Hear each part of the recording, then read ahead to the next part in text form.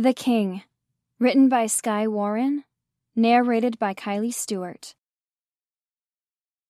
Part 1. The Prince. Chapter 1. One of Mama's boyfriends took us on a trip when I turned 4. We visited this restaurant that had a special mermaid show. Metal bleachers lined up in front of a giant pool with see-through sides. Mermaids swam around in time to music, while I watched with rapt attention. Even though I could see the clear little tubes they used to breathe, even though I could tell the fins were made of fabric, it was magical to me. I think I fell in love that day. Inside the gift shop, I found a stuffed blue-green mermaid with yarn hair and sparkly scales. I begged Mama to get it for me, but she said no. We never had much money. The next day, we went tubing in the river. The tubes were black and slippery, the water dark. Not sparkly blue water like the mermaids had. I didn't like it, but I knew better than to complain, especially with Mama laughing extra loud and Mama's boyfriend drinking beers from the floating cooler. He had what Mama called a movie star smile, but it just made him scary. I held onto the tube as hard as I could, until my muscles were burning. It was too big for me to lay over the top, too big around even as I floated in the center, my arms slung over the large rubber sides. The river bumped me this way and that, taking me away from Mama until I pumped my legs to get back to her. It happened suddenly. The water got rough. My hands slipped from the rubber. I kicked hard against rock smooth with algae. It hurt, but I knew I couldn't stop. The water sucked me down. 1 minute I was floating in the middle of a big black tube. The next I was completely under, black currents swirling me around in circles, like a leaf in a hurricane. I remember the fear of it, the way I felt freezing inside, even colder than the water surrounding me. The current slammed me to the bottom, the rocks hitting my back, then my head. I don't remember what happened next, but someone must have pulled me out of the water. Mama bought me the mermaid with green-blue hair to make me feel better. I kept that mermaid for a long time, even after Mama was gone.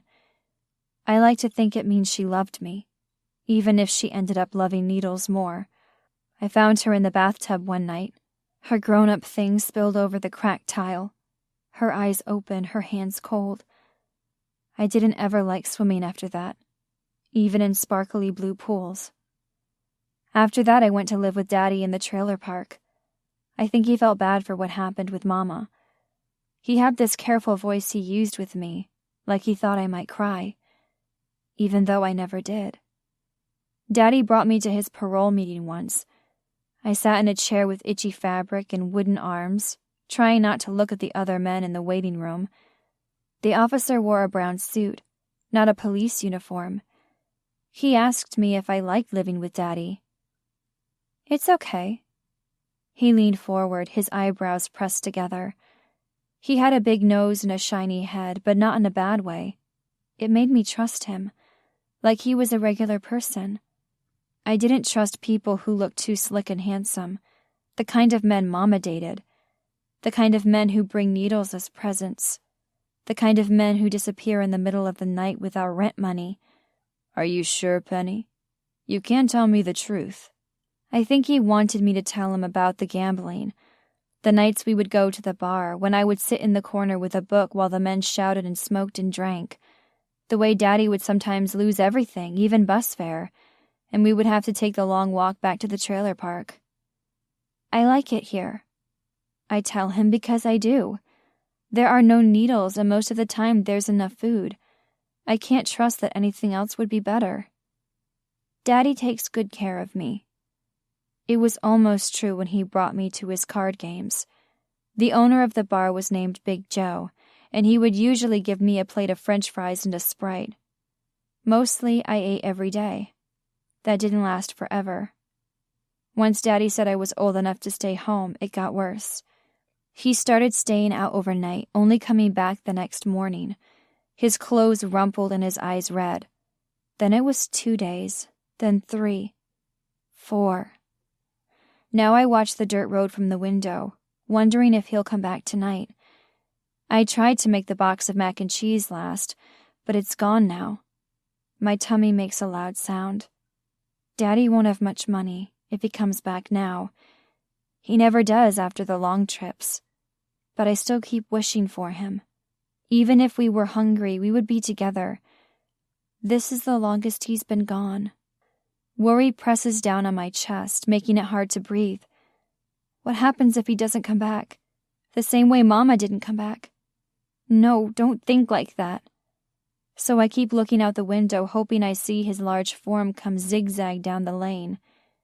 When it gets to be 9 o'clock, I take a bath and get into my favorite nightgown. I try to keep a regular bedtime even when Daddy's gone. It makes me feel like there's a grown-up in the trailer. I climb into bed, staring through the blinds on my window. My bedroom faces the back of the trailer park, away from the city lights. I can see a line of dark trees that move in the wind. Then a flicker of something. A light. A fire. My heart pounds harder. I can feel it thump in my chest. Darkness creeps up in my mind. What if Daddy's out there? What if he couldn't find his way home? He knows the way, but if he's been drinking a lot, he might have gotten lost. He's never been gone this long. That must be him. I want it to be him. I don't know whether the ache in my heart is hope or fear. Both. Mostly I know better than to go outside after dark. Even if someone bangs on the door, the lock stays turned. Unless it's a policeman with a badge. But I'm too awake to fall asleep. Then there's another flash of something bright through the trees. I open the door slow, as if something in the shadows might jump at me. There's nothing, only the soft whisper of grass in the wind. No one mows around here. Weeds come up to my knees. Brambles poke the bottoms of my feet. I press through the trees, determined to find out what's on the other side. There's a watering hole around here somewhere. I've never been there, never wanted to.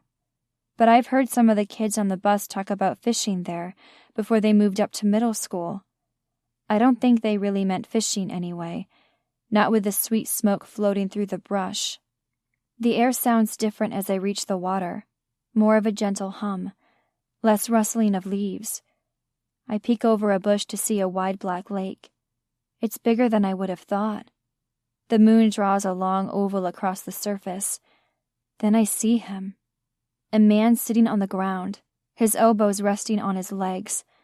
He's watching the water like it's got the answers he's looking for, like there are mermaids inside. Something stings my leg.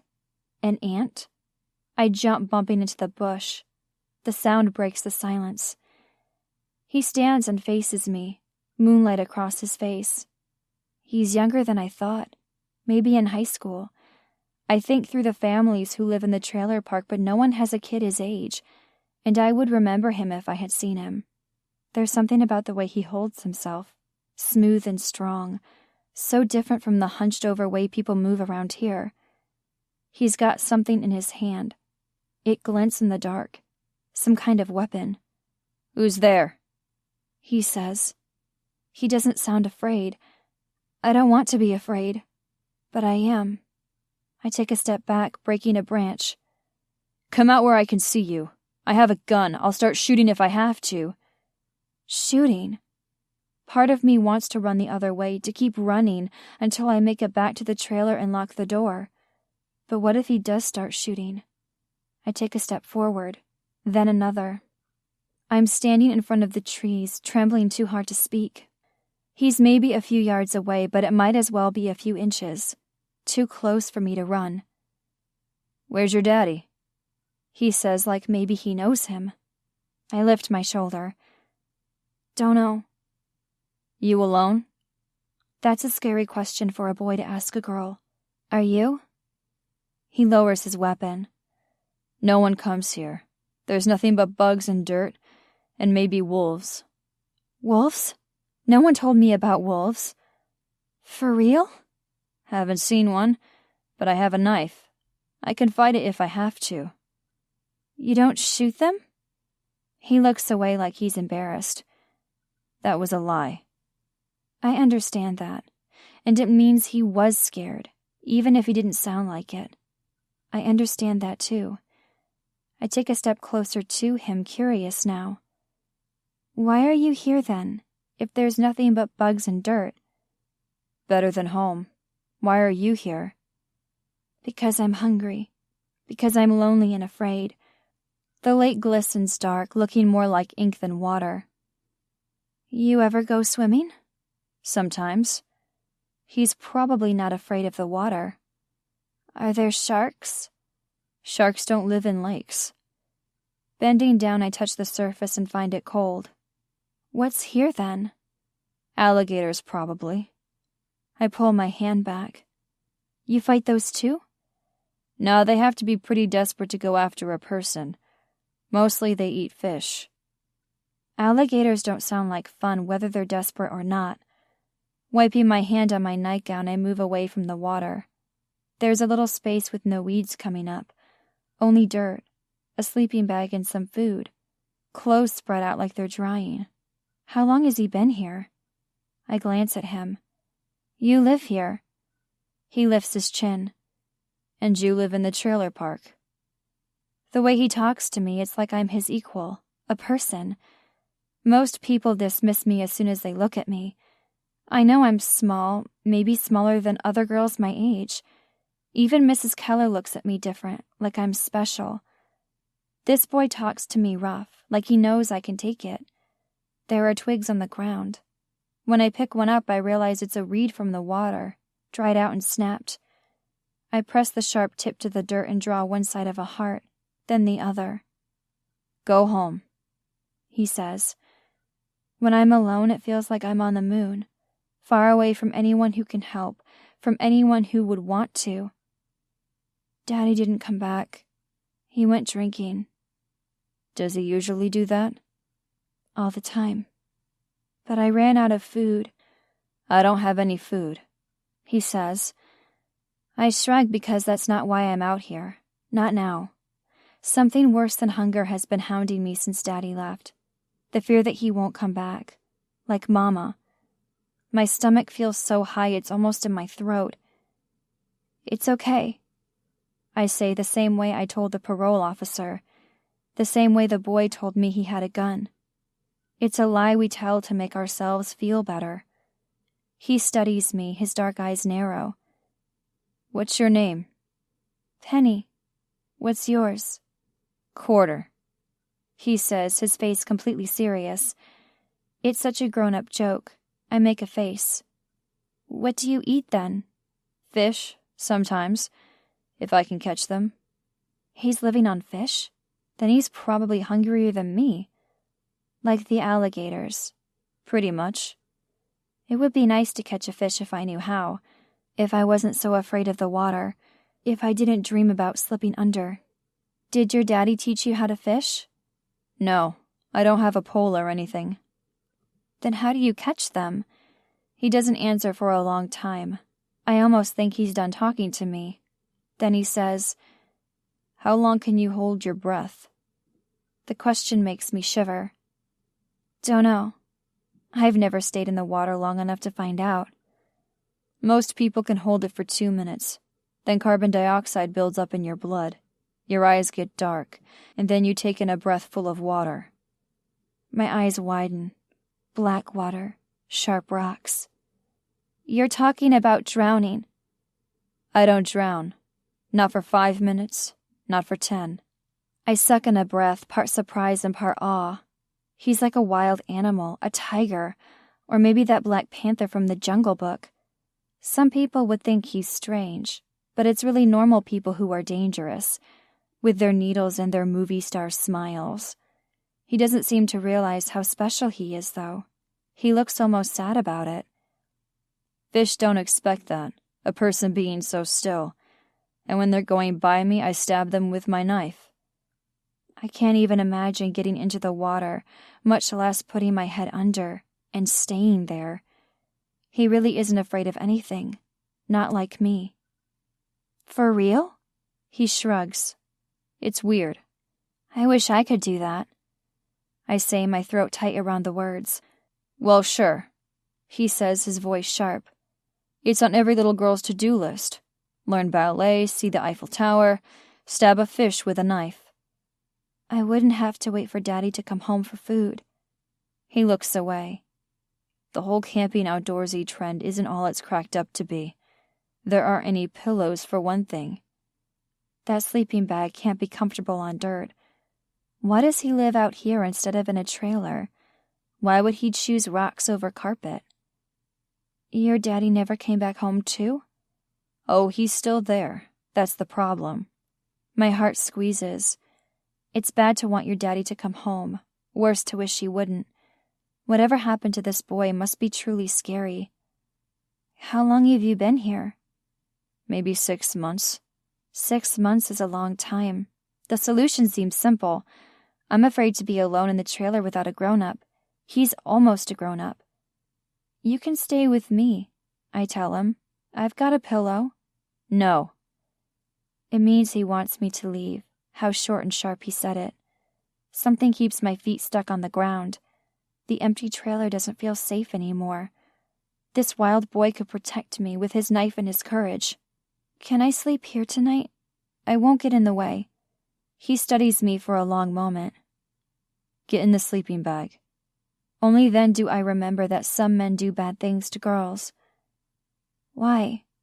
To sleep, he says, his voice mean. What would I want with a puny kid? That's a good answer. I climb into the sleeping bag. It's not as soft or warm as my bed at home, but it feels so much better. Like I'm safe here even if I don't know his name. Like I can breathe again even though I'm so close to the water. I'll see if I can catch something, he says. But the fish aren't active at night, and it's harder to see. Pitch black. I have to go by feel. He can do that? And it's even more surprising that he would do that for me. It must be freezing in there. Why would he help me? No one else does. I want to ask him why he talks to me like I'm somebody. I want to ask him why he cares. Instead, I say, thank you. Only when he ducks his head under do I see the green corner peeking out from inside his backpack. Money.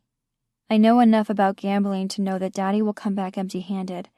That means there won't be food, not for days, or money for the gas bill or the lot rent. And I know enough about gambling to know that I don't have a choice. You have to play the cards you're dealt. I reach out and grab it, crushing the soft bill in my hand. Then I turn toward the tree line and run.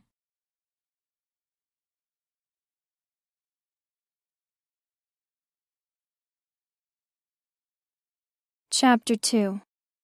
The ground is soft beneath my feet, like it's made from Play-Doh instead of dirt. Rainwater pools beneath the seat of the swing, where years of feet have dug a hole. Droplets cling to the steel bars, shaking me from some unseen force. Usually I'm on that swing, rain or shine. I kick my legs as hard as I can until I'm flying. My hair covers my face. Tears sting my eyes. The playground becomes a blur. When I get to the highest point, I think about letting go. Every time, back and forth. I imagine letting go of the squeaky chains that leave the smell of rust on my hands. In my head, I don't crash to the ground. I keep going, up and up, into the clouds. Not today. I was almost afraid to look at the money once I made it to my trailer, my heart pounding against my ribs, like it could bite me if I smoothed it out. And when I did look, I gasped. $100. Enough money to feed me for a month, 2 months, forever. What is he doing living on the grounds fishing for food if he has $100? I thought it was a $5 bill, maybe 20 at the most. He could have stayed at a motel in the West Side for weeks with that money. Has he been gone from home longer than that? It didn't feel right leaving that much money in the trailer, so I kept it in my pocket. Maybe it weighs 100 pounds too, because I don't feel like I can swing today. Mrs. Keller has been acting strange since this morning. She keeps looking at the door, at the clock. When we go to recess, she holds me back. There's someone coming to see you. All I can think about is the money in my pocket. He must have told someone. I'll be in trouble. My throat feels so tight I can't even speak. I stole something. I deserve to be punished. Don't worry, she says, smiling gently. It's not bad. I told the principal how good you are in math, how you really need more than we can offer you. She got in touch with someone who can help. So it's not about the money. That doesn't really make me feel better. I wander away from the swings and the slide, away from the strange climbing gym that no one ever uses, its metal surfaces too hot or too cold. Patchy grass gives way to uneven dirt near the red brick wall. There's a place tucked into the corner, hidden from the street and from the basketball court where the teacher stands. A hiding place, but one I mostly stay away from. It's too easy to get trapped back here. 5th grade boys are the worst. If they trap me here, what would I do? Fight? Scream? I'm not even sure anyone would come. I'm afraid to find out. I hope the wild boy never trapped any girls here, never pushed them. I don't think he would do that. He tried to help me. And you stole his money. It smells bad in the hiding place, like mold and pee and something kind of sweet. No one's in the hiding place today. That shouldn't make me nervous. Someone doesn't get beaten bloody every single day. Only most. A knot tightens in my stomach. I can't stand being out in the playground today, being around running and laughter. A shadow appears over mine, longer and wider. I turn around fast, but the sun blinds my eyes. There's someone standing there, way too close. How did he get here without me hearing him? I know it isn't Mrs. Keller. He doesn't have her curly hair or her dress. It's not Mr. Willis with his tennis shoes and track pants. This man's wearing dress shoes, an overcoat, and the way he stands so tall and proud, so still. I know I would remember it if I'd seen him before, even without seeing his face. He looks strangely familiar, like I know him from a dream. "Hello, little girl," he says, his voice smooth like paint, spilling over my hands and turning them every color, mixing together until they're only black. Is he here about Daddy? I know my eyes are wide, hands tucked behind my back. Hello. "What's your name?" The way he asks, I can tell he already knows. Penny. "Do you know my name?" My stomach turns over. I shake my head, lips pressed together. "I'm Jonathan Scott. Have you heard of me?" He doesn't wait to hear the answer. He probably knows that everyone's heard of him, even me. Almost everyone in the city owes him something. "Mrs. Keller says you like numbers." I don't like numbers. Not any more than I like breathing or sleeping. It's something I can do without thinking. It just happens. I guess. "She said you can do all kinds of tricks. Do you want to show me?" Tricks? Like I'm a dog.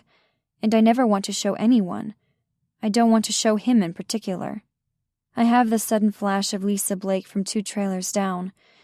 Her family had less than us, which was saying something. They got in deep with Jonathan Scott. Then one day her mama got her a bunch of makeup from the drugstore, a new dress. She looked like some kind of beauty queen that afternoon. It was summer, and that was the last day I ever saw her. The cops came around asking questions, but everyone knew not to say anything. She just disappeared. No one mentioned the makeup, the dress. Even the kids understood. We didn't want to end up like Lisa Blake. Okay, I say, my mind racing. I can't let him think I'm special. I'm real smart, I add, with a touch of boasting, because I'd never really say that. It's pretend. I don't want to be noticed by him, not for my brain and not for my body. Are you? He sounds like I said a joke. What's 27 times 43? I pretend to think about it. 1,161? That's right, Penny. And what about... Now he's the one pretending to think. What's 69 times 428? After a moment, he adds, .2. I don't want to know the answer. I try to forget, but the number 29,545.8 hovers in my mind. It's like he asked me my own name. I can't forget it if I try. Can you say it again? He repeats himself, slow and patient. I bite my lip, trying to look worried. We haven't done points yet. Without it, then.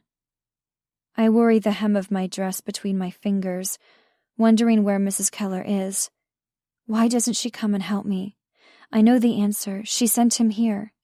That's how he knew I liked numbers. This is who she was waiting for all morning? I was afraid of a small group of boys, when instead I only needed to worry about one big one. 29,000, I say, before taking a breath. 212? My failure hangs in the air, as thick as the leftover rain. I don't want to play it dumb completely. He would wonder why Mrs. Keller called him at all. It might get her in trouble, and worse than that, he might know I'm pretending. Or maybe 2,900, 545? Correct, He says softly, but he isn't impressed. Not now that I've gotten it wrong. I don't want to put red lipstick on. I don't want to wear a new dress. I don't want to be interesting to a man like this. He might want me for a different purpose than Lisa, but I'm safer if he doesn't want me at all. Do you want to try fractions? I offer him. We started those. No, little girl. We're done here. He turns and walks away, leaving me leaning against the red brick. Only when he's gone do I take a breath, that sickly sweet air of familiar relief in my lungs. For the rest of the school day, I have to keep reminding myself that I can breathe. I'm not underwater, even if it feels like that. When the school bus screeches to a stop in the road, a cloud of dust rises into the air, turned golden by the waning sun. The Happy Hills trailer park is to the west of the city, nestled between Tanglewood slums and a ridge of wilderness on the other side. It gets dark here before anywhere else, in the shadows of either side. My backpack feels heavy with the book Mrs. Keller gave me. Trigonometry proofs, it says in large block letters. The cover is wrinkled and torn, the inside pages marked up with pencil. I don't know where she got it from, but she said it's mine now. I want to go home and look inside, but there's a hurt inside that stops me. I don't think it's only hunger. Guilt. That's what I've been feeling all day. The $100 bill I stole burning hotter in my pocket with every minute of the day. What I should do is return the whole thing, but it's already Friday. The school gives me breakfast and lunch with my number, but that leaves me awful hungry on the weekend. The bus lurches forward, leaving me in the middle of the road. Dust settles back around me, a thin layer sticking to the sweat on my skin. Instead of taking the path into the park, I follow the road to the end. Thick burglary bars cover the windows of the Tanglewood General Store. Colorful lottery posters and cigarette ads peek through the black iron. A bell rings above me when I open the door. Mr. Romero stands up and comes around the counter, leaving his baseball game playing on the small TV on the counter. Penny? He says, his voice scratchy. Nothing like the smooth voice of the stranger at school. Hello, I say without meeting his eyes. If Daddy comes back with money, I can get candy sometimes. Kit Kats are my favorite because I can eat one and save the rest for later. Instead, I head down the pantry aisle, where the noodles and peanut butter are. I don't know if Mr. Romero thinks I'm going to steal something, but I've only done that a few times. He follows me down the row, staying too close for comfort. I pick a few cans of soup, mushroom barley, and turkey rice. When I have 4 cans, my arms are full. I walk to the counter and set them down so I can take out the $100 bill. The bushy eyebrows on Mr. Romero's face go up. Where'd you get that? I shrug because he doesn't really want to know. He doesn't really care. Your daddy come back? Not yet. A grunt. He's been gone a long time this time around. What's it been? A week now? 2 weeks. I don't know. Mr. Romero runs a blackened rag across his forehead. Runs off and leaves you behind. I know times have changed, but that doesn't seem right. I don't say anything to him usually, since he's one of my best customers. Half the trailers in Happy Hills are empty. Some of them have squatters, but they don't spend much at the store. I'm sure Daddy has bought most of the lottery tickets that get sold here. Every so often he wins $100, but it's never more than he spent. There's such a long pause that I think Mr. Romero isn't going to sell me the soup. Then I would have to walk a long way into town to buy something else, or most likely go hungry again. If your daddy doesn't come back, you come see me. You know which trailer I'm in. There's a lot I'll do to survive, lie and steal, but I won't ever step foot into Mr. Romero's trailer. He looks at me like he's calculating. Not numbers, though, something else. If I went inside, I don't think I'd ever leave. Okay. He presses a button and the register pops open. Slowly he counts out change. $98.52. That's what I should get back. He puts 4 $20 bills on the counter, a 5, 2 ones, 25 cents. It's short, so I hold my ground until he adds the rest of the money. Finally, I meet his eyes. His flash with dislike. I don't like letting people see what I know, but it's not worth losing money over, especially when the money isn't mine. He gives me a thin plastic bag, the handle stretching under the weight of the cans. I pass my trailer and head into the woods, the same way I went the night before. I have this idea for a deal, or maybe it's a plea. Whatever the word, I'm going to offer the cans and the money back to the boy. Then he'll have what he started with, so maybe he won't be so mad. Maybe he'll let me take one of the cans. When I get to the lake, there's no one there. Nothing left of his backpack, or the styrofoam or his grown-up magazines. Only a few scruff marks by the water, to show that anyone was ever there at all.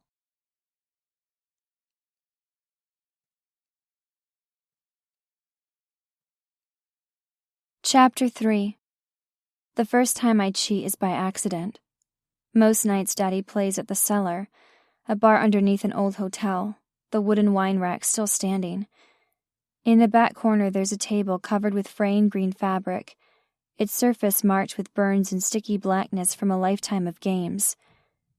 The chairs around the table don't match, some of them stained cloth, others brown leather with stuffing poked out. The chair I like best is cream-colored, with drawings in blue, a boy chasing a puppy, a pie on a picnic table. It's like someone's happy childhood, wholesome and innocent. On that particular night, we get there early enough that the chair I want is empty. I tuck my feet underneath me and read a book, pressing my face into the pages, blocking out the voices and the smoke.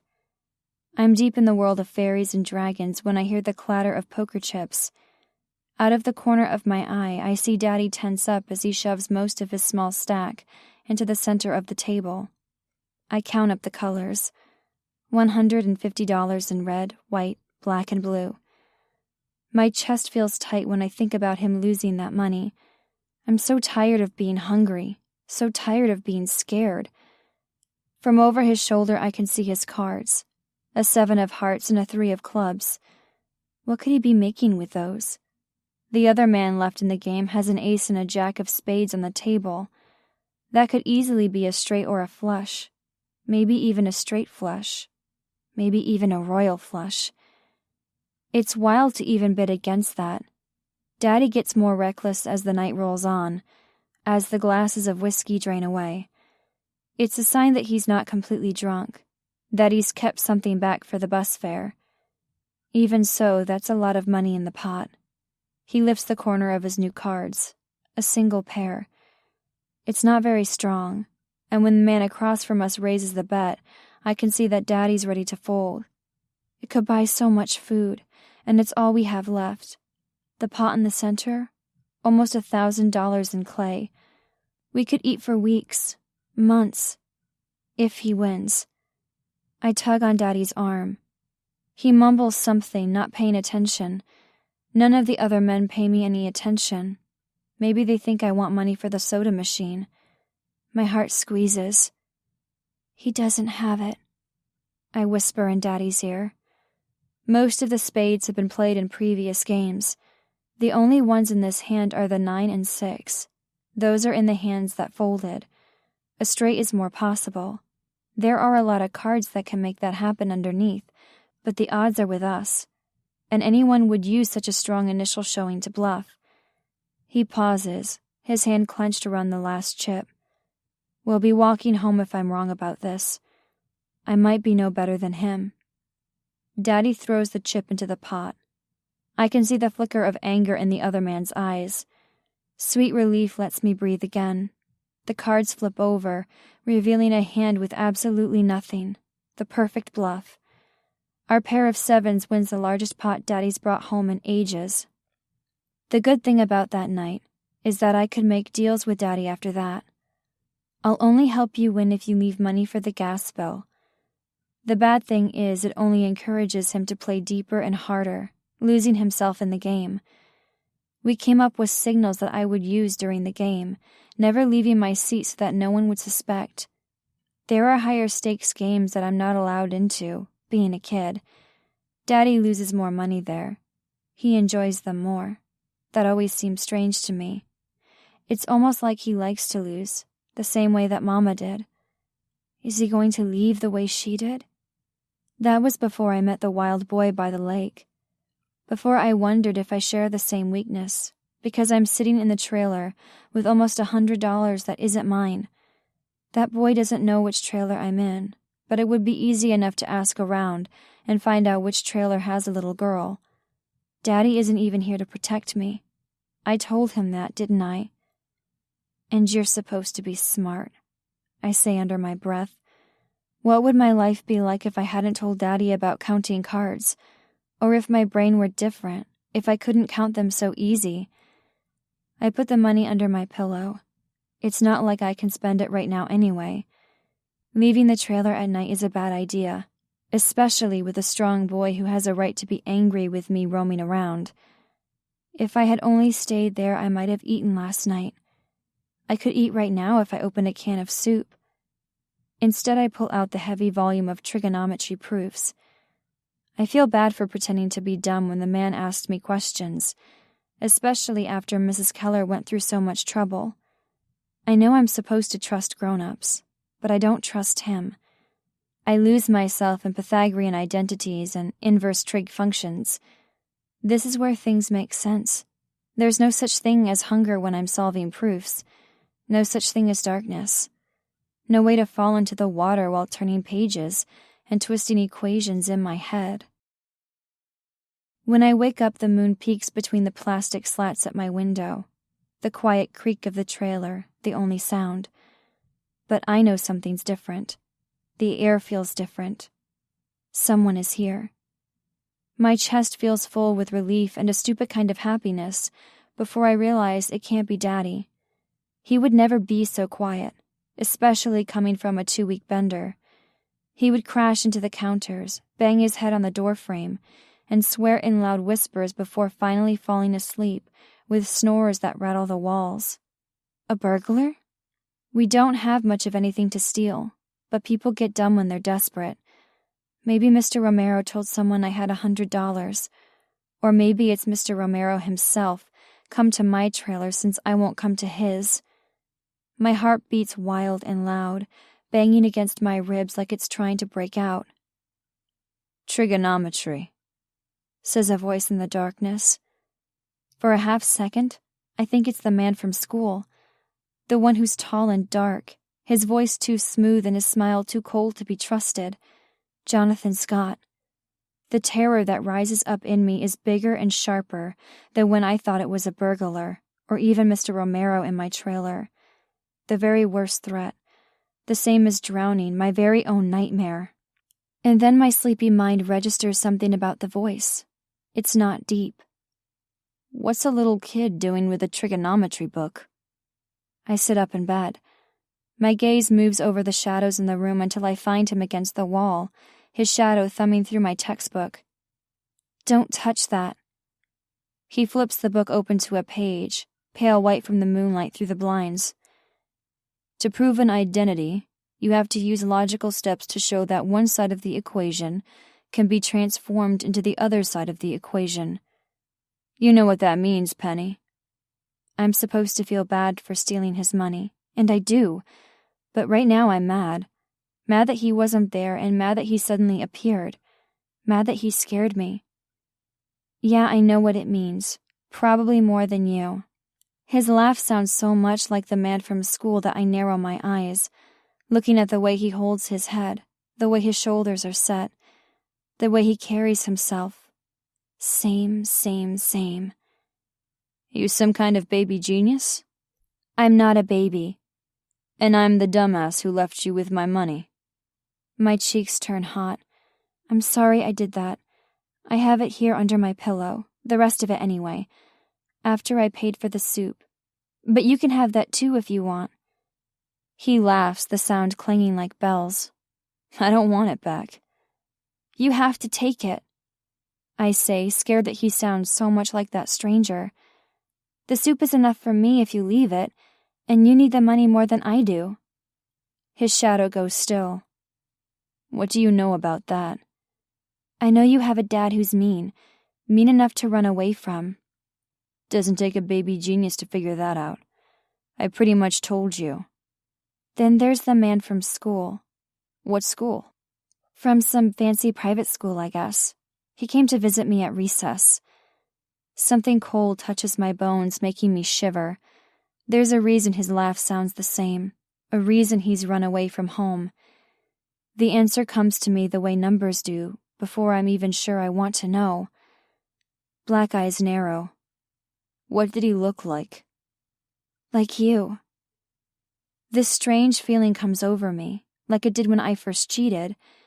I knew I had something important I needed to do, but I didn't have a deck of cards in front of me, no trigonometry proof to solve. Numbers were easy, but people are hard. They always have been. A boy without any place to go. A man who promises me safety, a real future. The proof doesn't write itself inside my mind.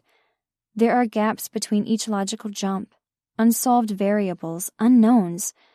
I can figure out the answer anyway. It makes too much sense. He talked to your class?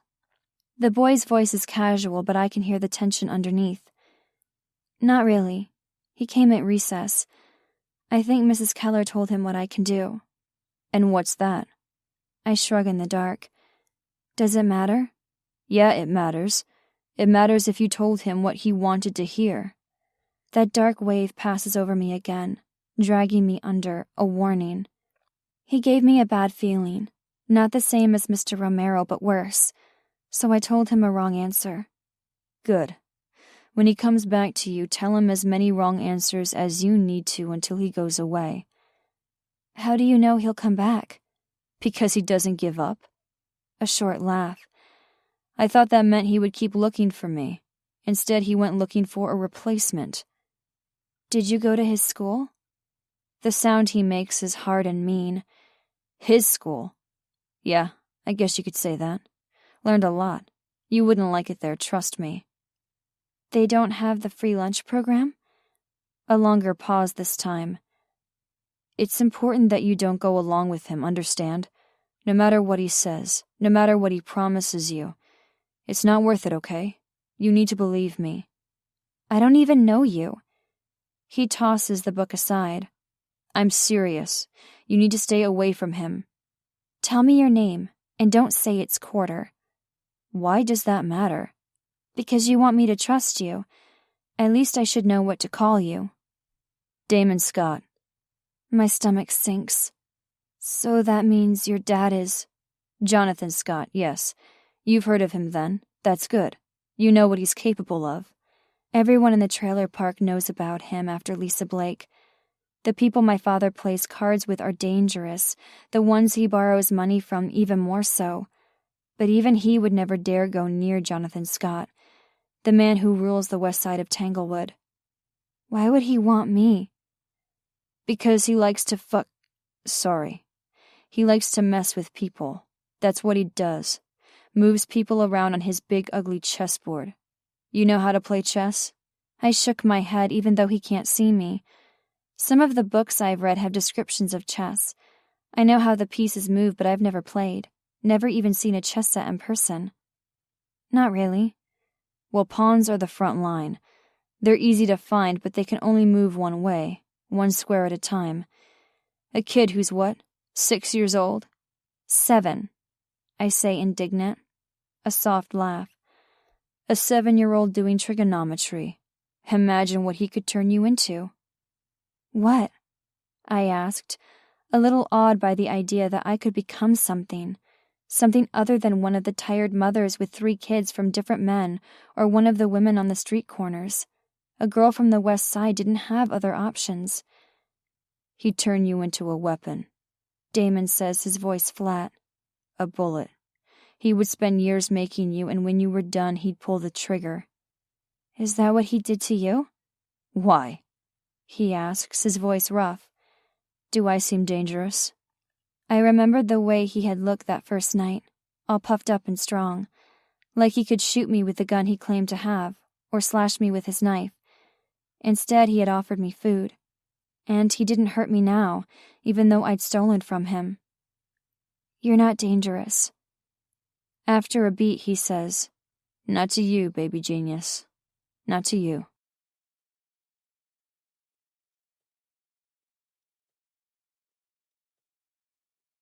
Chapter 4. For the next 4 days, Damon lives in the trailer with me. Mostly he disappears during the day. He isn't there when I get off the bus, but he always comes back at night. He works through the trigonometry book with me, teasing me when I get the answer right, encouraging me when I don't. Won't your dad lose his shit if he sees me in his bed? He asks. I lock the deadbolt, I say. Even Daddy would have to knock to get in, and I'd wake you up before I open the door. How did you get in anyway? The kitchen window. There's barely 1.5 feet in that space, only enough for the feral cats in the neighborhood to sneak in and have a drink from the leaky faucet and dash out again. He doesn't act like Daddy.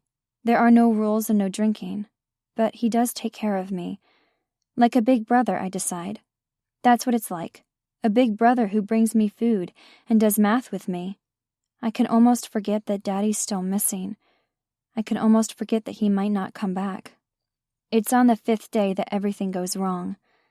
Mrs. Keller calls me to her desk. Why did you tell Mr. Scott the wrong answer? I shrug.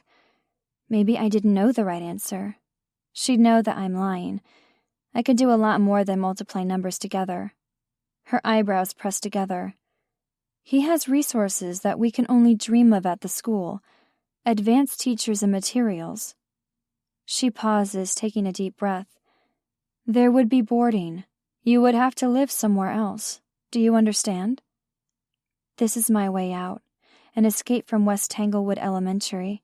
A chance to be someone other than the teenage mother or the girl on the street corner. What about you? I ask. Her brown eyes widen.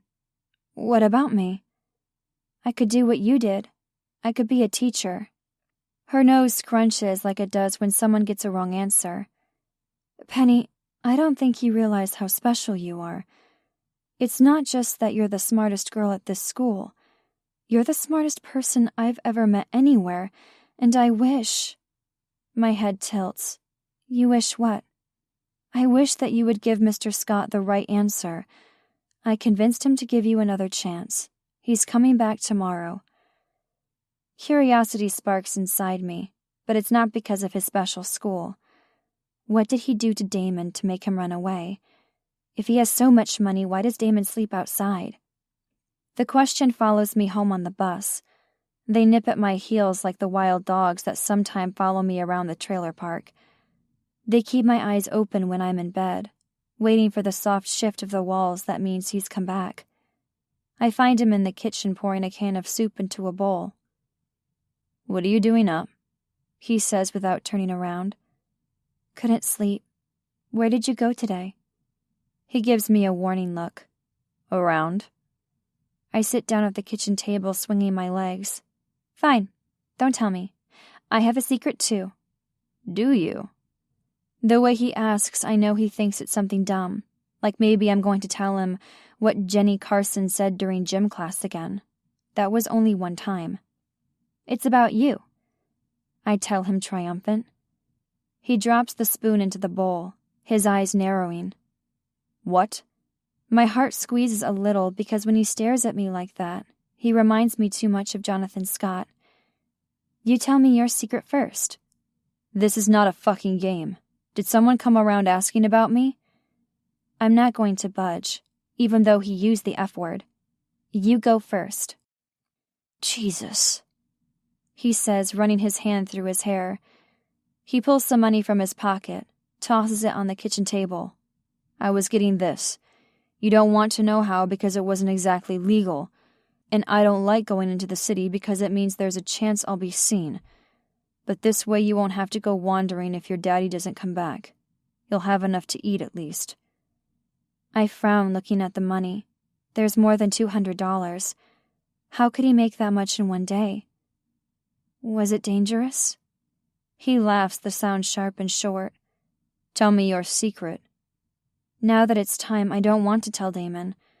I'm afraid of what he'll say, what he'll think, but I can't back out now. If there's one thing I learned from going with Daddy to those poker games, it's the importance of following through on your promises, the importance of paying your debts. Your daddy's coming back to the school tomorrow. He's silent a moment, but it's not a quiet silence. It's louder and louder in the still night air, so much that when he finally speaks it sounds soft. Say that again. My teacher, Mrs. Keller, she said he'll give me another chance, that I should tell him the right answers because he can help me. He can't help you. But she said, I don't give a flying fuck what she told you. Why would she lie? Because she's working for him, because he's blackmailing her. Or maybe she thinks that no matter how bad he is, it will still be better for you. But I'm telling you she's wrong.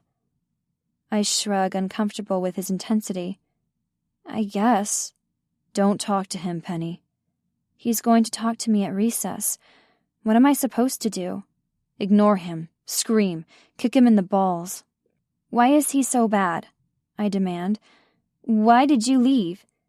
You're too little to talk about that. I'm not too little. You are, baby genius. I'm not a baby, I say, making my voice as loud and strong as I can. And anyway, you don't have to tell me. I'll just ask Mr. Scott when I see him tomorrow. His eyes darken. You wouldn't. I probably wouldn't, because it would put Damon in danger, wouldn't it? Then Mr. Scott would know where to look for him. It's such a coincidence that I would even meet them so close together. The father and the son, in two totally different places. The odds had to be huge. I've calculated hundreds of odds with just 52 cards. But the number of people in Tanglewood is a lot more than that. Even if you narrow that down to the west side, you're still in the tens of thousands. And with a horrible click, the calculation fell into place. I scramble up from the chair, backing away. Why are you here? I whisper. What? Damon looks confused, but I already know he's a good liar. Is it some kind of trick? You tell me not to go so that I will? I have no idea what you're talking about.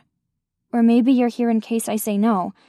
Like if I don't go with Mr. Scott at school tomorrow, you'll be here waiting for me when I get back.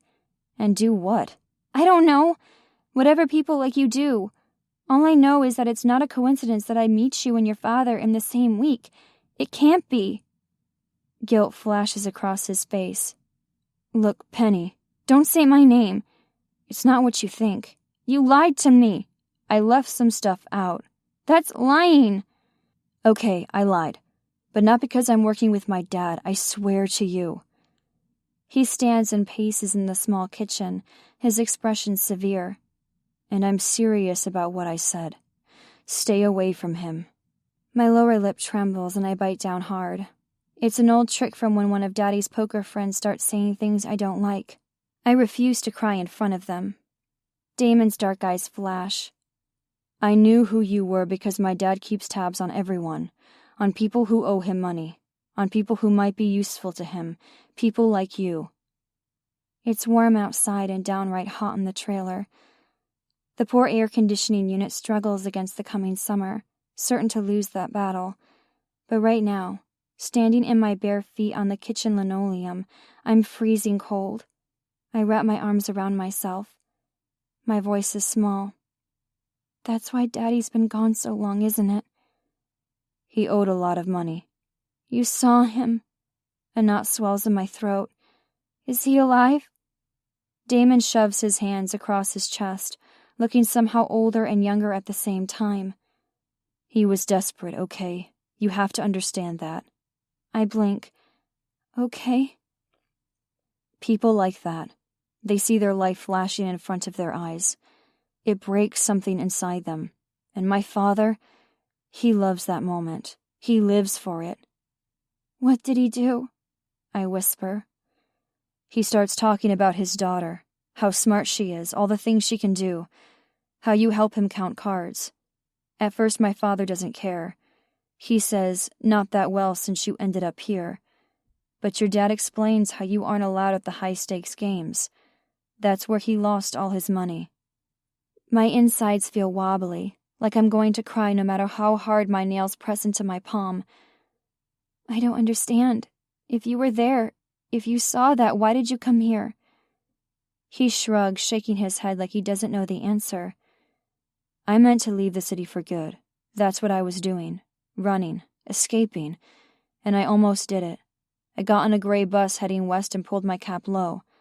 Then I found myself getting off at the first stop, hitching a ride back, and camping behind the trailer park. Damon, I say, pressing my hands together. This is how you pray. What did Mr. Scott do to you? What's important is that he's never going to do it to you, understand? I'm going to stop him. I shake my head no because I don't understand. I know Damon is strong and smart, but how is he going to stop his father? And if he had any power over him, why did he leave in the first place? Yes, Damon says, but you need to keep your head down. No more reading about trigonometry, no more counting cards. That's the deal we're gonna make.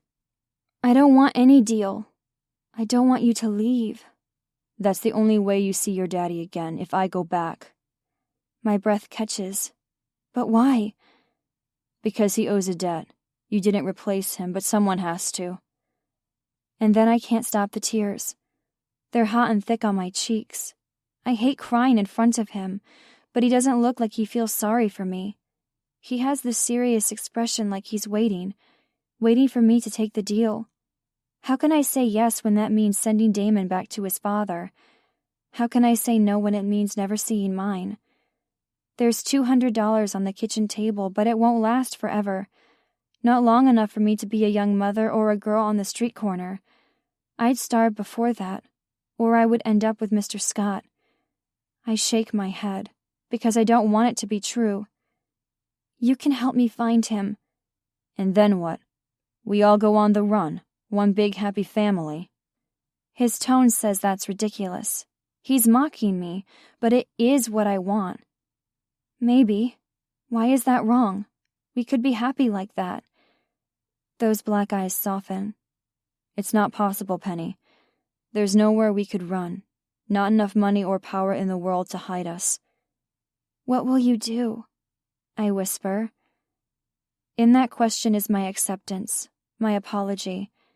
It would always have to come to this. He knew that before I did. The same thing I did before, he says with a hard smile. Survive.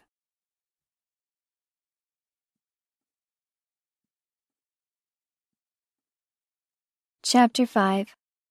The next day I spend most of recess in the jungle gym, in that dark, quiet place beneath the slide, and behind the rusted metal wall with numbers cut out. I peer through the number 8 at the door, waiting for someone to appear. No one ever does.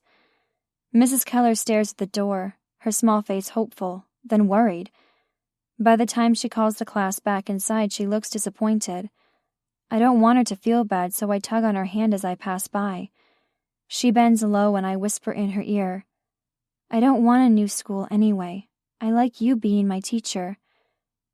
She blinks like she has something in her eye. The rest of the day I sit quiet, wondering how I'm going to play dumb.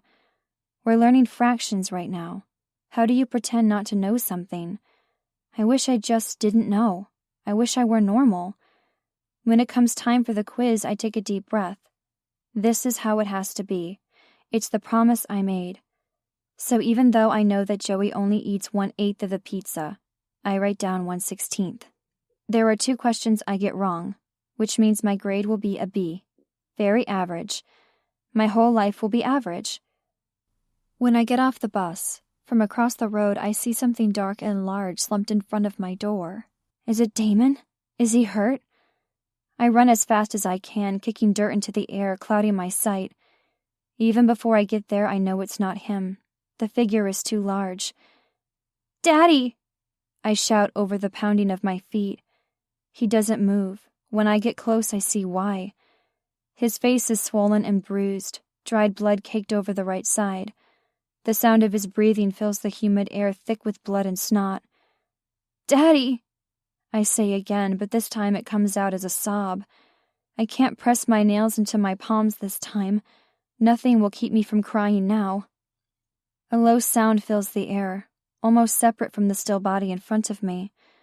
Only when I put my hand to his chest and feel the faint rise and fall, the slight rumble, am I sure the sound is coming from him. "Penny," he says, the words slurred and broken. "I'm here," I say, fighting to keep my voice steady. One of us has to be strong. "No, Penny. What did he—" Daddy breaks off in a fit of coughing, the sound horrible and echoing. "I'm so sorry. What did he do to you?" "He thinks Mr. Scott did something to me, that it's the reason he's free." "Let's go inside," I say, pulling his hand. With a groan of pain and effort, he staggers up, only to collapse again. I catch him with both hands, my shoulders, even my neck. A shock of weight. My bones hurt, my muscles shake. I need to get him inside. We move together in a terrible dance, falling into potholes and stumbling on the stairs. The screen door slams into my hand. His head knocks against the doorframe.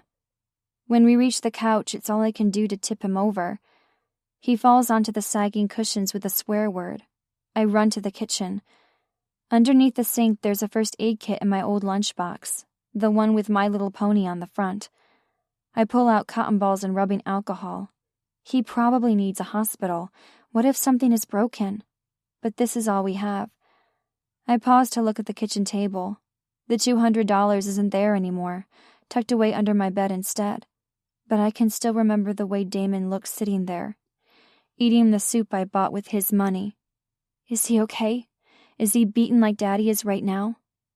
My eyes press shut, sending up a prayer that someone is there to take care of him. Then I kneel at the couch. Daddy looks more alert than he did before, his eyes less glassy and more focused. "I told him about you, about counting cards. He said he was going to." His voice breaks. I could tell him that Mr. Scott didn't touch me, but that won't help. He could have. He would have if it weren't for Damon.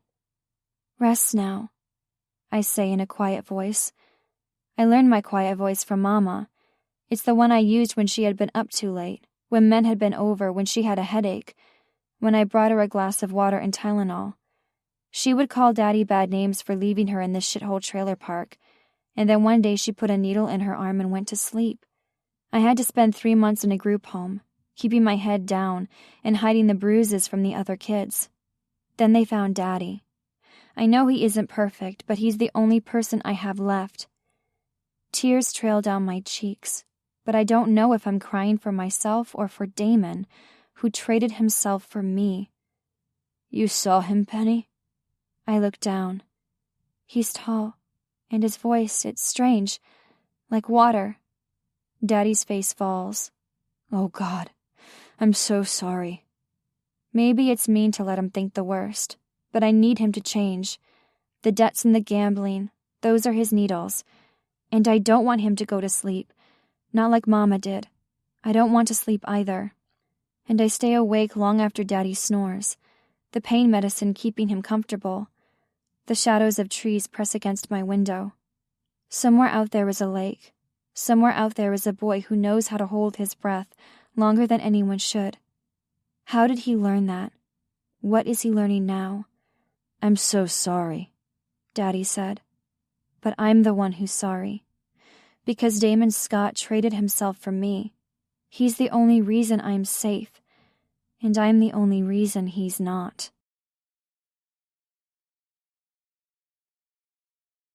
Chapter 6. It gets easier to pretend as time goes by.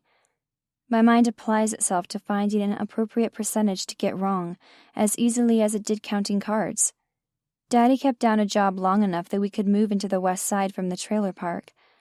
The apartment was smaller than the trailer, but this way I could visit my friends after school. As it turns out, people like you when you keep your mouth shut and get average grades. I was almost popular, but no one knew who I really was. Damon Scott's name became a part of the city's dark culture, mostly in whispers, always linked to money or women or both. No one really seemed surprised that he had gone into the family business, that he traded in sex and violence. Even I wasn't surprised, knowing what had happened. But I did mourn him. He could have run away, if it hadn't been for me. Then again, he's a grown man now, wealthy in his own right.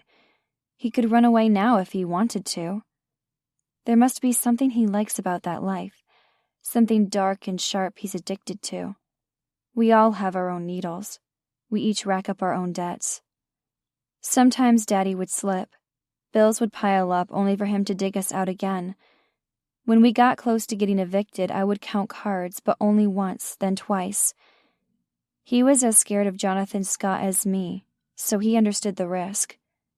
And I had my own addiction.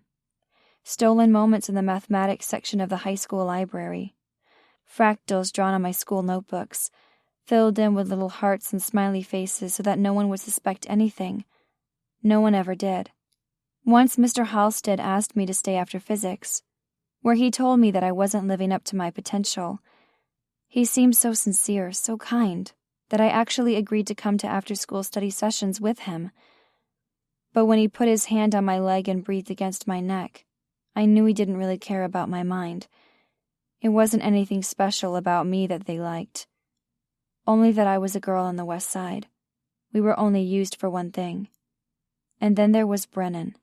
He had a crooked smile and a motorcycle, so all my friends thought he was a great catch. I could see the appeal from an academic standpoint. His muscles were sharpened from working in his father's garage. His confidence an attractive quality. I hoped he never found out I went out with him for his books. Automotive wiring and electrical systems. Advanced automotive fault diagnoses. Not my ideal form for numbers to take, but I read them with the same secret fervor that my father bought lotto tickets, both of us desperate for a fix. "What are you reading, babe?" I slammed shut his book on hybrid vehicles and slipped it under my open book from calculus class. Technically math, but it had less to teach me than C-Spot Run. Brennan's a nice guy. Nice enough, I hope he never finds out I'm using him for his books. "Studying," I tell him, rising up to kiss him. He's sweaty from working. Their house is next door to the garage. "You hungry? I'll shower and then we can go somewhere." "I have a shift at 8. I work at a sad little diner making $5 an hour serving barely heated food and stale coffee. It's better than most jobs a 15-year-old girl can get in West Tanglewood." "Thought you had Fridays off." "Jessica's baby has a fever." Brennan sighs. "We barely get to go out." Guilt rises inside me because I kind of prefer it that way. Hanging out after school and making out on his couch. Every time we go to a party, it's another chance to take things further. Brennan wants that, maybe even deserves it after being so patient. But I can't give it to him. Can't end up like Jessica with a baby. I don't think Brennan would bail the way Jessica's boyfriend did, but it's too big of a risk. I put my hand on his arm. "I'm sorry. I couldn't say no. And I didn't want to. Besides, you know I need the money." Something flashes across his eyes. Frustration. Futility.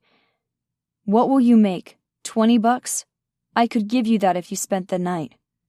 My hand snatches back. "Excuse me? I'm not for sale." "I didn't mean it like that. I mean the job's total shit and you know it." "Well, it's the only one I have. I roll away so he can't see the hopelessness on my face. There's only so much humiliation a girl can take in one evening. I stare out his window at the rows of dark windows, the broken bricks. The west side is a tumbled-down maze, not even fit for living, keeping us trapped. There is no exit strategy, no way out. Brennan's arms wrap around me, slick and dirty with grease, but comforting all the same. I'm a fucking idiot, he murmurs into my hair. I know you're doing the best you can. I just want to escape, fly to the moon, graduate. Then we can make plans. Okay, he says because he understands my desire to finish school. He has his GED and he's studying to get certified as an automotive technician. He's a high achiever among our friends, and he'll never know that my dreams are so far beyond this, that I long for the impossible. I should get going. I have to change first. He turns me in his arms, his strong hands warm with familiarity, painful with certainty. He presses a kiss to my mouth. I part my lips and he takes the invitation, pressing his tongue inside, opening me. I let him. That's all I know how to do anymore. I like his kisses the same way I like boxed mac and cheese and my worn mattress at home. They mean I'm safe and comfortable, if not quite happy. He pulls back like he always does, maybe sensing I would finally snap if he pushed. It's his own form of safe and comfortable. His eyes search mine. What does he want to find? He traces my eyebrow, his finger agreeably calloused. His expression is a little odd. You're the prettiest girl on the west side. You know that? And out of the west side? I ask because I'm vain enough to think I am. Because I want to know when we resign ourselves to this. When we notice the iron bars around our lives and decided not to rail against them. His smile is sad and tired. Out of the west side, you wouldn't be with me. It's an arrow straight to the heart because he's right. And he deserves better. Don't we both? I throw my arms around him and squeeze. We need friends in captivity. Brennan takes me home on his motorcycle, the roar of the engine bouncing off pavement and brick. I mold myself to his body, my eyes squeezed tight in his helmet. There's a perverse thrill as we race through the darkened streets. Both of us know this is as fast and as far as we'll ever go. One slip on the slick gravel is all it would take. And the worst part is the faint sense that we're waiting for it, wanting it, pushing the boundaries in the hopes that we leave on our own terms, young and free. We arrive at my apartment building, sudden stillness almost violent after the rush. The crumbling concrete of the curb shifts under my feet. My ears ring as I take off the helmet, placing it on Brennan's head and tapping it into place. I dub thee Sir Brennan. Go forth into battle. He grins from beneath the visor. If I'm a knight, what does that make you? The princess, of course. Kissing never works with a helmet on. Someone's forehead ends up smacked. Instead, I kiss my palm and press it to his mouth, the way lords and ladies did with handkerchiefs. A chaste kiss. Then he's off in a cloud of exhaust, his noble steed lovingly restored and shiny. The diner is only a couple of blocks away. I have plenty of time to change before my shift. Then it will be a monotony of grease and coffee, miles to go on the same black and white tiles with my tired feet. I turn toward my building, mentally bracing myself for the night to come. Hello, princess. The words come out of the dark alley to the side, and I jump back. Brennan insists on taking me home every night, when I could take the bus, partly because of safety. The voice is low and grave and completely new to me. If it's a stranger, the best thing I can do is ignore him, hope he goes away. That's what they tell you to do about bullies, isn't it? I put my head down, wrapping my arms around myself. With my eyes downcast, I can't see him, but I feel him. He steps out of the shadows, his presence like a cold burst of air in the hot night. That's not what I call you, though. To me, you'll always be a baby genius. Shock holds me paralyzed on the sidewalk, a dangerous prospect considering it's late in the evening in the west side, made even more dangerous because I know exactly who this is. I know exactly what he's become. There's a storm inside me, a whirlwind of surprise and fear threatening to drown me. Why are you back? That's what I want to ask. From somewhere deep inside, another whisper. Why did you take so long? It's so much more interesting than a princess, don't you think? A pretty face has its appeal, but a sharp mind is a goddamn aphrodisiac. When I turn to face him, he moves behind me. I don't know what you're talking about. He makes a tisk sound, keeping pace as I try to confront him. That's not true, Penny, but I understand. You're so used to playing dumb, aren't you? It's more than a habit now. It's a veil, keeping you hidden. I can't believe you're talking to me right now. You don't have to hide with me. I'm not trying to hide, I say, and with him at least it's the truth. I'm trying to look at you. He stops moving and I finally face him. I must have turned one too many times because the air leaves my chest. Nothing could have prepared me for the sight of his dark eyes, black like night, like inky depths I could never hope to enter, never hope to escape. He looks so much like his father it steals my breath. Some logical part of me knows they have differences. Jonathan Scott already had silver threading his dark hair when I met him years ago. He was taller, leaner, more severe in every way. It's my heart that's somehow breaking, seeing in him the whisper of evil. With his perfectly disarranged hair and the evening shadow on his jaw, he bears little resemblance to the wild boy I once knew. His lips have filled out. His chest has filled out too, fitting into that dress shirt and tailored vest perfectly. Only the eyes prove it's him, at once knowing and curious. Pitch black like the night sky above the city, no stars at all to light the way. I think I loved him once, about as much as I despise this handsome man. He's everything my mother would have chased after, everything I've learned not to trust. You're right, he says softly. We should go up. You're not going anywhere with me.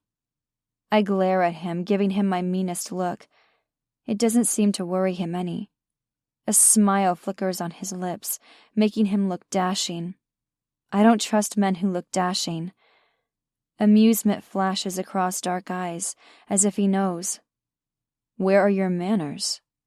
They're reserved for people I actually like. Like Brennan Chase? I struggle to remember if I said Brennan's full name. I dub thee Sir Brennan. Go forth into battle. My heart squeezes, imagining Damon keeping tabs on me. How do you know his last name? It's my business to know people's names, their likes and dislikes, their addictions. Do you have any addictions, baby genius? Do you? Many, some worse than others. An answer that emits nothing. What are you doing here?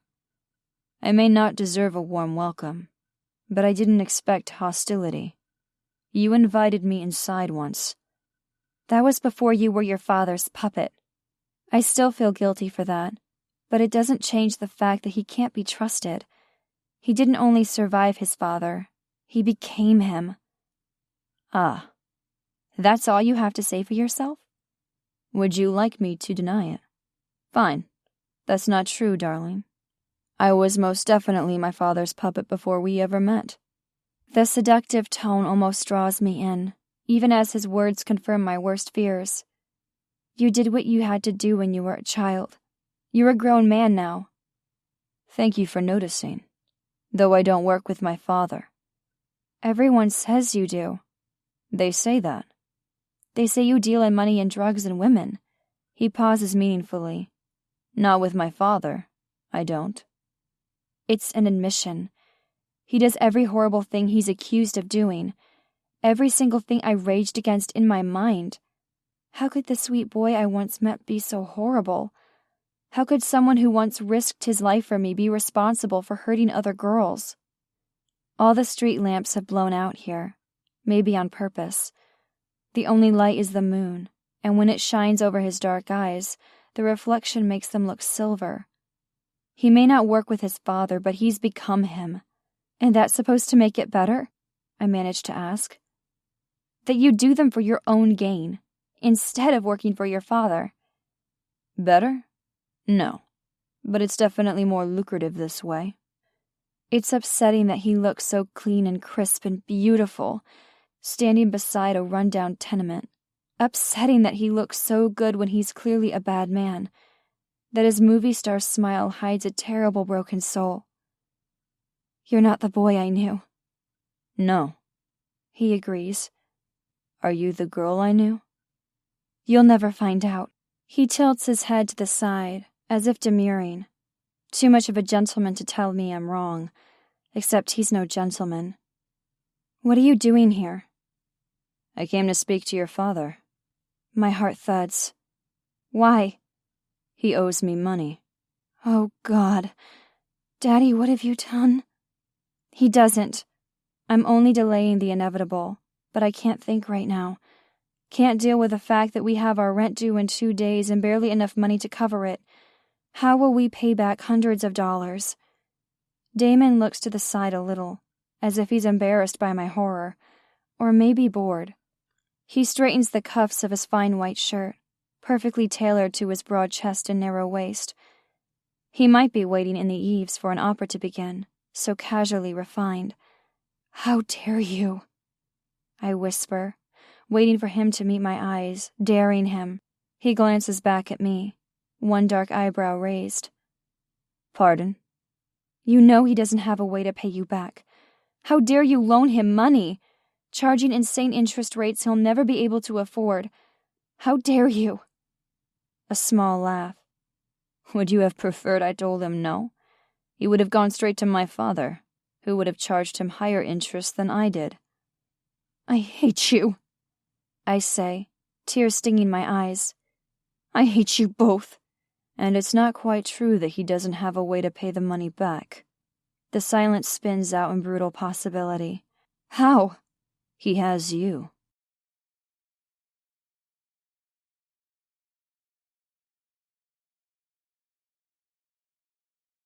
Part 2.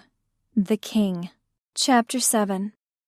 When I first came to live with Daddy, he worked in a prison release program at Goodwill. He would pick things out of the donation piles to bring home. A Barbie with her hair cut jagged, a half-empty box of Tinker toys. It was when he brought home the Rubik's Cube that we hit the jackpot. Some of the stickers had been torn or smudged away, but the colors were still visible. Only one sticker was gone completely, but a quick count of the sides told me it was yellow. I sat down in front of the armchair, still worn and lumpy then. My legs crisscrossed, my heart pumping, and in 20 minutes solved the cube for the first time. Daddy watched with a strange look in his eyes. When I was done, he turned the columns this way and that, trying his best to make sure no two colors were side by side. This time I already had practice. It took 15 minutes. So many evenings we sat like that, him messing up the cube, me putting it right. That was before he lost the job at Goodwill, before he turned heavy to gambling, before I met Damon Scott and began to hide what I could do. Though I guess we're still in old patterns. Daddy messing things up, me putting it right. I can tell Daddy's home before I put my key in the lock. Something about the air feels heavy with despair, with guilt. Though maybe that's just wishful thinking. I want him to be sorry for what he's done. But the only thing I feel when I feed my addiction, when I breathe in the sharp tang of numbers, is relief. He sits in his lumpy armchair, the second-hand metal cane leaning against the side. My feet seem to slow down as I approach him.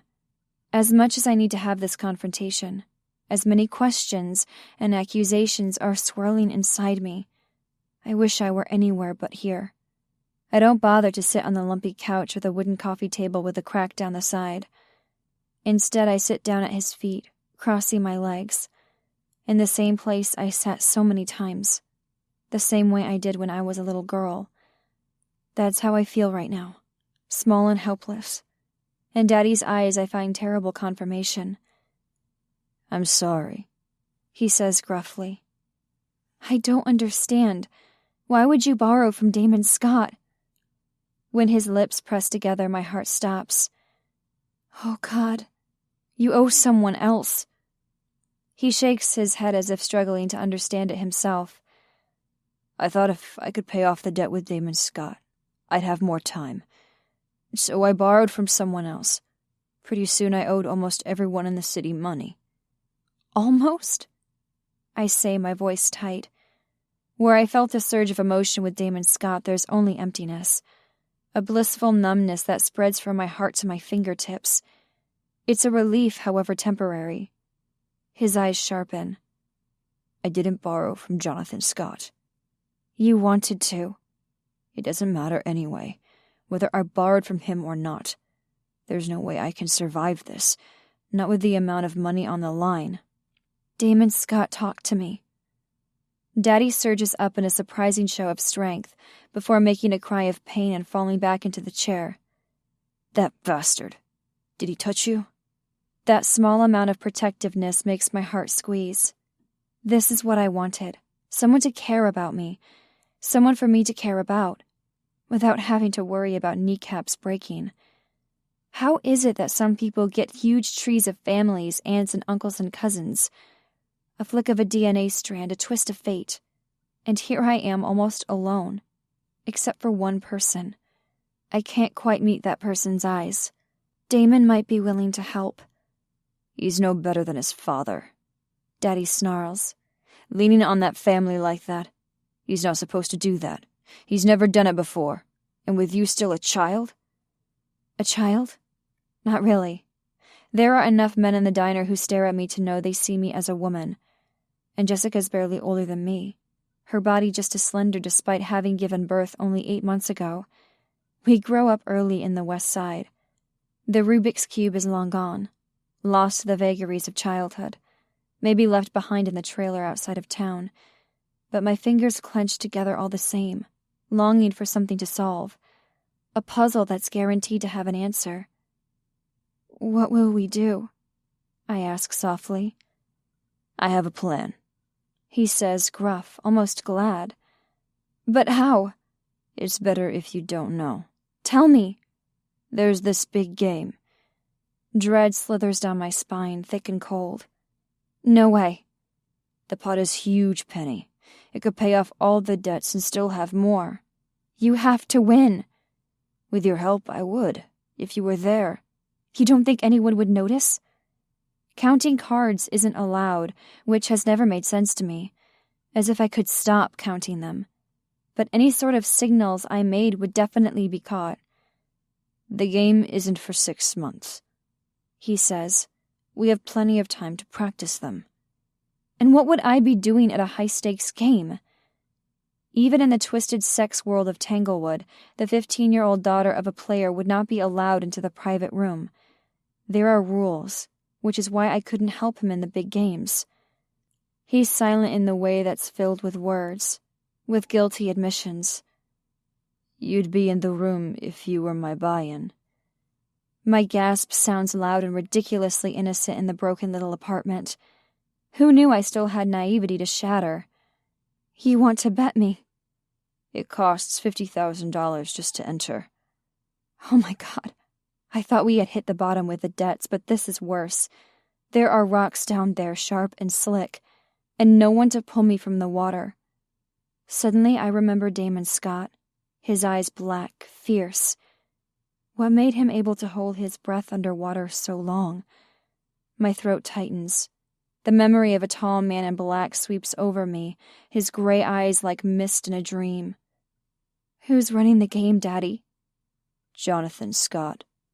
Don't do this, I whisper, knowing I'm too late. We'll win, Penny. He's pleading now, asking forgiveness for something already decided. We're not so far away from medieval times. A man can sell his daughter. A man can gamble her. I don't have to ask what happens if he loses. My body forfeit. Horror is a black hole, threatening to drag me under. Only denial keeps me floating in endless space. Denial that my own daddy would do this. There has to be another way. He stares at his hands knotted together. I know he has arthritis, that his joints swell up in the warm, muggy nights, that he struggles to hold the cards. Oh, God, I hate that I care about him. The debts are coming due," he says, and in his voice I hear the grains of sand falling, the amount of time I'm the owner of my body slipping away, the water level rising.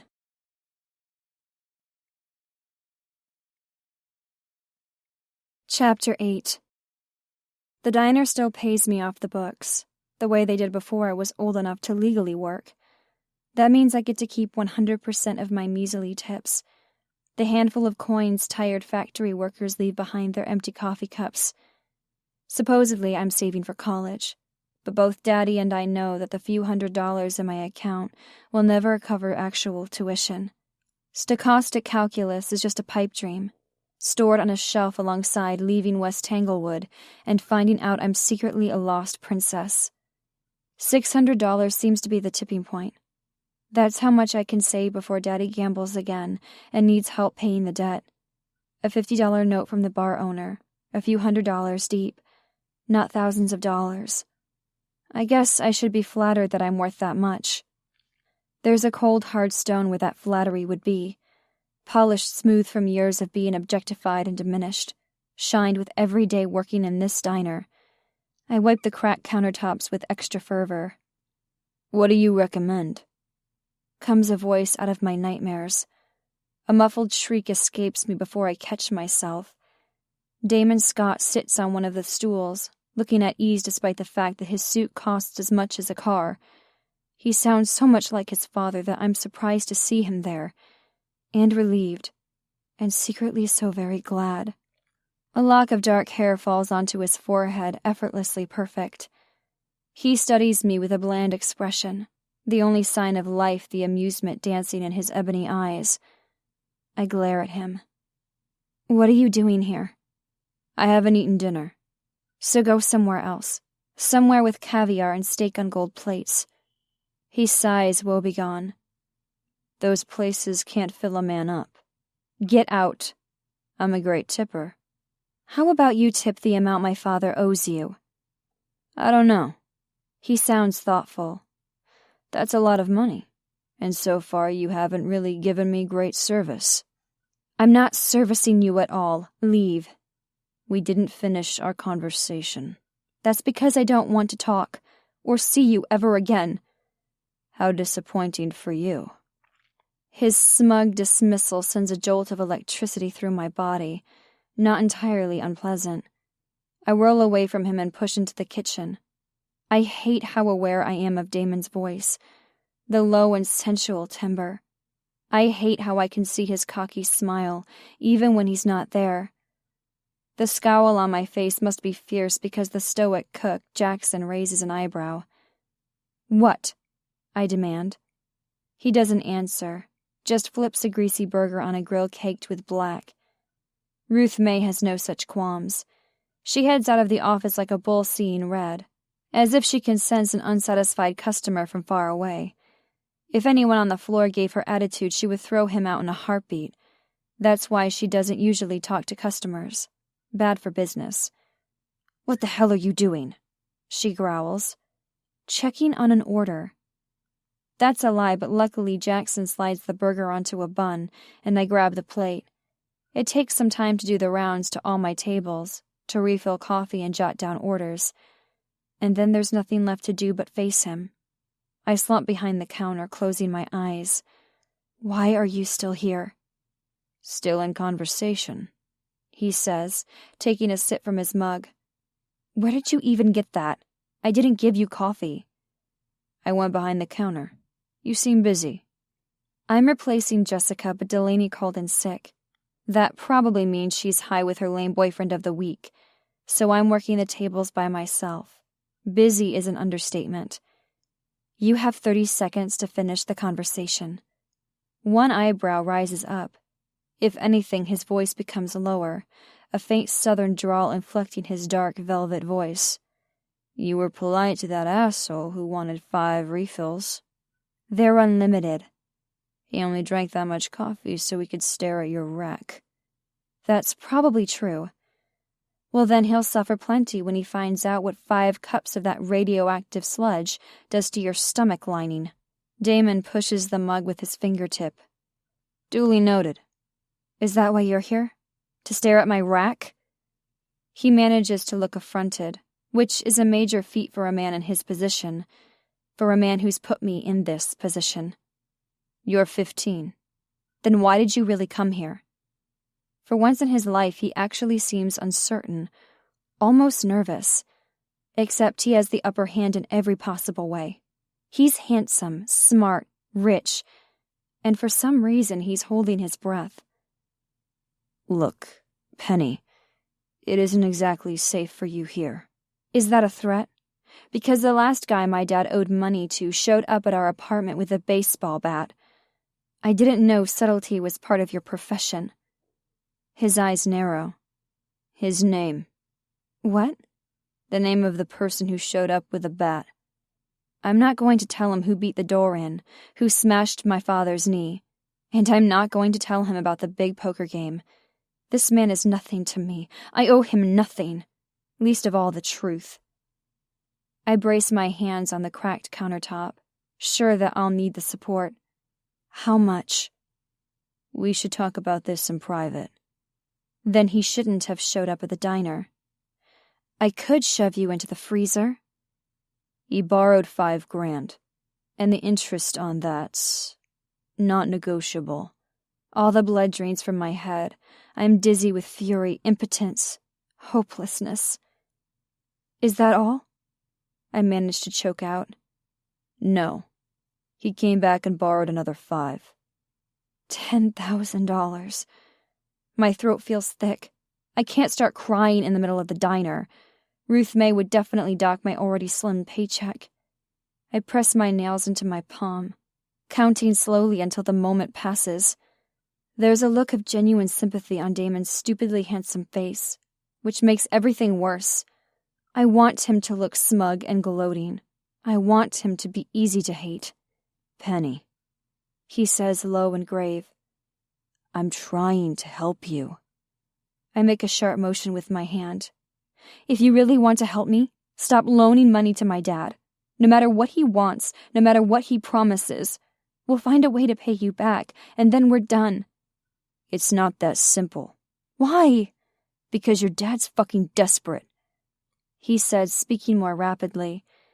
He runs a hand through his hair with what's most likely frustration, but it only succeeds in making him look charming. Is this what my prince looks like?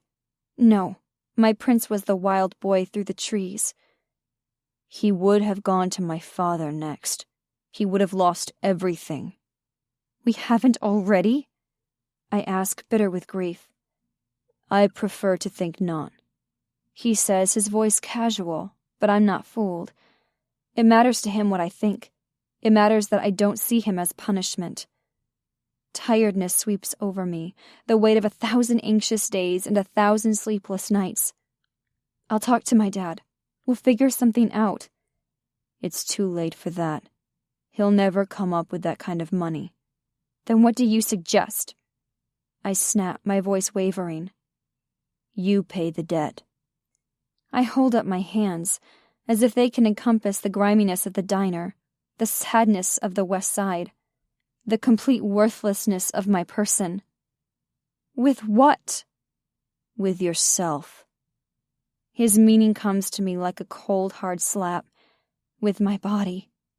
Whether he'll use me himself or put me in one of his strip clubs, the result is the same. I'll be wrung out as surely as the girls on the street. No, I whisper. You have to, he says, leaning closer. Or what? How do you see this playing out, Penny? You work your ass off to make $500, barely a dent in the debt. And meanwhile, Daddy's out borrowing more money, from men more dangerous than myself. He won't, I whisper, but we both know he will. The city is dangerous. A guy slammed someone's head into the bathroom floor last Tuesday. I know it's dangerous. His eyes turn quicksilver. More than that, you're a target, Penny. God. My voice comes out shaky. Do you know what it cost me? A pause. What? To hide everything I'm interested in, everything I can do, everything I am. It cost me everything. And now you want me to pay 10 grand? Fine, but I'm not going to be your whore, Damon Scott. I'm keeping my dignity. That's the one thing I won't give up. It doesn't have to be like that. This is a man who loves slick packaging, his European suit and his fancy watch that glints in the dim light of the diner. Except I know what's underneath, what it really boils down to, and it's not pretty. Will I be able to come and go as I please? Will you touch me? Kiss me? A weighted pause. Eventually. That's my dignity. I say, my voice sharp. The corner of his mouth kicks up. Not if I make you like it. I meet his eyes with a solemn vow because this is the only part of me that's left. I already gave up everything else for this dubious safety. No, I tell him. Never. Frustration flits beneath his calm surface, even a hint of vulnerability. How many people can see it? I know that not everyone sees the kind side of him. He has weapons and suits and a million kinds of armor, all designed to shield his humanity, assuming he has any left. I'll give you a little time, he says, his voice tight. You can think it over, weigh the lack of options, come to terms with what you have to do, but I swear to God, you'll be mine. The words are a cold gust of wind, the tap of a branch on a window, the distant howl of a coyote at night. No. He looks almost compassionate as he tells me. You don't have a choice. He moves forward, 1 millimeter, as if he might touch me, then stops. I freeze, every part of me still and waiting, wanting things I shouldn't. The only thing moving right now is my chest, the rise and fall so marked as we became statues. And then his hand rises. I should duck away. Anything. Anything. My heart thuds heavy against my ribs. 2 knuckles. That's the only part of his body that touches mine, at the top curve of my cheek. He strokes down in what could almost be innocent comfort, except that he doesn't stop at my jaw. His knuckles slide lower, to the tender skin of my neck, to the hollow at my throat. When his hand falls away, I suck in an audible breath. He didn't touch me anywhere that would make this dirty, but my body still hums like a car left running. Nowhere to go from here. He leaves me in that diner feeling like I've transformed. There are crescent moons left on my palm, tinted red from breaking the skin. I wash my hands, force myself to breathe even. I have an entire shift to get through. Every coffee cup in the diner is empty after that little chat. I have work to do, shitty tips to earn, even though they won't make a difference. Nothing I make will ever be enough. Damon's words ring in my ear, long after he's left the diner. A promise. A prayer. I swear to God, you'll be mine.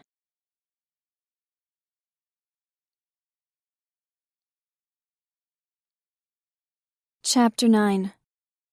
When I played dumb on the elementary school playground, I didn't fully understand what I was turning down. Mrs. Keller made it sound wonderful. A school with all the math problems I could ever dream about. A place with teachers who paid attention to me. I felt the dark undercurrent, the same way I did on that river. Every muscle in my body clenched tight, my breath coming fast. As they got older, there were other men, other offers. I learned to put a name on what I wanted. Freedom.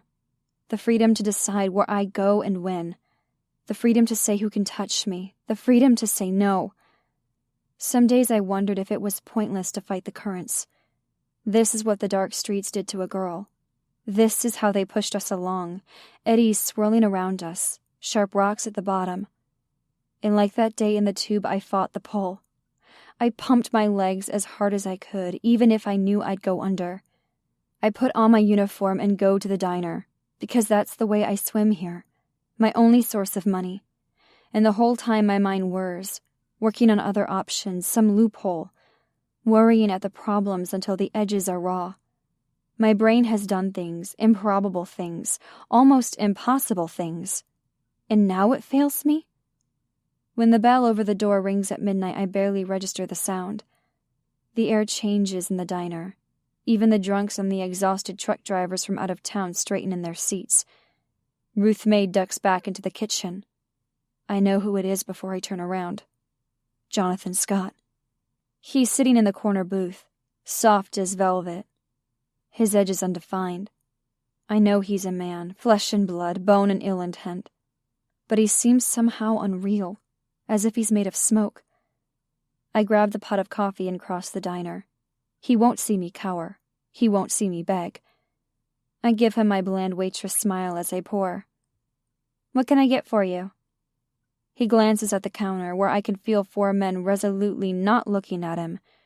He exudes a menace that's unmistakable, enough to make men his size stiffen in fear. What kind of pie? He asks, his voice mild. Peach. Ruth May's one concession to decent food. She makes them herself. I'll have that. Of course he will. I give him a tight smile before returning to the counter. Only there do I exhale. Being around him is like being underwater. He steals all the air, all the space, until I'm drowning. There are other customers that want refills and plates cleared. That's my excuse for not returning right away. But really it's because I need to be away from him the same way I need oxygen. When I cut a slice of pie, quick, sloppy, I take a deep breath. All I want to do is slide the plate onto his table and leave. What's your name? He asks. Trapped. Penny. How long have you been working here? Penny. The way he says my name, it sounds perverse, like something dirty. I don't want to tell him. I don't want to talk to him at all. But ignoring him feels like turning my back on a rabid animal. He would go in for the kill. 2 years. That's not exactly true. I worked here longer in the back scrubbing dishes so no one would know they had a kid working here. When I turned 15, I got upgraded to waitress. Most people know I'm underage. No one cares. He nods towards his coffee, still black in the mug. I prefer 2 creams, 3 sugars. This isn't Starbucks. He has a mug and a little plastic tray with non-dairy creamer and sugar, like everyone else. Except we both know he isn't like everyone else. My muscles are pulled taut, like the strings holding up a tent. About to snap, I reach for the tray, pulling out the creams, the sugars. He looks at me like it's something obscene, pulling open the creamers, tearing the corners of the sugars. It feels obscene, watching the white enter the black.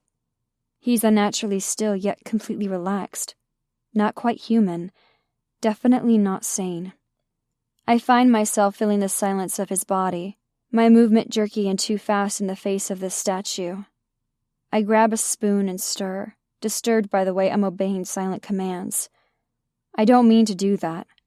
There's something about him that compels me. An innate power. Or maybe plain old survival. Is that... My throat gets tight. It's hard to stand in front of him, feeling naked, exposed. Is that everything? His eyes are a clear gray, giving the impression I can see deep inside them. What time do you get off?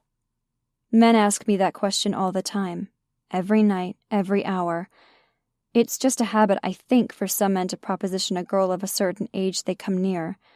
Others think that a few bucks in tips mean I'll meet them behind the dumpster. Most of the time I tell them I have a boyfriend.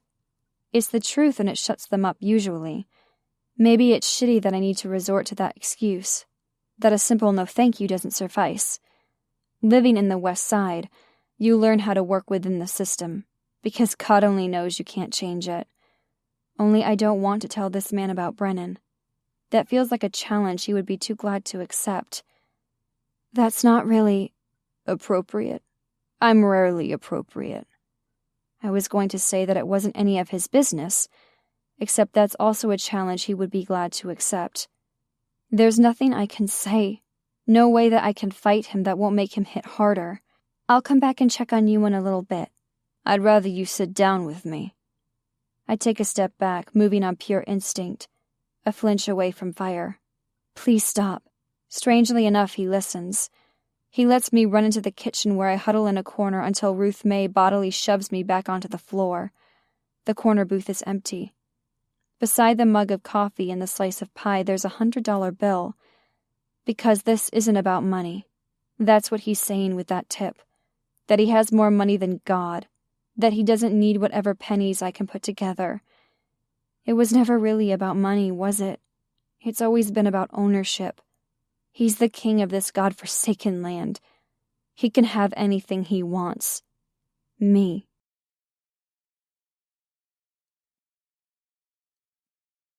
Chapter 10. After leaving the diner, I visit Jessica to give her my tips for the night. It was supposed to be her shift anyway, I figure, and she and her baby need the cash more. It's not like this money is going to make a dent in the debt. She's sympathetic about the news, but not very surprised. "You know what you should do?" she says. "You should move in with Damon Scott. Like really wrap him around your little finger." "Absolutely not. I haven't worked so hard, fought so long, hidden myself away only to belong to someone else. When I was 6 years old, I could have proved to Jonathan Scott what I could do if I wanted to be owned by a dangerous man. Now I'm 15. Only 3 more years until I can leave Tanglewood. Would it really be so bad? He's hot, at least. I wouldn't even know how to wrap someone around my little finger." She shrugs. "I could give you some tips." I force myself to stay calm, to relax my hand so I don't squish the baby I'm holding. Luckily, little Kai is more interested in a dragon that lights up than our conversation. I don't know. Maybe the game is the safest bet, if I help Daddy win. Jessica applies rouge to her perfectly contoured cheek. Her hair is flat-ironed flawlessly, her eyes sparkling. It's something she does when I come over because I can hold Kai. And she needs to feel pretty, she says, even if she's only going to stay inside. It's the only way she can get 15 minutes to shower. Her eyes meet mine in the mirror. "And if you don't win?" My stomach drops. Then I'm screwed. Literally. She turns to face me, leaning back against the counter. The look on her face, the grief, like I'm already gone, it rips me to shreds. And I'm looking at her, already in pieces. She's always been like this as long as I've known her. We're mirror images of each other. The same. "You have to take what you can get, for as long as you can get it," she says, her voice soft and earnest. "Right now, you're young. You're pretty. That's enough to keep Damon Scott for a few weeks." A knot forms in my throat. That's the coldest thing I've ever heard. He treats his girls good. Treats. Like we were dogs. Like I'm a pet. I refuse to do tricks for the father. I'm not going to start for his son. I don't care. He still wants to own me. She meets my gaze in the mirror. Better than my pimp treated us, that's for sure. My stomach drops. Oh, Jessica, I'm so sorry. She gets up from the stool and takes Kai, her smile sad. Don't be sorry. You haven't done anything wrong, but I'm worried. Worried that you'll fight Damon even if he's the lesser of two evils. The lesser of two evils? That describes him well. Maybe you're right, I whisper. It's not all bad. There are always bright sides. There's love in her blue eyes as she kisses her son's chubby cheek. His skin is darker than hers, his hair darker. He has her eyes, though, made a navy color by whatever genes his father contributed. A man I've never met. She doesn't mention him often. Is that what his father was? I asked, my voice low. Low even though Kai can't understand us talking about his father. The lesser of two evils? There's no judgment here, only a dark and twisted sisterhood. He worked for the man my father owed money to. I was a gift. I could have said no, I guess. Could have said I wouldn't sleep in his bed. But that only would have made things harder for me. God, Jessica. Her expression is deadly serious. Don't fight them. It only makes it worse. I don't know if I can do that. I don't know if I can just accept this. Sometimes the best way to get past something is to go through it. This was the worst advice I could imagine, made more terrible by the fact that it was right.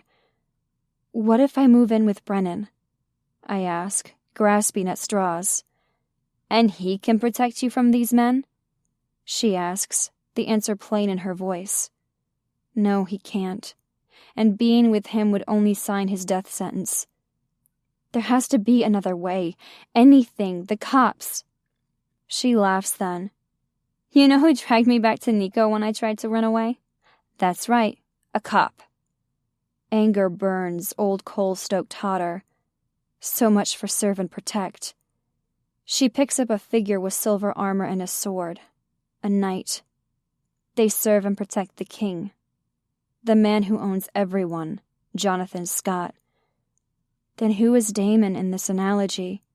She shrugs. I don't know, but I wouldn't want him for an enemy. He's the prince, of course. Not quite as powerful as his father, but close. Close enough to be a danger to me. They're really two sides of the same coin. Either way, I'm a peasant girl in a kingdom of guilt and glamour.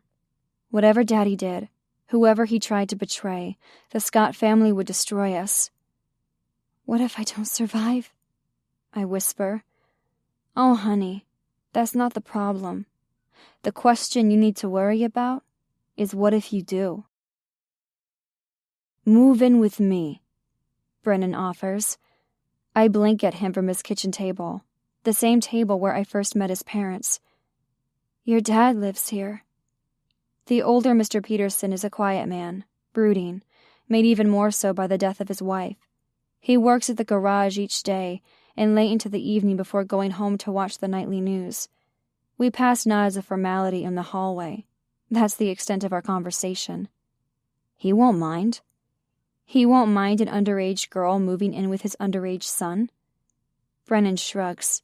He knows what your dad's like. He'll understand. Maybe he would, but I wasn't sure I could do that any more than I could give myself to Damon Scott. Either way, I would be forfeiting my life, surrendering to a man, and God, if I were used for anything, at least I'd rather it was my mind. I don't think so. Besides, I can't leave Daddy to deal with this alone. They'll kill him. Brennan looks unimpressed. He's brought it on himself.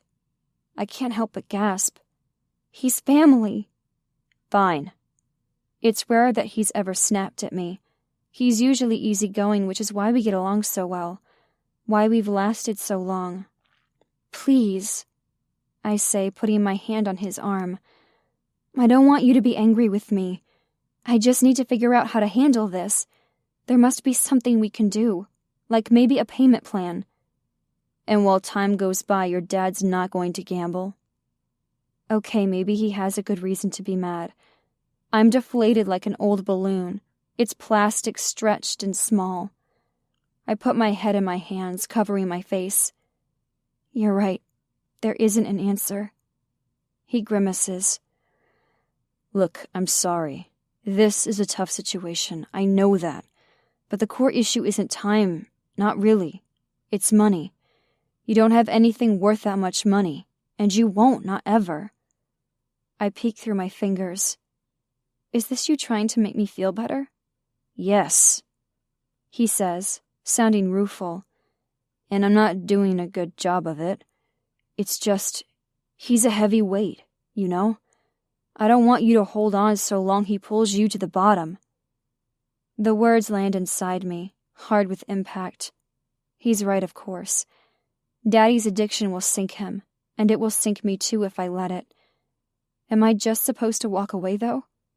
I'm ashamed to admit that the thought scares me even more than it should. Not only because of what would happen to Daddy, because of what it would mean for me. I'd be well and truly alone in the world. And if I'm going to be underwater, I'd rather hold on to an anchor than nothing at all. What if... My voice cracks, though less from fear, more from a strange dark excitement. I know this is bad. Maybe I shouldn't even talk about it. But you're my best friend, and I have to at least consider this option. What if I paid off the debt a different way? It speaks to how common such ways are in the West Side that Brennan doesn't ask what I mean. Sex. That's really fucking stupid, Penny. I flinch. Of course it is. I shouldn't have mentioned it to you. You shouldn't even be considering it. There are worse things than your dad being held accountable for his debts. This could break you. Do I seem that fragile? You're strong, Penny. But these men, they're fucking mountains. They will crush you, and they'll enjoy doing it. He sounds so sure, as if he understands the impulse to crush me, as if he would enjoy it too. Maybe it's inherent in men, and only the rich can indulge it. Look, I'm not saying I want to do it. I'm saying, isn't that option better than Daddy dying? In a totally objective way, I mean. After that, we'd both be alive. You and your damn logic. He murmurs, but he doesn't sound angry anymore. Only sad. What else is there? I ask, honestly unsure. There's pride, he says. Yours or mine? He laughs a little.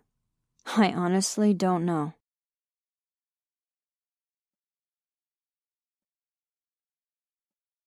Chapter 11. And so, after a week of circling the problem, a week of failed attempts to solve it, I find myself in a cab heading deep into Tanglewood. The windows are down, letting muggy air brush into the back interior. Gouges mar the plastic handles, as if someone tried to get out, and failed.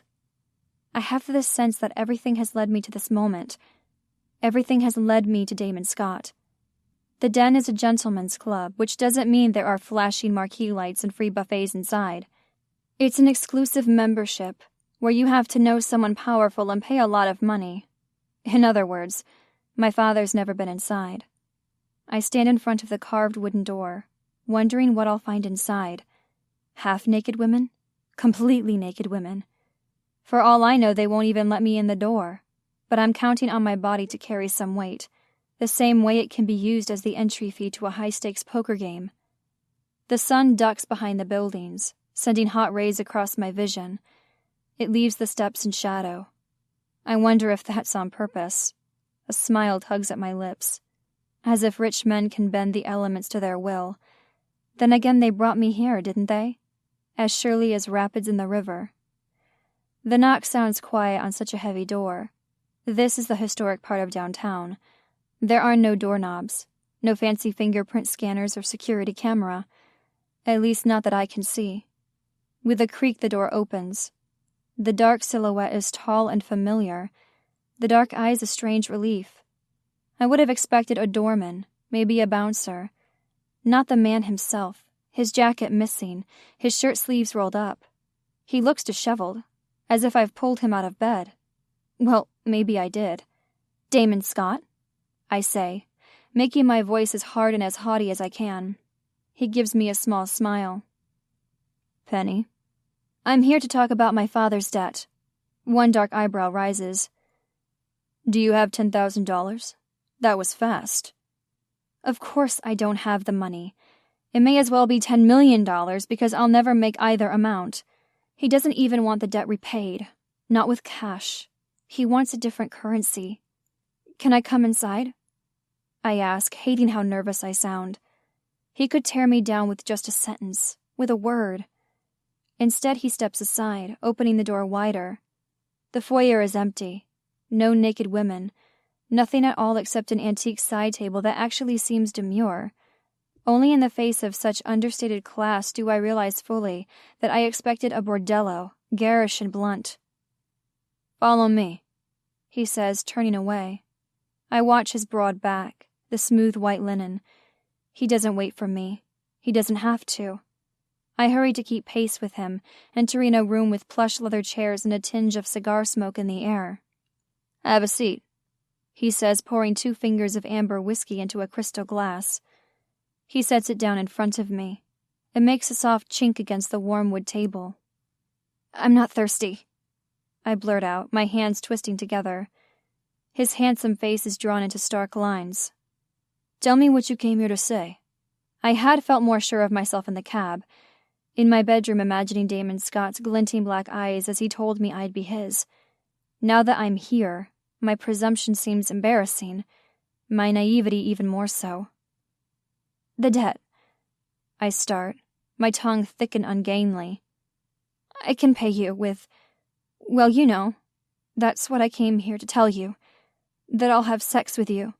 I thought you were keeping your dignity, he asks, his voice even. If he's surprised, he doesn't show it.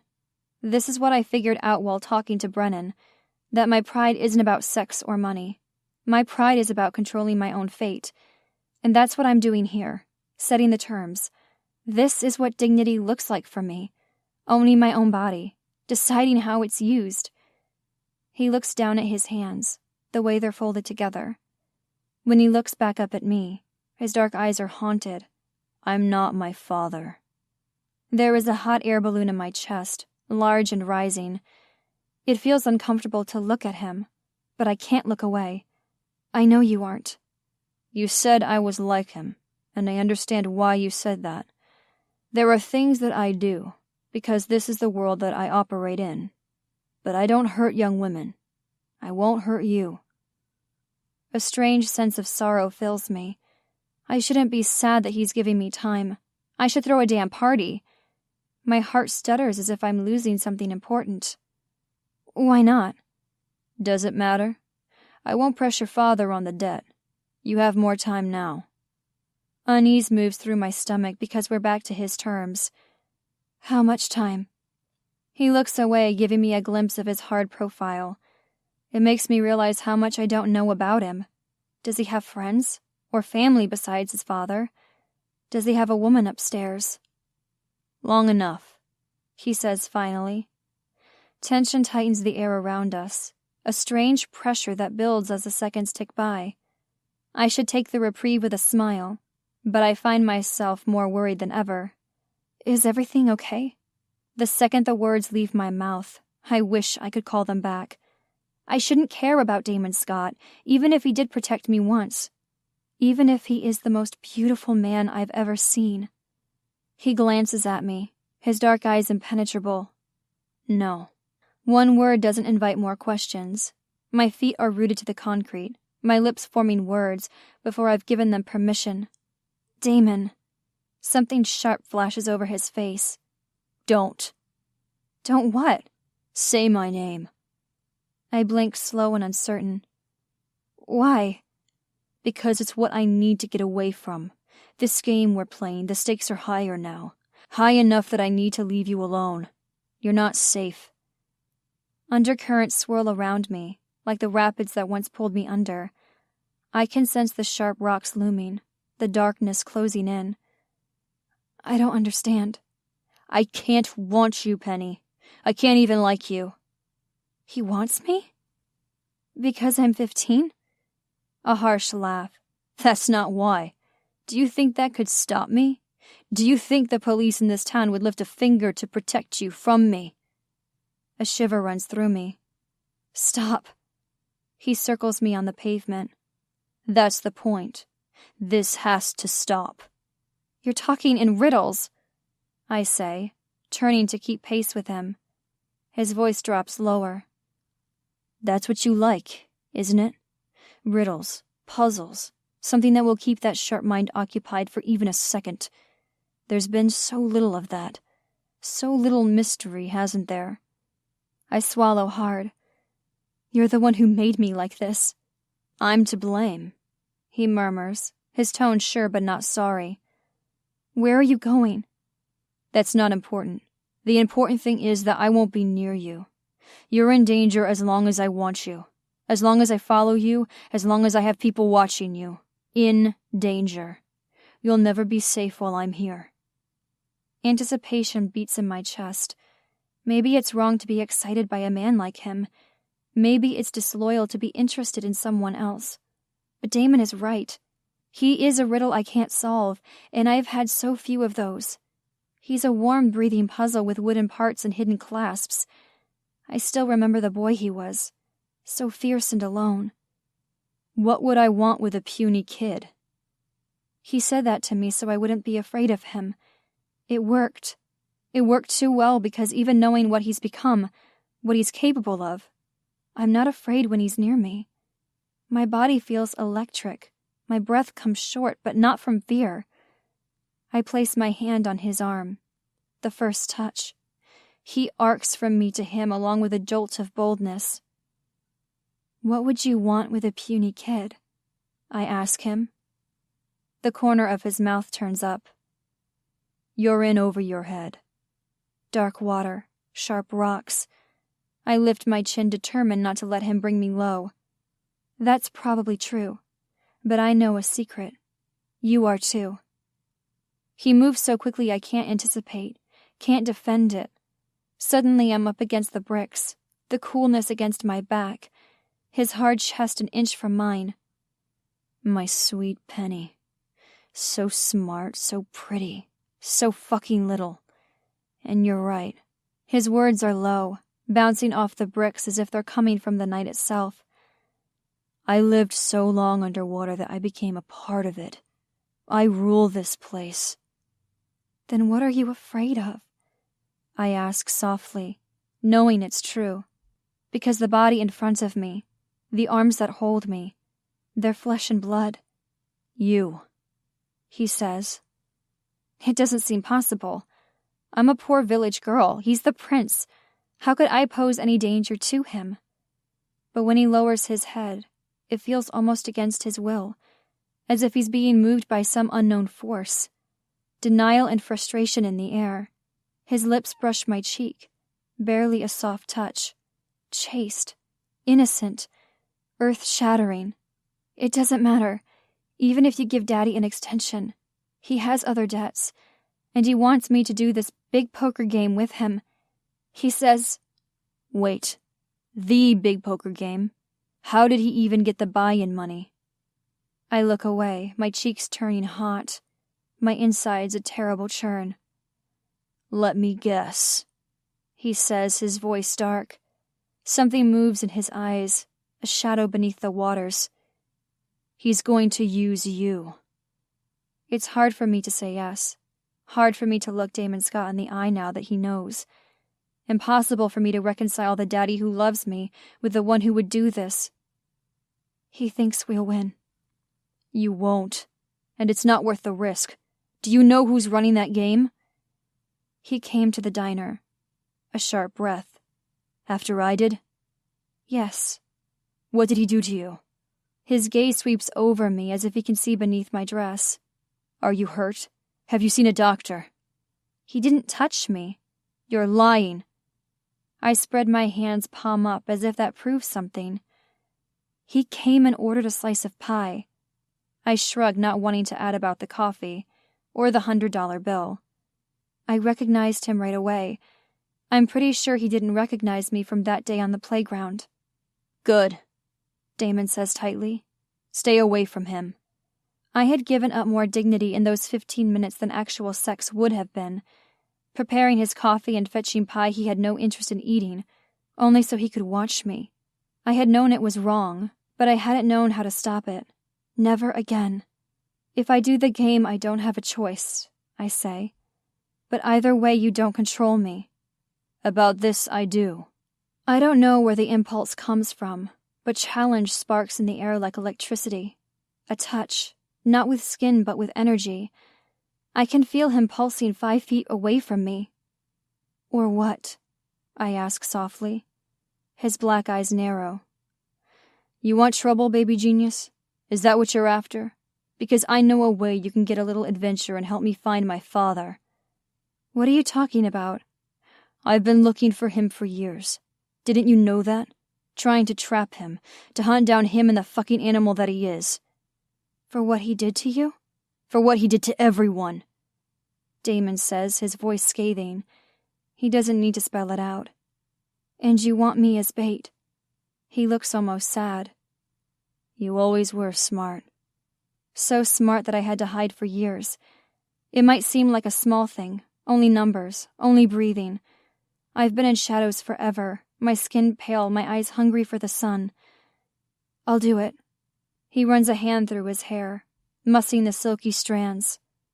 No, forget I said that. I can't forget. This is too important. It's not safe for you, not if my father has his eye on you. He had his eye on me 10 years ago, I remind him. I got away that time. Only because... Damon's voice cuts off, but I can hear the rest. Only because he protected me. Only because he sacrificed himself. He wouldn't do that again. Why would he? I can't risk it again. That solidifies my decision. All of us need justice, especially Damon. A sense of protectiveness rises up inside me, as foreign as the possessiveness I feel for him. I don't understand it, but I know he's hurting. I know this will help. And my life isn't his to risk. It's mine. I didn't sell myself to your father, but that doesn't mean you own me. That's what I came here to tell you. I'm making the decision to do this. His eyes turn liquid black. And what if I decide to stop you? Can you? I ask, feeling bold now, feeling free. He already knows where I work, already came to see me once. He'll do it again. You know that as well as I do. I could keep you here. I look around at this beautiful prison, the bar made of ancient oak. He's the one trapped here, trapped by his anger and his need for revenge. In a perverse way, trapped by me. No, I say softly. I don't think you'll do that. He smiles, which only makes him seem darker, more dangerous. That sounds like a challenge. The idea forms with a sense of deep satisfaction, of rightness. Damon Scott ties me into knots.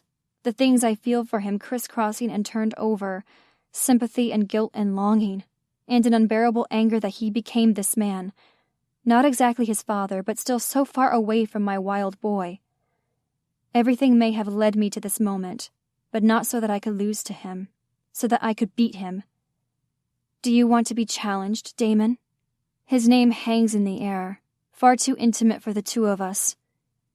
God, yes, he says, and it sounds like a prayer. Then let's play cards. If I win, then I help you catch Jonathan Scott. I'm your bait. He looks dubious. Have you even played much cards? No, actually never. I admit, feeling shy. But I've seen Daddy play plenty. Christ. He shakes his head, at once amused and dismissive. And when I win, what will you give me? I think you know the answer to that. You'll stay here with me. You'll be mine. Mine to keep, Penny. Mine to protect.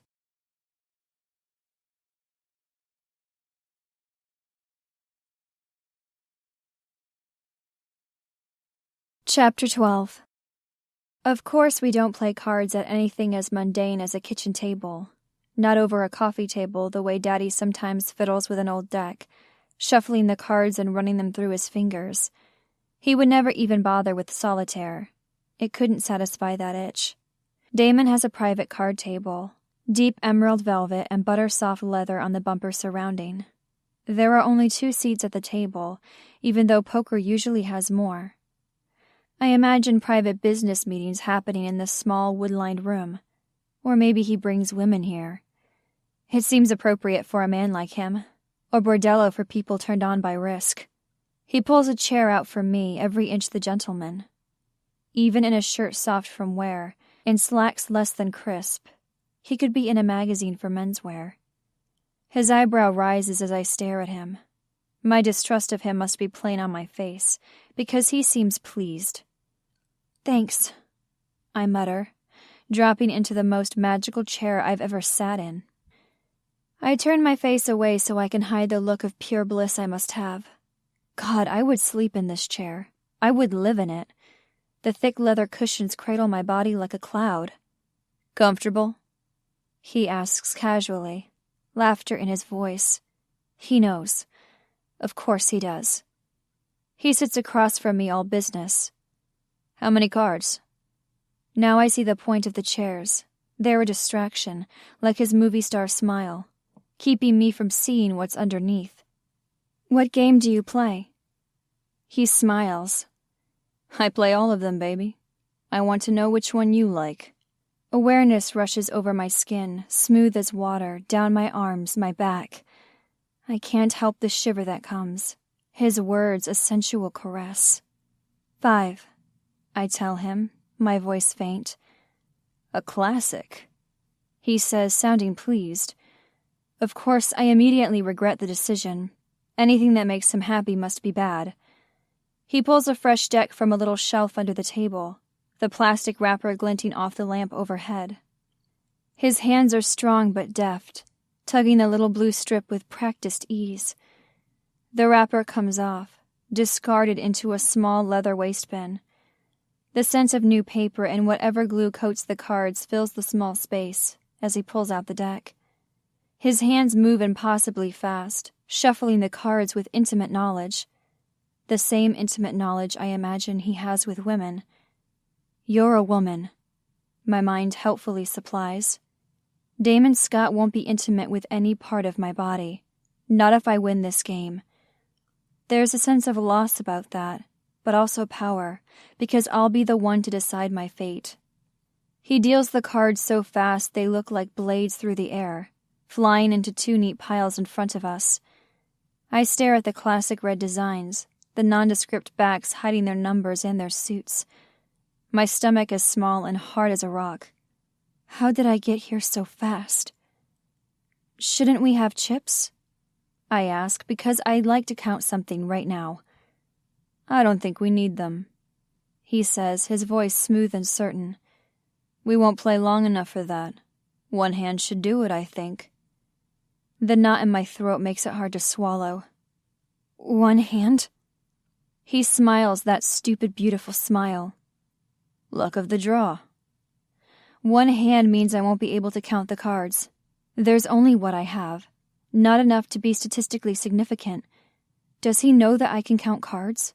I was sure he wouldn't know. Being able to do advanced calculus in theory doesn't mean you have perfect recall. Or maybe his insistence on one hand has nothing to do with counting. Maybe he doesn't want to waste time before claiming me. My gaze somehow strays to his throat, to the place at the collar of his shirt, tanned skin and a hint of dark hair. Such a personal detail to show in public. Then again, we're not in public. No, this is very private. Enough to make my breath come faster. Fine, I say, wanting this to be over more than I want to win. No, I can still do this. My odds are as good as his, better because I can at least count what I see. Aces high or low, he adds. No wild cards. I pick up my cards and look at them. A pair of jacks. Not the worst hand, not the best. The other 3 cards are all spades, which is exciting in another way. If I were to turn in my jacks, I might get back 2 spades, and that would be a strong hand, probably a winning one. Damon lifts only the corner of his cards, glancing at them briefly before pushing them back down on the table. It's the kind of move only an experienced player would do. Whereas I'm holding mine upright, my hands almost trembling. I push them down onto the table, clumsy. He leans forward, his dark eyes large in the dim light. Now that we've seen our cards, we could up our bet. Do you want to call, baby genius? The nickname plants itself inside me, some deep buried seed that finds new life. Don't call me that. And I thought you were already taking everything. If you win, what else could I give you? A kiss, he says, seeming contented as if he's already won. And it wouldn't be something I would take. You would give it to me. I stare at him, more shocked than I should be. Sex. I had offered him sex and he turned me down. Because he isn't like his father. And I suppose that's still true. I doubt Jonathan Scott would ever ask for a kiss. Somehow I could keep a serious face when we were talking about sex, but the suggestion of a kiss brings heat to my cheeks. You want me to kiss you? Anywhere you like. Your cheek, I say immediately, but it doesn't feel as innocent as I mean it. Not when I imagine that dark stubble against my lips, the scent of him up close, the taste of his skin burrowing deep. He laughs, enjoying himself more than is decent. Really nothing about him is decent. Your choice. And if you're calling the bet, that means I have to put something more in. What would you like? Definitely not a kiss, even if my imagination whispers that I might like it. My father's debt. $10,000 for a kiss, he says, his voice thoughtful. My chest burns at the implication that I'm for sale. That even if I were for sale, that I'd be worth that much. I feel more like an object than a person. Except I'm not the one who started me down this path. Damon did that himself, when he proposed taking me instead of Daddy's debt. You know that Daddy is the reason you're in this mess. My mind needs to be quiet sometimes. Take it or leave it, I say, sounding unconcerned. He makes a sound, kind of tortured, like I just said something sexy. I didn't say anything provocative. At least I didn't think so. But he seems to like it when I challenge him. It's enough to make me want to stop, but not really, because I'm going to fight to my last breath. Take it, he says, sounding almost cheerful as he pushes in his entire hand. My breath catches. All of them? That means he has a terrible hand. It also means that he could have anything on the next round. Most people think of randomness as favoring chaos, that he wouldn't be likely to get something strong in a single hand. But really, the odds are about the same to get a strong hand as a weak. Every last one. True randomness doesn't play favorites. It's just as likely to give you 50 heads in a row that an equal split of heads and tails. Then again, we don't have a truly random sample, not with us holding 10 out of the 52 cards. Whatever he picks up won't be any of these. I bite my lip, running through numbers in my head, determined to make use of what little data I have, running simulations in these precious few seconds. God, you're incredible, he says, sounding reverent. Only then do I realize I'd been lost in thought. And he's staring at me, intent and for once serious. Brennan had looked at me that way and called me pretty. Damon looked at me like I was some other creature, more than a human, a goddess.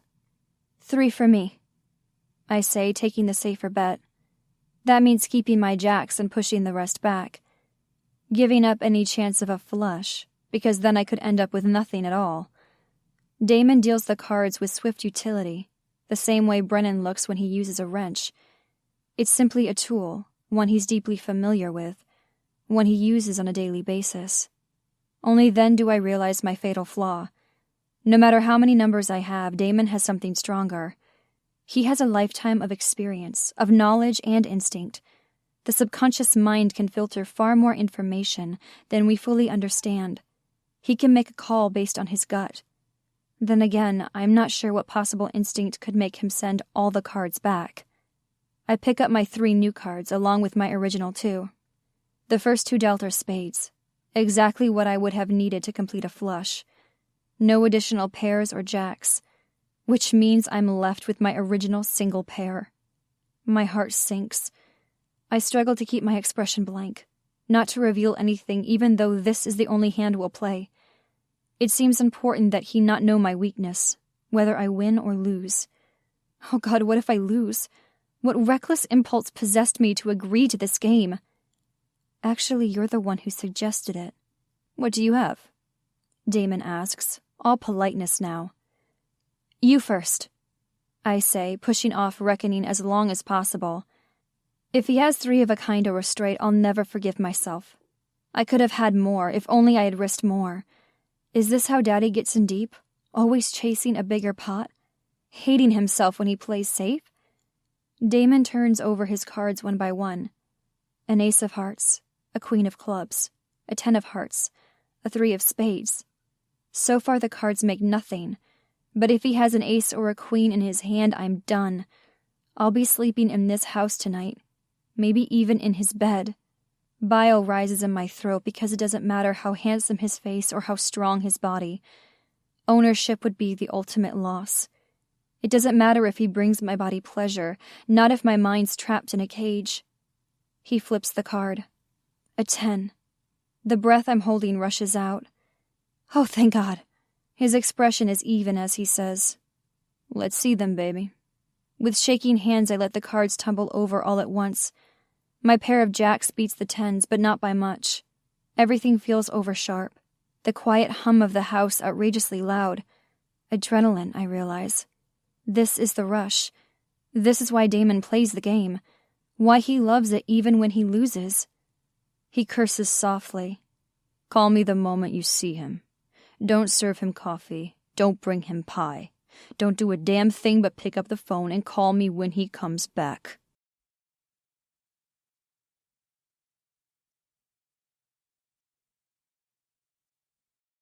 Chapter 13. It's on the next Thursday night that I hear it. the tumble of a pebble on cement. Someone's following me in the darkness. The street lamps busted long ago. It's a strange feeling to wish to be mugged, to long for a faceless villain in a city full of them. Anyone but Jonathan Scott. I'm halfway between the diner and home.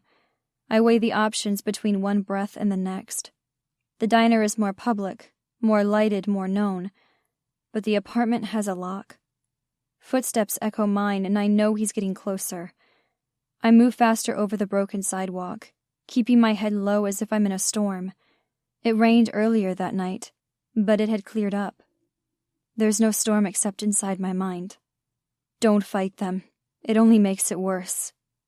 A shiver takes my whole body, despite the muggy night air. The devil himself is behind me. Even if he'll catch me, I have to fight. I have to run. I sprint down the sidewalk, not even pretending anymore. I don't think he's close, not when I reach my building, but it doesn't matter. He must know where I live. I reach my apartment and slam the door, relieved to have made it in time. In the kitchen, I grab the cream-colored phone with its tangled spiral cord. The number comes to me by heart. I only had to see it once to remember it forever. He answers on the second ring. Penny? He's here. Only then do I realize I'm out of breath, my lungs burning. He followed me home. In your apartment? No, I say in a harsh breath. A knock comes at the door, loud and hard enough to shake the walls. Oh no, I whisper. Stay there, Damon says, his voice as sharp as a blade. Wait for me, I'm coming. Daddy blinks at me from his recliner, clearly woken from a nap. His eyes are cloudy, as if he took the pain meds for his knee, as if he took too many pain meds. Who is it? I don't know whether he means the door or the phone. I shake my head, clinging to the receiver with both hands. How far are you? I whisper. He swears. Farther than I should be. He must have planned this. He left breadcrumbs out of the city. You're not close, I say, the note of finality harsh to my own ears. Damon says more about how he's on his way, about holding on. It all mixes with the chaos in my head. The sound of rising water, the sound of current swirling around me. The line goes dead. There's no help, no time. Another knock at almost the exact same volume. Penny? Daddy says, his face gone pale. It's Jonathan Scott. Surprise flickers across his face. He's here? Blood pumps through my veins. My body fights what's happening as much as my mind. Don't fight them. Except I can't seem to stop. Open it, Daddy says, his voice fearful now. It will be worse if we don't. I leave the chain in place while I open the door, a feeble defense. A sliver of Jonathan Scott appears, as slick and as smooth as ever. You, I say, surprised my voice doesn't tremble. Me. May I come inside? It's not really a question. Who are you? I say, because I'm stalling. I want Damon to magically appear in the dimly lit hallway, but he won't. He won't make it in time. What will happen without him? What will happen to bait when the trap doesn't work? It gets eaten.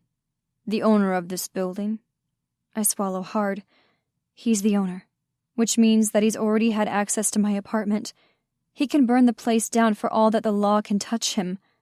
You're not the super, I say, still stalling. He works for me. The super is a disgusting human being, which suits this place perfectly. Hurry, Damon. How do I know I can trust you? I can't. He smiles. You definitely can't trust me. Run and tell your daddy that Jonathan Scott is here. I slam the door shut, staring at the peeling white paint on the door, the rusted metal chain.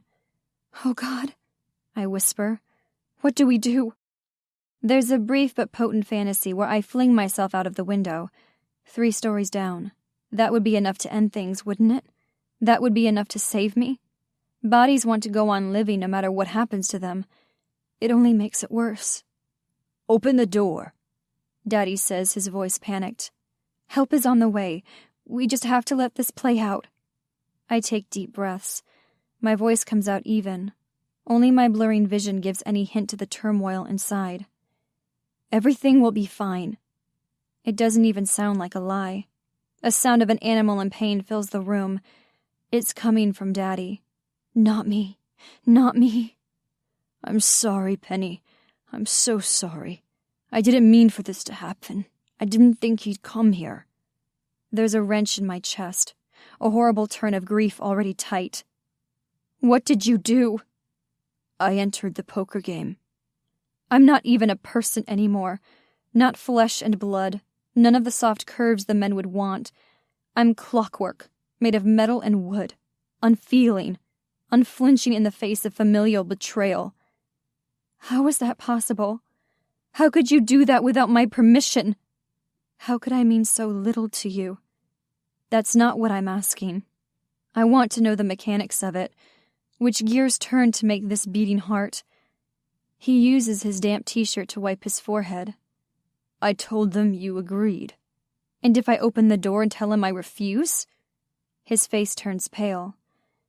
Then I'd have broken my word to Jonathan Scott. And we both know what that would mean. Death. A particularly painful one. The irony is that I would probably still be part of the pot. That's the merciless version of justice he used to rule the streets. It would mean the end of us both, mutually assured destruction. Neither of us have a choice now. Then I'm opening the door, inviting the devil inside. Come in. He stalks into the apartment as if he owns it, which he does. His cool gray eyes takes in my father and his broken knee with a single disdainful glance. Daddy struggles to stand, and fails. Mr. Scott, he says, what can we do for you? What a sad attempt at a valiance. That makes my heart squeeze in a way his apology never could. Who am I to blame my father for his addictions? He couldn't control them any more than I could make my brain into something else. Jonathan Scott gestures to the lumpy armchair as if it's a gold-plated antique in his palace. Please sit down, George. Don't strain yourself on my account. Daddy shudders a little, his good leg already failing him. I move quickly to help him. There's no point in overexerting himself. Nothing he does would stop this. Jonathan Scott takes the maroon corduroy sofa. Somehow his presence makes it seem like a throne. I understand my son has been to visit you. My heart stops. Damon Scott was here? In our apartment? Daddy didn't tell me that. Was that before or after I went to the den? He might see it as a kindness to harass my father instead of me. I told him we'd get it, Daddy says, breathing hard. I swear. Don't lie to me, Jonathan Scott says, his voice underlaid with steel. There's no way for you to get $10,000. Little Penny could serve 100 pies a day and you'd never be able to pay. I've had enough. Stop it, I say, because I'm the reason he's really here. Leave him alone. A flash of excitement crosses Jonathan Scott's face, sending a shiver down my spine. He likes it when I talk back, when I fight. That's what Jessica told me, but I told her the truth. I don't think I can let him. Like I'm underwater, the body will fight to breathe. His voice is mild. I could. Leave him alone, I mean. If you want me to. It was always leading to this. I try to keep my voice steady. What do you mean? $10,000. He pulls out a thick envelope. I can guess what's inside. Money. It's his gamble. In this rundown tenement, his odds are good. Would you like this, Penny?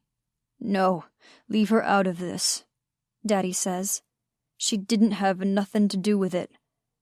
You'll have to give the money to Damon Scott yourself, Jonathan Scott says to Daddy, his dark liquid gaze still trained on me. Do you think you could manage that? Or would you gamble again, hoping to turn it into 20 or 30,000? We may not need to give that money to Damon Scott, but Daddy doesn't know that. It still hurts to think he might trade my life for one last gamble. Then again, isn't that what he always does? I'll make sure he gets it, I say, imagining myself waiting in the apartment for him. How safe would I be? It's enough to make me laugh, if I was capable of smiling. What an illusion. Safety. The impressive thing isn't what I can do with numbers, with lines and curves in my head. The impressive thing is that I ever believed, even for one moment, that home would be safe. You won't, Jonathan Scott says, casual in his dismissal. Why not? I say, almost a whisper. You'll be with me. With him, where Damon can find me, where Damon can save me. At least I hope so. No! Daddy fights to stand, and fails. You can't do this. Jonathan Scott gives me a smile that's almost handsome. If I didn't know how evil he was, I could have been fooled. It's enough to prove he doesn't have to force girls. With his smooth silver fox looks and his money, he could have anyone he wanted. He prefers to force. It's up to you, he says. You're a monster, I tell him, this one statement sincere. That's right, he murmurs. Fight me. Don't fight them. I'm shaking with something. Maybe fear, maybe anger. I prefer to be angry. Some part of me thinks it might seem more realistic, but the truth is I am angry. It's not pretend. How dare you do this? Offer you money. Well, sure, call the cops. Tell them how horrible I am for paying your daddy's debts. Aren't the police in your pockets? I ask bitterly. Or you can take your chances with Damon Scott. He has quite a reputation. He glances at Daddy's broken leg. I suppose you're already familiar with it. What did he promise to take next? Daddy looks at me, his eyes helpless. It doesn't matter who broke his knee. Doesn't matter that the debt to Damon Scott has been won, because that was the deal I made. To be bait for this man, this dark king. Tick, tock, the king says. Would you like the money? He shifts ever so slightly on the old lumpy sofa, revealing a flash of silver in his coat. A gun. Will he use it if I refuse him? It doesn't matter, because this is my purpose. I'll do it. In a graceful move, he stands and strides from the room, leaving the money on the sofa. It's too much to hope that he's changed his mind as soon as I've agreed. No, he expects me to follow him. I'm not even worth a basic command. I'm a dog trained to heel by poverty, trained to obey by circumstances. Wait, I call after him into the hallway. I'm coming. There are only minutes to run back, to hold Daddy's trembling hand, to squeeze. Damon Scott will come, I whisper, breathless. I'll try to leave a trail. Tell him to follow me. Tell him what happened. His eyes are wide, helpless. I don't even know if he's hearing me. I grasp a handful of coins from my tip jar, mostly pennies left after digging out the quarters and dimes to spend. A few nickels, and that's what I need. Dark copper pennies made green and blackened from use. I run down the stairs, the coins clutched in my sweaty palm. It's only on the street that he stops, as motionless and contained as if he had been standing there all along. I'm out of breath, still wearing my old diner uniform, a handful of loose change he can't see. I don't wait for you, little girl. That's not how this works. Go to hell. That probably isn't going to help my position any, and that's not what I really want to say. Please find me, Damon. He's the only one who can solve this for me. He's also the reason I'm in the middle of this, a twisted game of tug-of-war between father and son. Okay, I say softly. I'll be good, I swear. Do you really think Daddy is going to use the money to pay off the debt? I don't care about the debt anymore. Don't care about the money. What I care about is that Daddy tells Damon Scott what happened. He knows what I'm giving up. Silver eyes gleam in the dark. Do you? I glare at him. You want to have sex with me? Wrong. Goosebumps rise on my skin despite the warm night. It only makes it worse. What then? I want to break you down into parts, into hope and despair, into love and fear. I want to consume your humanity, feast on you, until there's nothing left but a small, jagged core at the center. What a bastard. Why? He laughs. Do you ever think about how mechanical sex is? Men so desperate for something warm and wet to fuck. A purely physical sensation. We might as well be automatons. I've never thought about sex like that. I never thought about it at all. That's a lie, Penny. You think about Damon. He continues, his expression severe. I learned to block out physical sensations as a child. Pain, sex, hunger. They only touch our bodies, not our minds. I swallow hard, remembering how that wild boy had left home. Something had been done to him, and something had been done to the man in front of me. Men turned into monsters. What happened to you? He holds his hand out like I'm a little girl crossing the street. Come along. You're insane. No, little Peach. I'm the only sane one in a world full of rabid animals. Please find me, Damon. Find me in time. I put my empty hand in his. He squeezes gently as if to comfort me. It's a strange sensation, to be consoled by my enemy, less strange to be led by the king. I drop a single penny near the curb, hoping it will be small enough to escape notice, hoping it will shine enough to bring Damon to me.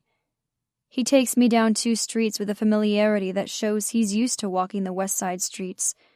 Every few steps I drop a penny, leaving a trail for him to follow. As long as he comes in time. Please, Damon. The sign for the Midtown Asylum has long since crumbled, leaving only a large plantation-style building. On either side there are houses falling down. It's dark inside them, empty. We're alone. The last coin falls into the overgrown weeds. He unlocks the front door and steps inside, finally releasing me, leaving me to stare at the pictures spread over the floor, the insides of senators' houses, the interiors of City Hall, windows into our twisted little world. The desk, he says, hanging his coat on a hook like this is a 5-star hotel instead of a broken-down mental hospital. I take a step forward, horrified to find my bedroom in a photo. You watched me? My faded quilt and my kitten poster, the room I had undressed in and slept in, the bed where I had touched myself thinking of Damon Scott. As if he can read my thoughts, he smiles. Sometimes at night, I hear you breathe faster, see your hand moving under the covers. It's so beautiful, the way you love yourself. My eyes widen. I'm not leaving here, am I? Not alive. He sounds almost regretful about that. The last thing I see will be those silver eyes. I run for the door knowing I'm trapped. Of course he catches me.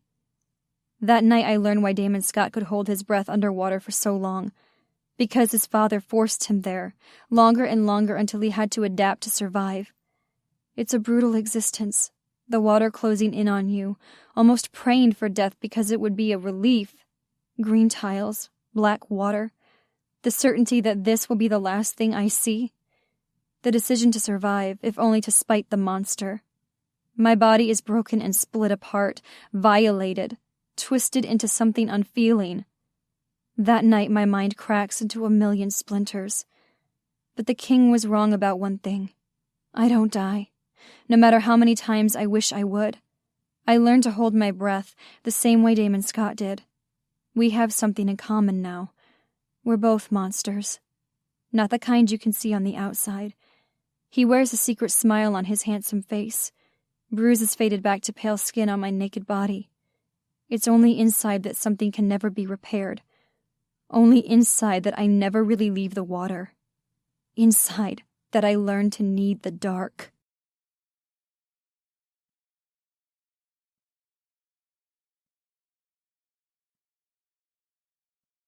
Chapter 14. All those years ago, I didn't like the water. I was too busy clinging to the slippery rubber, too frantic kicking to stay close to Mama, way too afraid of drifting away. And then Damon Scott came into my life, a force of nature, a tidal wave, and I learned that there are compensations for drowning, that I can float, my body shivering and catatonic. My mind can float too. That's how Damon finds me. He pulls my body from the water. His hands iron hard on my bruised skin. Strong arms cradle my limp body. Held so close I could hear his heart beating too fast. I want to tell him, don't worry. I'm okay here, floating down the river in my head. Except I can't say a word. That's one thing about floating. I hear him talking to me, his voice low, so different than ever before. He's been amused and casually cruel, never terrified and tense, never so broken. The words come through a thick swirl of dark water, my thoughts inky black. Wake up, sweetheart. Talk to me. Oh, God, what did he do to you? Tell me where you're hurt. Let me help you. He speaks faster the longer he goes, his voice turning hoarse. Beautiful girl, smart girl, come back to me. He carries me for what feels like miles, my uniform drenched, his grip impossibly tight. Part of me wonders how he must look. A man in a suit carrying a half-conscious girl. Does no one stop him?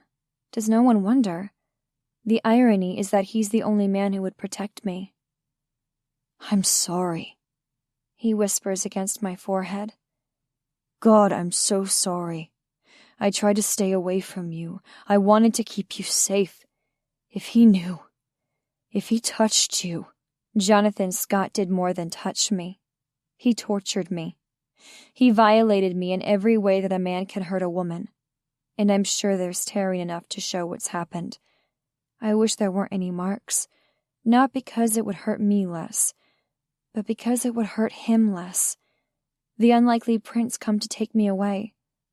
No white horse, though. Only his bespoke Italian loafers against the asphalt. It takes me a moment to realize that it's raining. The water on my skin fresh and clean. Unlike that horrible pool of water where I had been trapped. Unlike the salty tears I couldn't hold in. Damon swears, but I wish I could tell him the rain will help. I don't want to be dirty.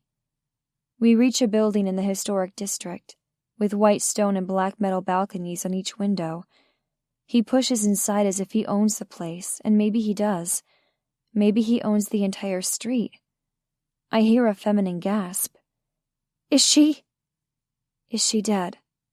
That's what the unknown woman asks. The strange part is not knowing the answer. Am I dead? She'll wish she was, Damon says, his voice hard. It sounds like a threat, but I feel the tension in his body. He's worried about me, about what happened before he showed up, before Jonathan Scott shoved me into a black pool of water and closed a grate on top of me, trapping me inside, before he held me down and...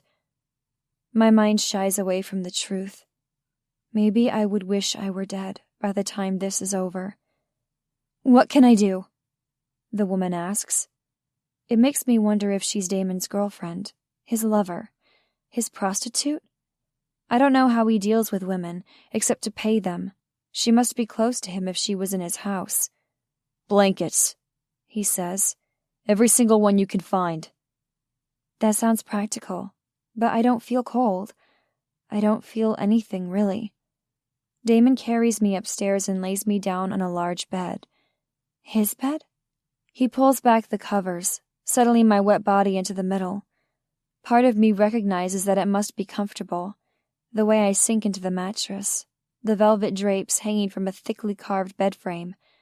I'm disconnected from my body, though, as if it sank to the bottom of the water, landing on hard rocks. And my mind kept floating along. Damon, I whisper, surprised to find my lips cracked and hard. How can they be dry after almost drowning? Everything feels upside down, inside out. His eyes look pure black. I'm here. Don't leave, I whisper, swallowing hard to get the words out. Please. Not yet. It's a promise both to stay and to go. I have him for now, which is more than I ever thought I would have, more than a peasant girl deserves with a prince. I'm sorry, he swears. Don't. You found them. Tell me you found them. Yes, your breadcrumbs, my smart girl, my beautiful girl. He presses a kiss to my forehead. I know his lips are touching my skin. Some part of me registers that fact. But I don't feel anything. Not pleasure, not fear. When he brushed his knuckles against my cheek at the diner, I'd felt the echo of his touch for days. And now I can't feel anything. The woman comes into the room with an armful of quilts and blankets. She's older than me, but not by much. Very beautiful. It wouldn't surprise me if they were together. But she doesn't look jealous. She looks worried. About me. Damon reaches to the neckline of my uniform. There's no warning before he rips it away. I should feel something. Embarrassment as I'm exposed. Naked and bruised. At least I should feel cold as the air touches my damp skin. I'm still separate from my body, unable to feel a thing. What are you doing? The woman asks, concern plain in her soft voice. Damon gives her a hard look. Fucking her limp body. What do you think? It's the same voice he used years ago. What would I want with a puny kid? And then he unclasps his belt. It makes a whip-like sound through the air as he pulls it off. The old me would have flinched at the sound. Now I just stare, unblinking, unfeeling.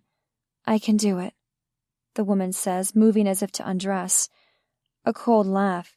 As much as I'd love to see the two of you in bed together, I don't want to see what happens when Gabriel finds out I saw you naked. You saw me naked at the auction, she says. That doesn't count. You weren't his then. So they aren't together.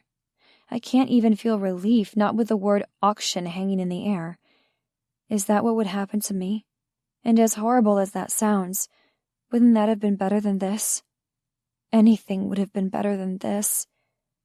Damon pushes the damp white fabric from his shoulders, revealing hard-packed muscle and lines of ink. I hadn't expected to see tattoos beneath that expensive suit fabric. None of it peeks out onto his hands or neck. It's all perfectly contained to his chest, his abs. Ancient scrollwork in dragon scales over a modern man. What's the point of getting such beautiful artwork on skin no one can see? I'll go find Anders, the woman says. Damon's voice is a drawl, closer as the bed dips in his direction. Really intent on making this a threesome, aren't you? He's a doctor. He lost his license, Damon says, his touch burning hot as he pulls me into his arms. Oh God, I didn't feel anything. I didn't want to feel anything, but he's like a flame. I'm consumed by him. I want the girl to be worried about me now, to help me get away from this, to pull me out of the fire, but she seems content to leave me there, especially as Damon smooths a wet lock of hair away from my cheeks. He probably looks gentle, but she can't see how it burns. Only Damon's eyes are cold black stones that give nothing away. Gabriel said it was fine, she says. Anders stitched his gunshot wound. Damon glances at her. Gabriel was shot? Grazed, on his neck. The bullet was meant for me. You don't know that, says a new voice, male and gravelly. The girl sounds surprised. You shouldn't be standing. And you shouldn't be in Damon's bedroom. This is his bedroom? She asks, uncertain. So this is his bed, and this is his house. Of course it is. Expensive and luxurious and completely impersonal. It doesn't mean anything that he brought me here, that he holds me tight as if he can't stand to let go. I tell myself that, but it still burns too hot.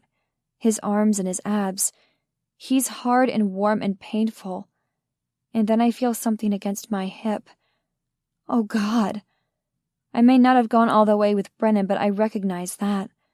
This one's bigger and more insistent. When I try to squirm away, Damon holds me tighter. I hear you almost died, Damon says, his voice casual, as if he's not throbbing against me. Did you lose, what, a whole teaspoon of blood? The man responds with equal languor. A quarter cup at least. We should talk. I can already hear the words. They whip around in the water between us. Words about Jonathan Scott and about pain, about bullets and about sex. You can talk in front of me, the woman says. I want to know. No, you don't. I want to tell her that. Damon looks at me, reading the truth in my eyes. In private, he says. She doesn't give up. Why? What happened to her? Does it have to do with your father? Only when Damon pulls away from me do I feel the cold. It's deep in my bones, settled like ice that will never melt. I want the fire back, but I know it will hurt. It doesn't matter what I want. Damon is already getting dressed, already leaving, already riding away on his invisible white horse. Stay with her, he tells the girl. Her name's Penny. What happened to her? The woman says again, her voice desolate, knowing he won't answer. Of course Damon obliges, leaving without another word. Then it's only this woman and me, someone who was auctioned off like some rare and valuable object, and meanwhile I'm cracked into 1,000 pieces, like a worthless one. The princess and the pauper.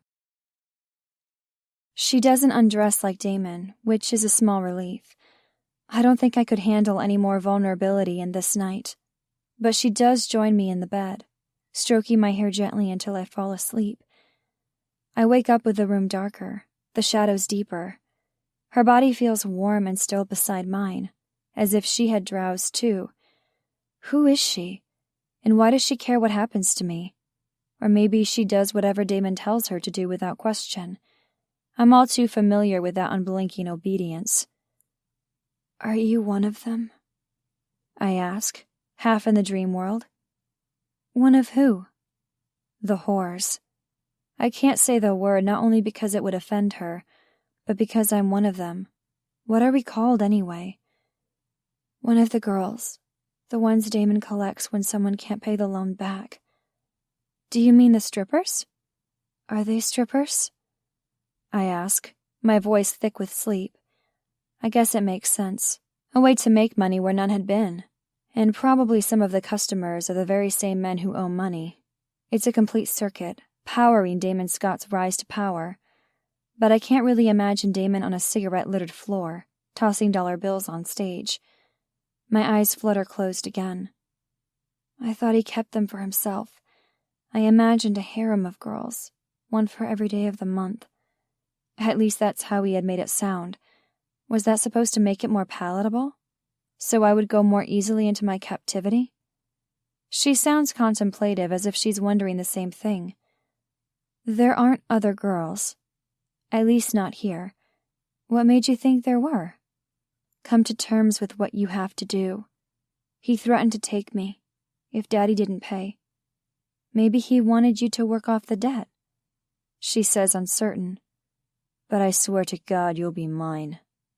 No, I say, drifting back into sleep. He said he'd make me like it. The strange thing was, I believed him. He told me what he wanted to do, him and me. She holds my hand when the doctor comes. He doesn't wear a white coat or carry a black bag. Instead, he wears only black slacks, exposing his broad chest with pale red hair and silvery scars I've seen on men who fight a lot. His soft-sided gray cooler looks more like it should carry body parts rather than heal them. Trust him, she whispers, squeezing my hand. I close my eyes, holding on to her when he examines me. The doctor may look like a thug, but his manner is professional, impersonal even. He doesn't express any surprise over finding my ribs bruised or my rectum torn. It's with a fast, impersonal touch that he cleans my wounds and applies topical antibiotics. And blissfully he has pain medicine. Serious, hardcore pain medicine. The kind you can get addicted to. That's what I need right now. I need to escape my own mind, my memories. I need oblivion. The pain medicine backfires because I can't wake up. Not even when I want to. In the darkness of my nightmares, Damon can't reach me. I'm deep underneath the water where it's only black, and on the surface a thick layer of ice. I don't know if he could have made me like kissing, if I would have ever liked sex, but there's only fear now. Only a cold certainty that whatever comes next will hurt. Only the strange dread that I'll like it that way. The next morning I wake up encased in ice, the events of last night frozen away, and I'm sure I can stay this way as long as I don't talk or move or think. I stare up at the blank ceiling, carefully not imagining about Damon sleeping in this same place night after night. Avery is the young woman's name, She stays by my side the whole night, only leaving briefly to confer with the doctor and someone who brings clothes for us both. She dresses me in a loose tank top and yoga pants. On an intellectual level, I know the clothes are comfortable. They feel like velvet against my skin. Apparently, rich people even have different workout clothes. But on a physical level, I don't feel anything. Not pain. Definitely not hunger, especially once I see the table heavy with food. Damon sits with another man at the table, speaking in low tones. Both of them stand when we come into the room. It's an old-world courtesy, but one lacking any warmth. Damon's eyes are as cold as I've ever seen them, and they don't linger long on me. Avery leads me to one of the empty chairs before taking one opposite me. I stare at the teacup in front of me, only distantly curious. It may as well be a flying saucer, something to be poked and prodded, examined. Nothing that could provide comfort. The whole world seems foreign now. Did you find anything? The other man says. I remember Avery talking to him. Gabriel. There could be 1,000 meanings, but I know which one it is. The same way I could count cards and calculate statistics without really wanting to. Did he find anything in that abandoned mental hospital? Nothing useful. Damon answers, his voice low and flat. Gabriel presses forward. You know him best. What's his next move? He thinks he's teaching me a lesson. What does any teacher do? Reinforce the lesson. Give homework. My mind flashes to Damon in the old trailer, holding that damned book of trigonometry. My stomach turns over, threatening to spill over the nice shiny china. Does that mean Avery is safe? A cold smile crosses Damon's handsome face. The opposite. Gabriel makes a low growling sound. Then we can't wait. No. Damon says agreeably. The men will go looking for Jonathan Scott. Will they find him? That seems doubtful. This is an elaborate game. I haven't seen enough of the cards to count them, and I'm only a chip in the pile, moved around on the velvet without a thought. So I'll bring Avery back, the other man says. Damon nods. We can meet this afternoon. Avery seems to perk up. Can you maybe talk to me instead of about me? I'll bring you back to my house, Gabriel says to her, his expression a strange mix of possession and deference. And then meet with Damon this afternoon. What about Penny? Everyone in the room looks at me. The heat from the gaze is searing. Look away. Look away. What about her? Gabriel finally asks. Who will take care of her? Avery demands. Damon doesn't move a muscle, but I feel his fury as if it flickers, his own flame. I'll find someone, he says, nothing in his voice giving away his anger. I'll stay with her, Avery says, although I can hear the uncertainty in her voice. Absolutely not, Gabriel says. My house is the safest place for you, especially when both Damon and I aren't there. The security team is already installed there. Then she can come with me. Avery kicks me softly under the table. She wants me to say that I agree with her, but I don't really. I like Avery, but she's probably safer without me. If it's safer there, then she'll be safer too. The force of Damon's discontent takes the air from the room. In the tense silence, I imagine a million things he could say. I'll take care of you, Penny. The fantasy gets stronger. Take her, he says, his voice cold as he stands and tosses down his napkin. Then he leaves the room, as if he decided on his dinner order instead of my fate. Avery struggles to meet my eyes, but I can't deal with that. Can't deal with the empathy I would find. Can't deal with the questions she would ask. What happened to her? She asks Gabriel instead, a sweet relief. Someone else to answer her questions. Someone else to find the useless empathy. You don't want to know, he says, his voice hard. I should know if I'm going to help her. I'm not sure there's any help for someone who's been through that. That almost makes me laugh. Maybe if the ice were a little thinner, I would have. But every second that Damon is away from me, the ice hardens. Every time he pushes me away, it gets thicker.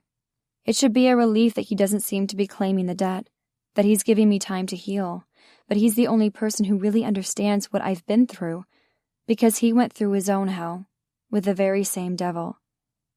Are you speaking from experience? Avery says, her innocence heartbreaking.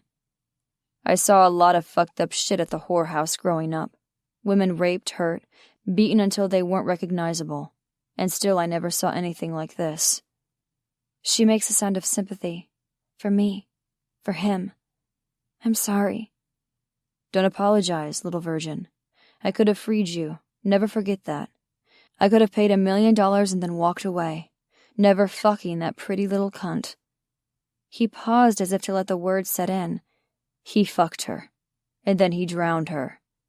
A sharp breath. How did she survive? She left a trail of breadcrumbs for him to find. He didn't know if he'd make it in time. He had no idea if he'd find a dead body at the bottom of the pool. Didn't he? Like that day on the river, I don't quite remember being pulled from the pool. I don't remember much of last night except the hard currents, the sharp rocks, the metallic taste of blood in the water. That must have been horrible for Damon, but it's hard to feel sympathy, hard to feel anything at all. Thank God he didn't. Avery sounds painfully earnest.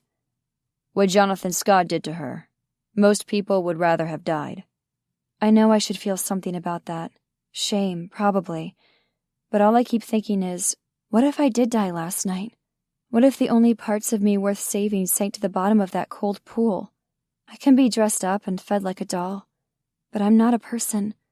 I can walk around, my body controlled by the people around me. What makes me human? What makes me want to be human? It seems like a horrible thing to be. So weak and unwilling.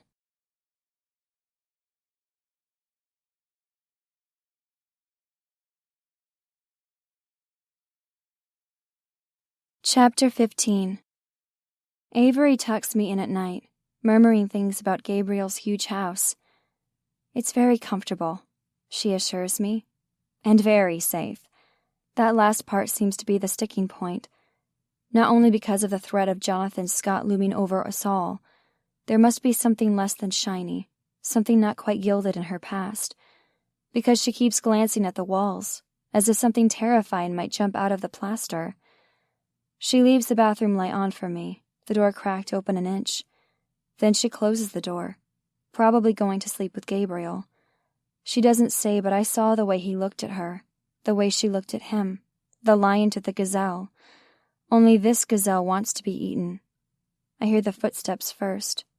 My heart is a muscle overworked in the last 24 hours, already sore and weak from beating so fast.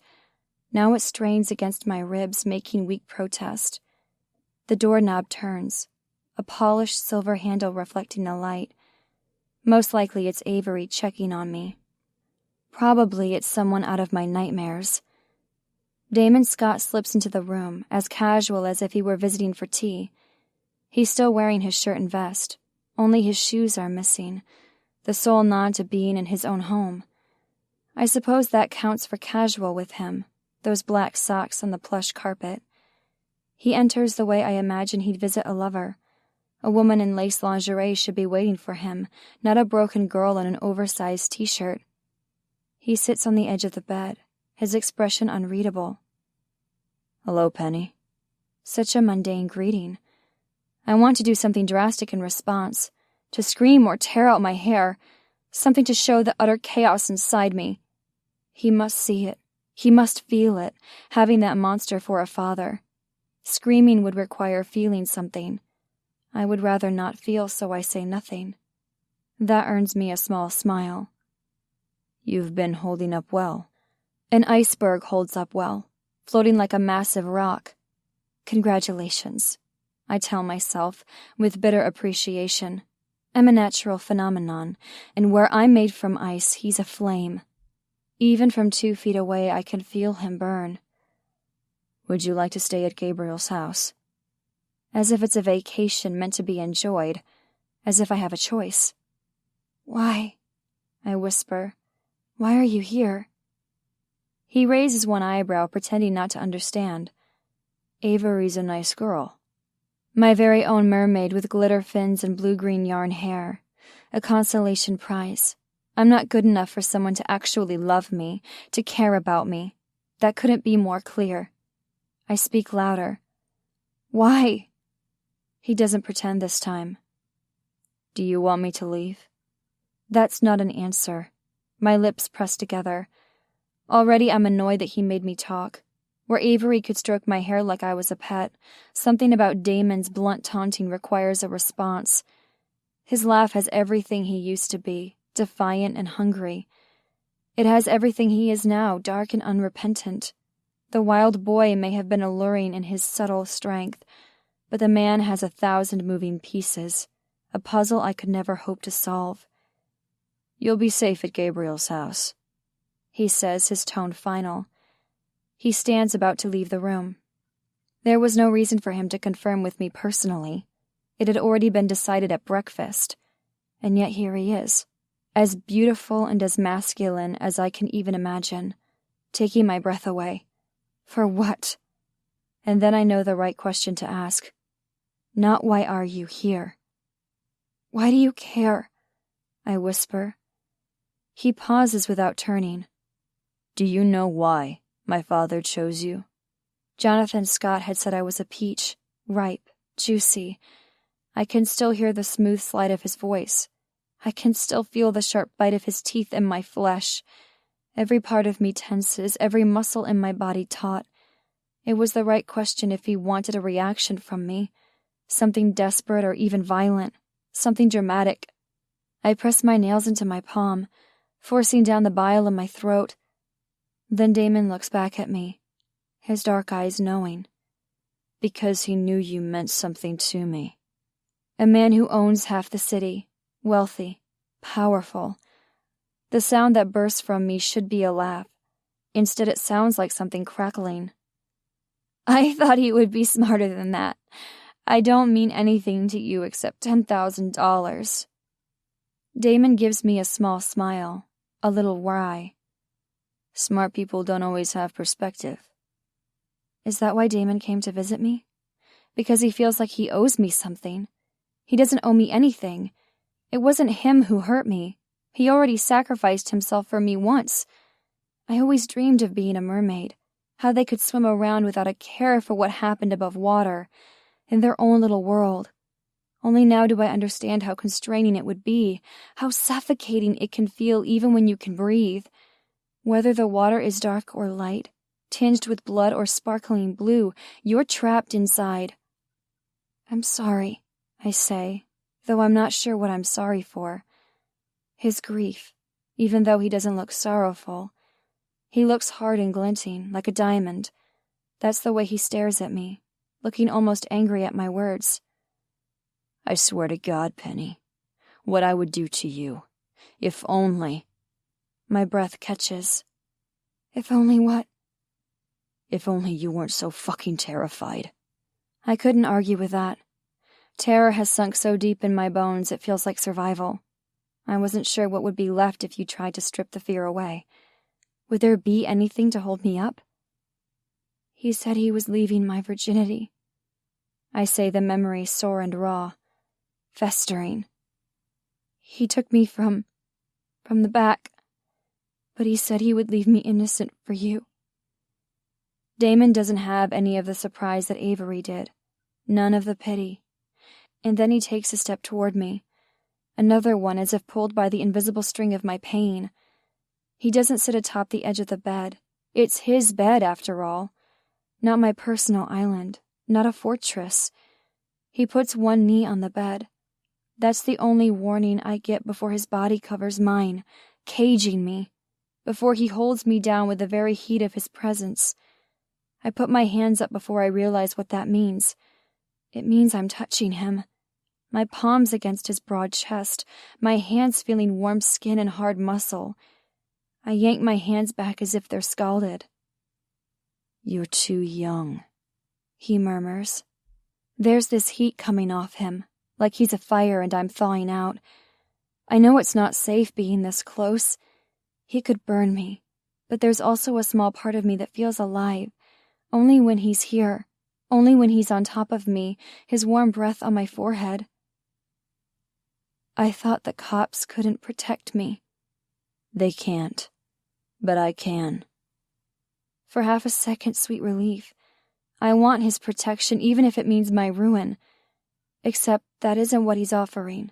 Isn't what he's demanding. Realization crashes down on me. He's going to send me far away, into the Arctic where my ice can set in. I should be grateful for that, but I can't. The whole world will see me as broken after what happened to me. God, even I agree. He's the only person in the world who could have seen me as whole. Because I'm tainted now? I say, my voice wavery. Because you're mine. I told you it would happen. This changed the timeline, changed the methods, but it could not change that one fact. It's impossible to argue with that when he's braced above me, when the musk and man scent of him surrounds me, when the same sheets that rubbed over his naked body now embrace me. There are marks, I say, on my body, my soul. He gouged me deep enough that I haven't stopped reeling for hours, for days. I will still feel him in years, if I live that long. On my deathbed there will be Jonathan Scott's teeth marks aching on my skin. With my final breath I'll remember how it felt to drown. Damon nods, his expression grave. Let me see. They're in the secret places in my body, the ones I'm too young to show him. He doesn't wait for me to obey. Instead, he grabs the hem of the extra-large t-shirt, yanking it up until the cool air flashes over my stomach. The back of his hand touches my pale skin. An accidental touch, fleeting. I suck in a breath, whether from humiliation or something else I don't know. I'm wearing the panties Avery gave me, white with little pink flowers on them. The edge of the panties is scalloped, little ruffles over my skin, and underneath mottled brown and dark red marks that spread over my ribs. A hiss of something like pain escapes Damon. He stares with a kind of reluctant fascination, unable to look away from the contrast of white fabric on dark bruises. You fought him, Damon says, his eyes meeting mine. There isn't a question in his voice. Don't fight them. It only makes it worse. I understand now why Jessica told me that. It makes everything harder, sharper, darker. I never wanted to fight the same way I never wanted to drown. It happened, my body reacting to its environment, animal instinct beating out reason. My question flickers at the edges of my mind. Maybe that's when I lost myself, when I really broke, when I lost the numbers in my head. For the first time since he came into the room, he looks surprised. You didn't lose the numbers, Penny. No one could take them away from you. Then maybe I gave them up voluntarily. Maybe that's the price I had to pay to survive. My mind has been blessedly quiet ever since I woke in Damon's arms. It's kept me safe from feeling the horror, the pain, but it's also blocked out the numbers. Damon reaches to his back pocket. I tense, sure that he's going to pull out something terrible. A knife, like he had as the wild boy. A rope. I don't know where my mind conjures all of these ideas, except that my thoughts all follow a train of violence. He's never hurt me, but he seems too enamored of the bruises to really trust. In his hand is only a pen, something smooth and cylindrical, no doubt expensive. He pulls the cap off with his straight white teeth, revealing the shining silver point beneath. With only a veiled glance at me, he lowers his hand to a bare patch of skin on my left side. There's no bruise here. It somehow escaped the struggle. The pen has been against his body, kept in his pocket, but it still feels cool when it touches my skin. I tried to make out what he could be writing based on feel, but there's a dull throb of pain all over and a numbness from the medication, noise that drowns out the feeling of his fountain pen. He pulls down the t-shirt before I can see what he's written. Then he straightens, his knee still pressed between mine. Only 800 thread count sheets and fine wool slacks between us. Go with Avery. Be a good girl for her. She'll take care of you. The word until pulses in the air, asking and asking until I could finally voice the question. Until when? Until I kill my father, of course. He's all the way to the door before I ask the question that's been haunting me since I swirled underneath that pool. since I saw exactly what his father had done to make him able to hold his breath so long. Why haven't you already? He stands in front of the dark walnut door, facing away from me, his body locked into position like a statue, his voice almost separate from him, an unknown force in the room.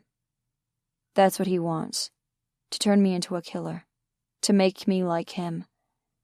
Finally, I understand that though he's been abused and harmed and corrupted in infinite ways, there was one piece of him left untouched, one part of the wild boy that remained, and he was going to burn that part with iron, to brand it until only blackness remained, because of what happened to me.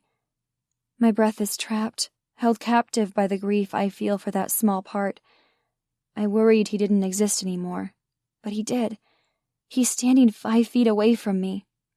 Wait, I tell him. Don't do this. You don't have to. I do, he says softly, not turning to me again. That part is over. Then he walks out the door, leaving me staring at the place where he stood. The room is bathed in shadows, more dark than light. I step out of the bed to the soft carpet, feeling it thick beneath my toes. I cross to the bathroom, blinking at the overbright light. I face the wide mirror and lift my t-shirt by its hem. I read what he's written backwards. A proof. A simple proof from the trigonometry book. I shouldn't even remember. He definitely shouldn't. Unless he looked up the book later. Unless he read it again and again. But why would he do that? The answer filters into my mind, like sunlight through the dust motes, caught and held before shining again. Of course the numbers haven't left me. There they are, as clear to me as the sun. Damon must not have doubted that. As I stare at the scrawled ink on my skin, my doubt fades away. It's replaced by the confidence that let me challenge Damon Scott to a poker game. The confidence that's let me survive the West Side all these years. And now Damon has gone to kill his own father, to become the monster he's fought his whole life. Will he ever stop saving me? If he becomes a murderer, he might. If he kills Jonathan Scott, he'll lose his last shred of humanity. I have to protect him the way he protected me.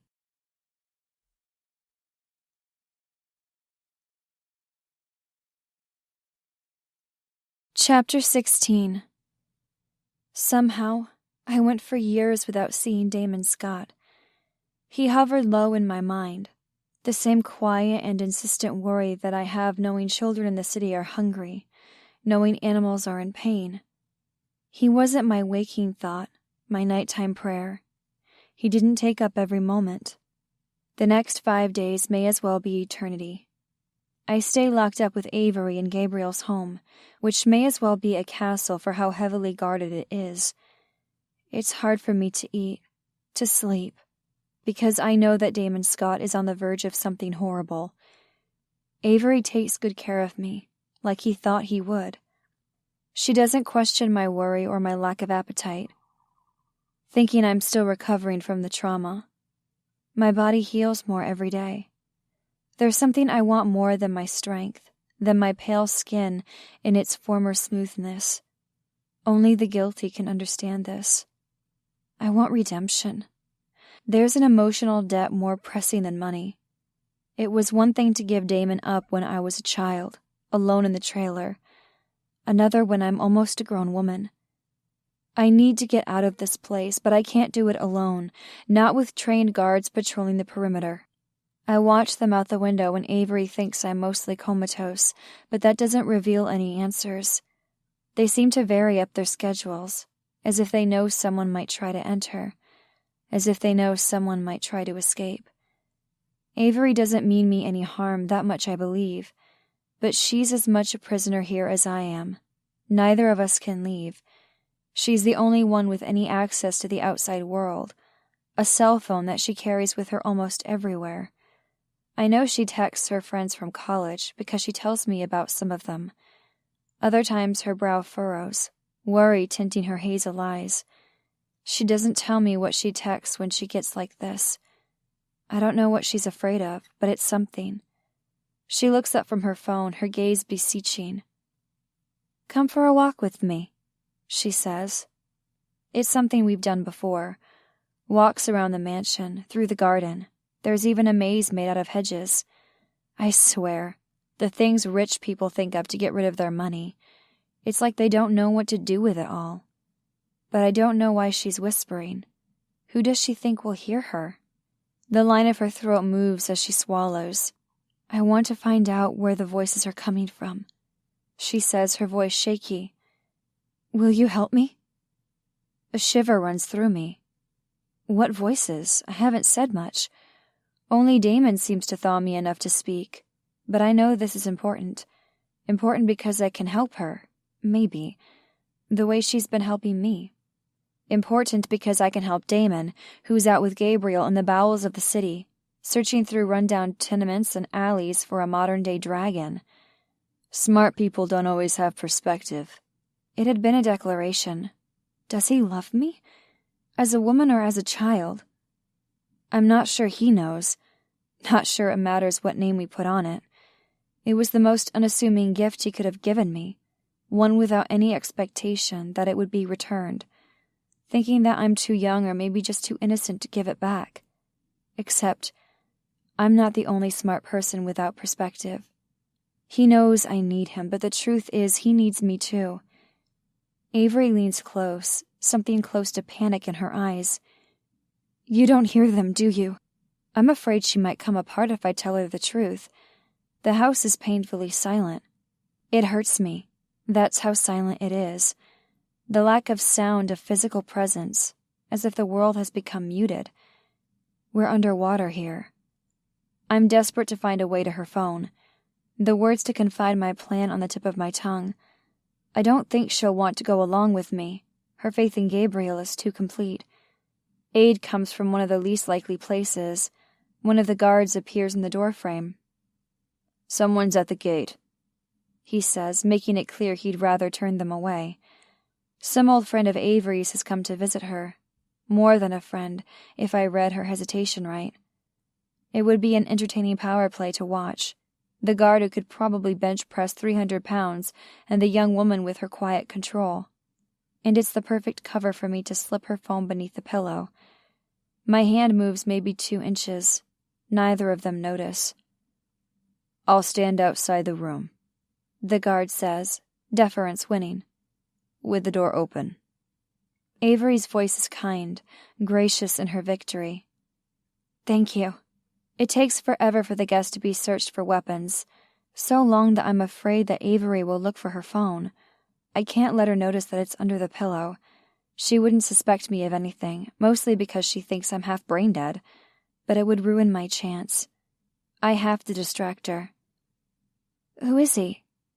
An old boyfriend, she says, her cheeks turning pink. Oh. Gabriel won't be happy about that when he finds out. Her eyes look lighter when she's curious. Do you have one? A boyfriend? I've been so deep underwater that I haven't even thought about him. Guilt whispers through me. Brennan would have worried about me. The first night, the second. It's been 5 days. Does he think I'm dead? Daddy must think so. When I left with Jonathan Scott and didn't come back. I don't feel as bad about that, since he's the reason I'm in this mess. Encased in ice, I could spare myself that acidic mixture of worry and shame. Now it comes rushing back like bile, promising that every step on land would hurt. I could transform into a human again, but I would pay the price in pain. There's too much blood in the water to emerge unscathed. When the security guard takes Avery away, I don't waste any time. The number comes from memory. My fingers don't tremble as I dial the number. That's the only nod to confidence. Inside, I'm a mess of fear and dread, and worst of all, hope. Hello? The hoarse word tells a long story of the past 5 days. Daddy, it's me. The pause that follows hangs heavy overhead. Storm clouds, north winds. It is? How are... Oh, God, Penny, I didn't know if you were... He can't seem to finish a sentence. The worst part is that I can't finish it for him, not with the knot in my throat, not with the tangle in my mind, where familiar love crosses accusation, a biological short-circuit. I'm alive, I managed to say. Where are you? Can you come home? Home. The word pings around inside me, unable to land anywhere. In the apartment with weak locks and cracks in every window, the lumpy armchair where Daddy sits each night, the Rubik's Cube, that had been home for a little girl desperate to find herself.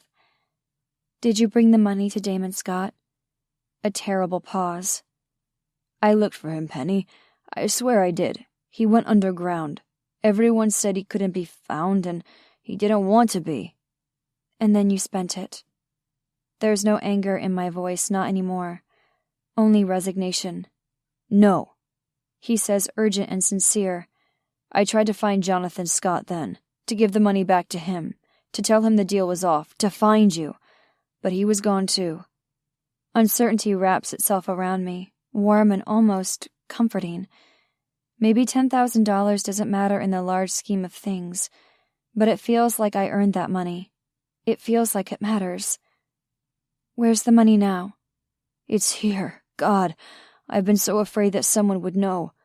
That sounds crazy. It's not like I could ever hold on to $1 longer than an hour. But I've been sitting here, keeping it, thinking you were dead. His voice breaks, but it doesn't sound like the end. It sounds like a continuation. This is where we've always been. I can't walk away from the only family I have, from a person who actually cares about me. When Damon braced his body above me in his bed, I had felt like a woman, grown and even sexual. Now as I cling to the phone, I'm painfully aware that I'm 15, that my bed has pink sheets, that I'm only a girl who dreams about having her mama back, that I want nothing more than a daddy who loves me.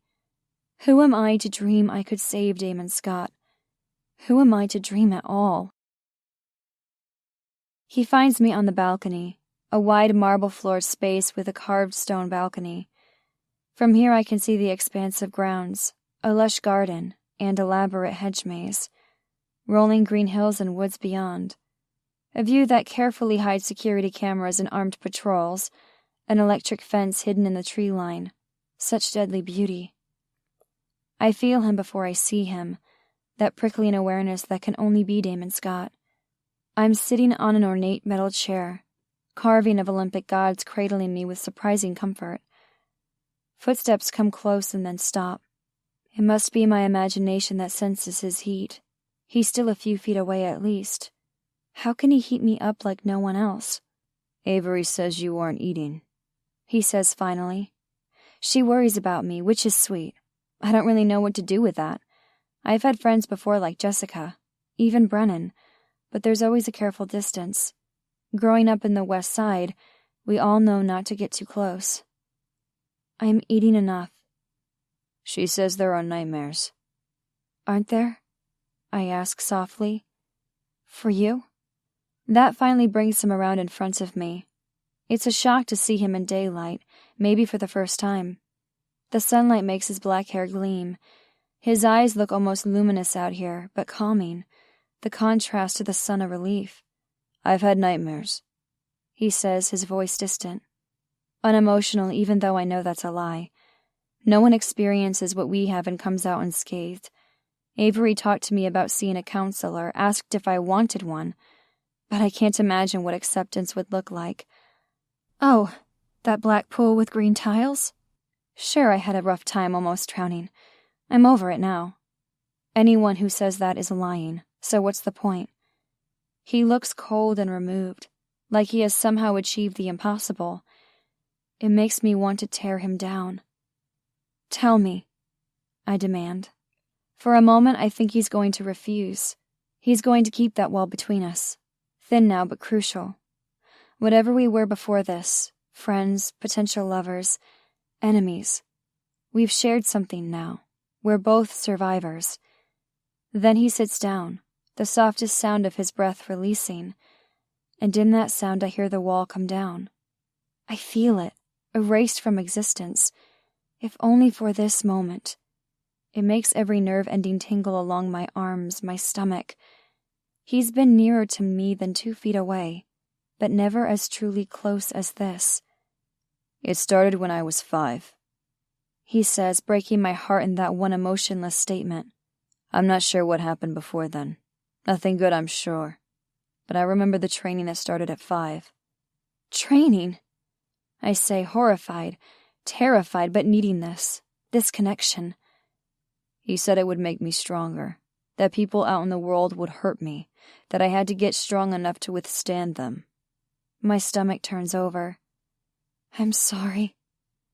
We practiced every day in that pool. There were other parts of the training, other things I had to be ready for. In the other rooms, there's equipment that... Please stop.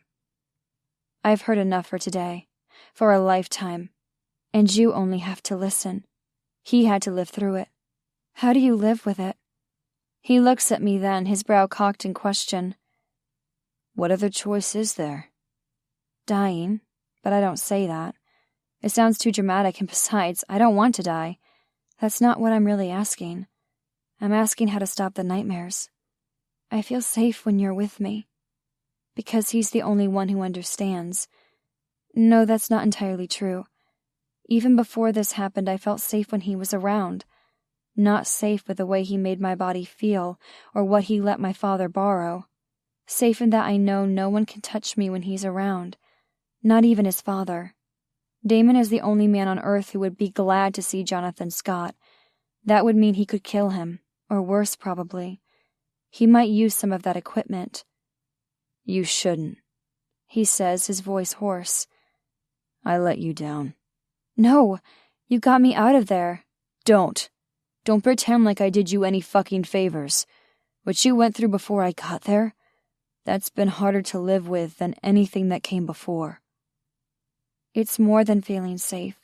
I feel warm when he's around, my very own heat source. And it wasn't my body that came out of that pool. It was something reptilian, cold-blooded. I can't keep myself warm. I need him to do it for me. Stay with me, I ask, my voice breaking. Like that first night. When you were with me, I didn't have the nightmares. You keep them away. You keep him away. It's during nights that he comes out of hiding, Damon says, his voice tortured. That's when I need to look for him. It's my only chance to find him. I need you more, I whisper. He makes a low growling sound. Don't fight me on this. I almost lost you. You're losing me now. His jaw clenches, a muscle moving beneath 3 days' growth. Once I'm done, I'll stay with you. I'll protect you. But I need to do this first. I need to kill him. He can't let it go. His anger has dug a hole through him as surely as little feet beneath the swing. More than kill him, I'm guessing. It's a merciless smile he gives me. More than that. This is his addiction. No needles or cards. Hating his father. Hunting him. And he was choosing it over me. No, I say, almost desperate. If you do this, you'll become him. That's what he wants. That's what he's always wanted. Maybe I could have escaped it, Damon says, almost melancholy. Except he touched you. And there's no way I can let that stand. No way I can let him live. Which is exactly why Jonathan Scott had taken me. Somehow he knew that. Damon stands, almost pushing back against the sunlight as if the rays hurt him. And I realize with horror that they might. How much sunlight did he get as a child? I hope one day I'm the man you deserve. And until then? I ask, the knot in my throat so thick and so rough. Until then, I'll make this right the only way I know how.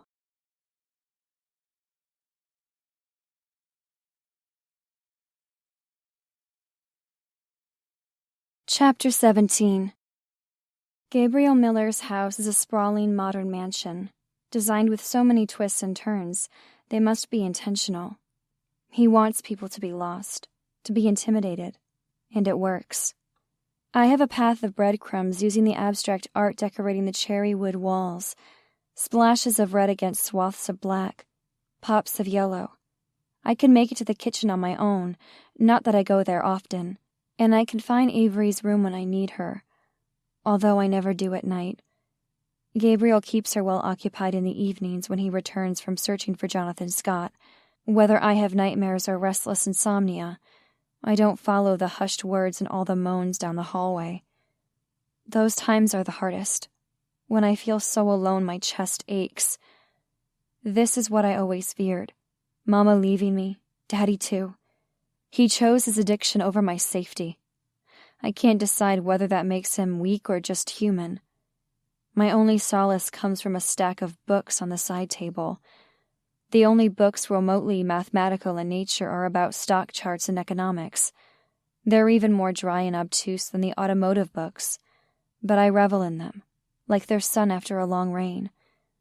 There are a few books I remember were on the syllabus in English class this year. Grapes of Wrath doesn't hold my interest, but I keep it there anyway. It serves the same purpose as my self-enforced bedtime in that trailer, pretending like there's a grown-up to guide me. I wander down to the library after lunch, carrying the stack of books. A fire crackles beneath a large marble mantel. Someone must be here. I take a step backward, prepared to leave. Avery peers around the wide leather wing of an armchair. "Hey, you. Don't go." Hesitant, I hover beneath the arched doorway. Avery's been incredibly kind to me, even nurturing, but it only makes me conflicted. I wanted that kind of nurturing from Mama, and occasionally I'd even get it, when she wasn't between boyfriends. But I learned not to trust in it. It would be snatched away when I needed it most. "What do you have there?" she asks, looking at my books with interest. The urge to share with her is too strong, to show her what I like and find out what she does. I approach the rug with slow steps, feeling almost shy. The library is massive, 2 stories connected by a carved spiral staircase, and on the second floor the shelves go so high you have to use a ladder to reach the very top. Small leather benches set off the different bookcases, which is where I would usually sit. In the center of the room is a plush rug that holds 2 oversized armchairs and a circular table. An intricate carved chess set sits there, positioned so the people in the chairs can play. Avery points to the empty chair beside her. "Join me, please." In a rush, I settle into the cushion, sinking deep. "I'm sorry. I don't want to disturb you." "You're not."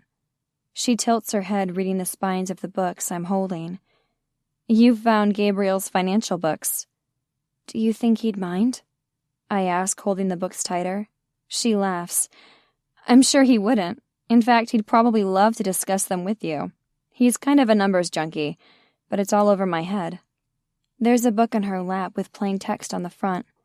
"Athenian vase painting," I say, reading the cover aloud. "It's my guilty pleasure," she says, not sounding very guilty. The classical section of the library is incredible, if you're interested in the subjects.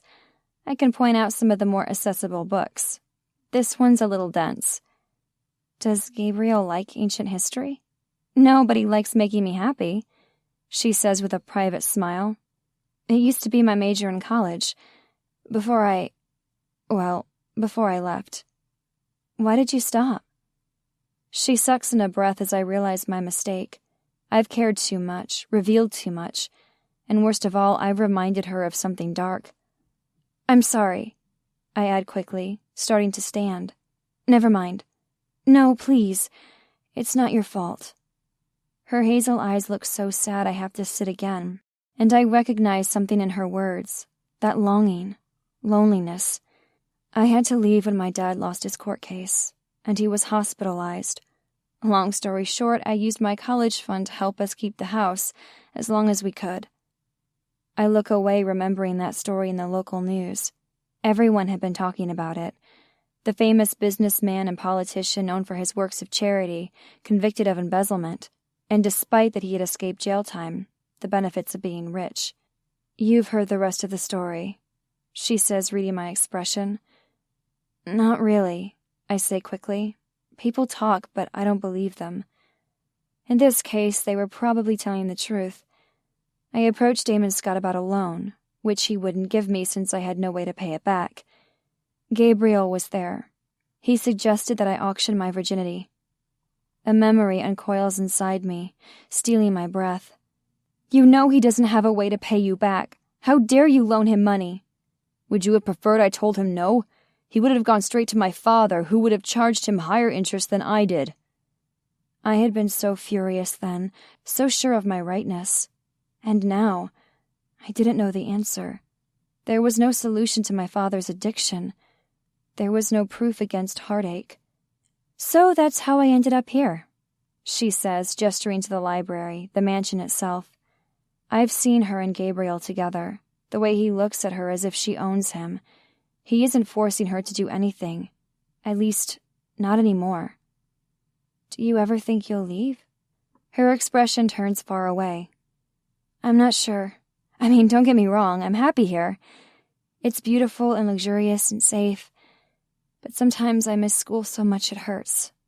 She glances down at the book in her lap. "Books aren't the same. They're nice, though." I reach across the chessboard and take her hand. She looks up at me, her eyes wide with surprise. It might be the first time I've touched her, the first time I've touched anyone since the attack. Footsteps startle me, and I turn to see Gabriel striding into the library. He makes a straight line toward Avery, a living and breathing shortest path algorithm. He bends down, one hand behind her neck to keep her close, a kiss on her cheek, a whisper in her ear that makes her blush. Only then does he straighten and give me a kind, "Hello, Penny." I'm a little disappointed Damon isn't with him. Maybe a lot disappointed. "Hi." "What are you two doing?" he asks. "Talking about Damon," Avery says before I can respond, "and how he auctioned me off." It shouldn't surprise me that she's keeping secrets, even if those secrets are only what's in her heart. She doesn't want him to know that she longs for school, because he would be angry, or because she would feel disloyal. I'm hardly one to judge. I don't share what's in my heart very much. I barely know what's there most of the time. For me, that's the topmost shelf, full of dust, requiring the use of a special ladder just to reach it. Gabriel gives a small smile, completely unrepentant. "He gave me a lot of grief for that." "Did he?" I ask, uncertain why Damon would mind. It made sense that he wouldn't want to give Avery money if he knew she would never be able to repay. But how could he mind the auction? I have no doubt that he profited from it. "He can be a little protective of women. He's been that way as long as I've known him." Something about Gabriel's golden eyes invites me in, as if he's imparting an important secret. But he owns a strip club. "More than one," Gabriel says with a nod. "And for a girl in a desperate situation, there's no place safer or more lucrative for her to be. You should have seen how selective he was about the guest list for the auction." "Really?" Avery says, sounding surprised. Dark flecks of gold glint in Gabriel's eyes. "I don't think he knew whether to be relieved or worried when I won. He warned me that if I hurt you, I'd have to answer to him." "Well," Avery says, her voice arch, "then there are a few things I'll have to tell him about." The smile flirting with her lips says she's only teasing. Though I suspect if I were to dig, Gabriel has done one or two things that hurt her. He clenches a fist in her hair, pulling her back to whisper something else in her ear. She's scarlet by the time he led her upstairs, giving me a short, "We'll see you tomorrow. Mrs. B is in the kitchen if you need anything." "Go to bed early," Avery says, her voice trailing into the room as she's led away. "I know you're feeling better, but your body is still recovering." I put a hand over my mouth to hide my smile, but it's there, blinding and unstoppable. They're so sweet together, almost enough to break the ice around me, even without Damon Scott around. Almost. I read a well-worn copy of Quantitative Risk Analysis late into the night, past dog ears and highlighted lines. Gabriel knows this book well. Only a few times do I stop and leave notes in the margins, adding to what his sprawling script has written. Once I correct him, laying out my argument in a few lines, wondering if he'll ever find it. They're a different kind of breadcrumb. My kind. By the time I get to the chapter on vitality and valuation, it's midnight. My eyelids slip lower and lower with every slow blink. I can't think anymore tonight. Can't use the numbers to keep away the loneliness. I reach over and flip off the lamp, dousing the room in shadows. I keep the bathroom light on all night, a holdover from the first days after the attack. From longer than that, if I'm honest. The light that slid between my plastic blinds was a comfort, and the heavy drapes in this house, the tinting on the rooms, the luxury of darkness that rich people seem to crave sometimes feels like a muzzle. Sleep laps its gentle waves against me.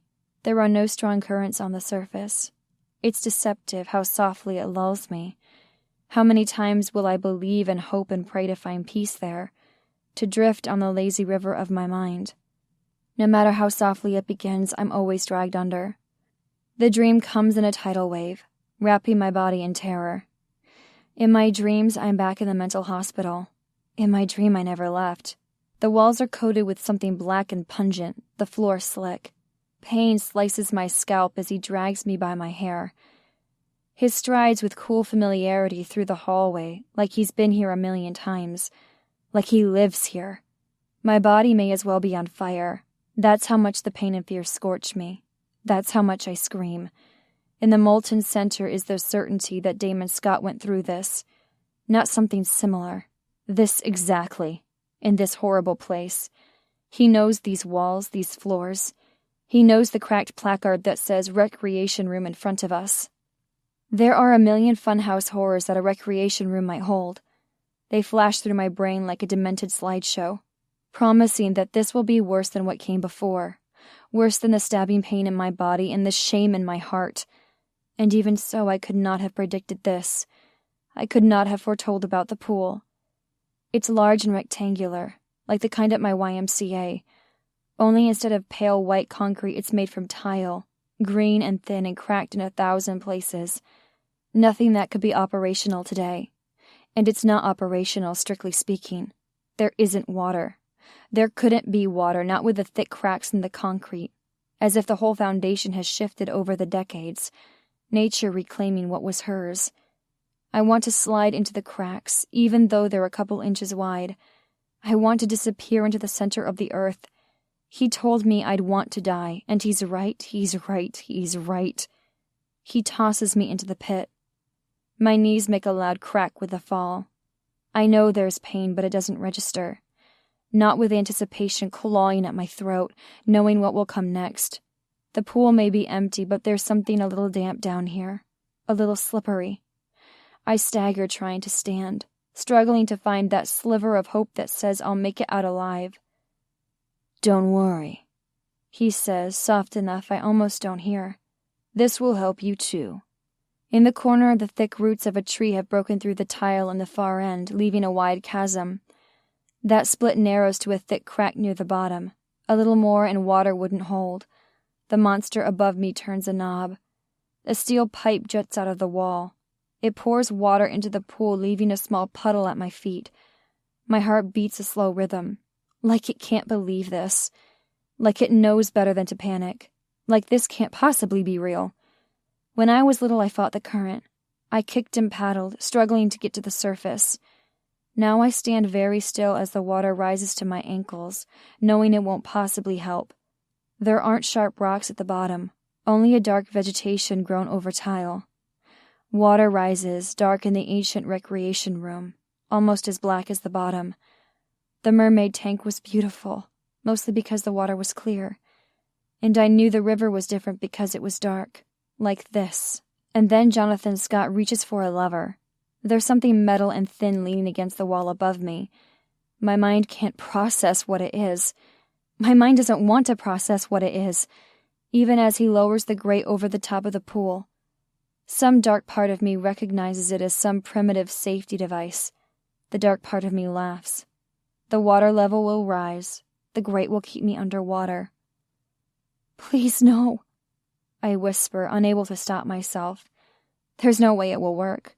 No way I can stop myself from trying. He looks almost sad. "Don't panic. You'll only lose your head." My nails press so hard into my palms they draw blood. There will be crescent-shaped wounds in my hands, but I won't be alive to see them. "Don't do this to me," I say, my voice shaking. "I'll do anything, anything." "You'll do everything, lovely Peach." What does he want from me? What does he want from Damon? The water tickles my knees, weirdly harmless as it rises, deadly once it's done. I'll make the money back, work in the clubs, for sex, anything. Don't do this to me, please. Do you know when I first got here, they still did lobotomies? How barbaric is that? This is barbaric, I scream at him. Let me out. Oh my God, let me out of here. Lobotomies? Is that what happened to him? Is that why he's insane? He smiles a little like he can read my thoughts. They did many cruel things, but not this. This was beautiful. I fought it at first. That's the weakness inside us. It's a gift to make you stronger. This is how Damon learned to hold his breath so long. This is what he ran away from. This very pool with its green tile and black water. And this is why I deserve what's happening. Because I sent him here. He came back to this for me.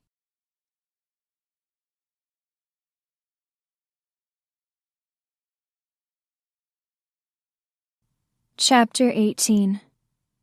Trigonometry, says a voice in the darkness. For one bittersweet moment I flash into the past, a little girl lost, afraid and alone, with only a wild boy to save me. He had seemed like not enough at first, and then he'd been all I wanted. I sit up in bed, my gaze finding a silhouette in the corner. There's no wild boy left in him. Even in shadow, he's made of long planes and crisp corners. He reclines in a chair, his long legs kicked out, one hand dangling down holding a glass. His other hand holds a book open, a stark sliver of light across the white page. You came back, I want to shout. Except that might make him leave. Maybe he actually is still wild underneath all that expensive linen and wool. I have to tread carefully so I don't spook him, and so that I don't make him pounce. That's what you were doing at 6 years old. I guess it's no surprise you're doing... He pauses, glancing back at the hardcover. Financial engineering? What the fuck is that? I thought you were in business with Gabriel, I say, surprised to find my voice is so even. To find him in my room like this is a dream. I'm not sure whether it's a good dream or a bad one, but I never expected it to happen. Not once. Definitely not twice in my life. He gives a low laugh. He's the one who handles the investments. My side of the business is a little more, well, let's just say hands-on. Avery told me about your strip clubs. I infuse the words with all the disdain I feel, and hide all of the horribly misplaced jealousy. There's no reason to mind that he's seen naked women. No point in thinking a girl like me would ever have claim on a man like this. It's mostly addition and strip clubs, he says, sounding playful. Very large numbers, though. I'm sure you can imagine. I'm sure I can't imagine. Not only because it requires being naked in front of strange men, because we've never had large numbers of money. It's only been small numbers, only subtraction. Simple math, he continues. No trigonometry required, no calculus. Calculus is simple. I can't resist saying, even though I know it's a red flag. And he's the bull, charging forward with a charming smile and sharp teeth. Just because you can do something doesn't mean it's easy, baby genius.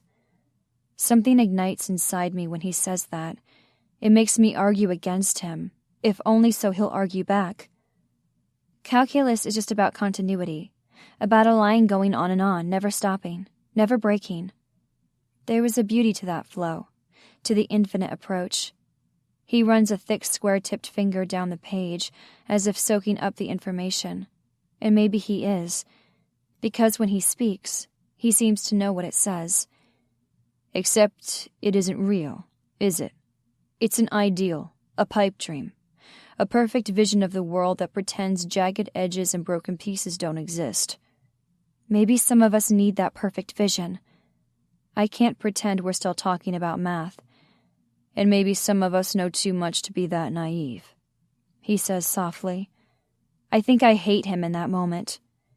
You think I don't know about broken things? After what your father did? After he broke me? You're not broken, Damon says sharply. A startled laugh bursts from me. I'm not the only one naive if you believe that. You are, he says, sounding fierce. Still innocent, still a baby. I'm not a baby. There's something brewing inside me.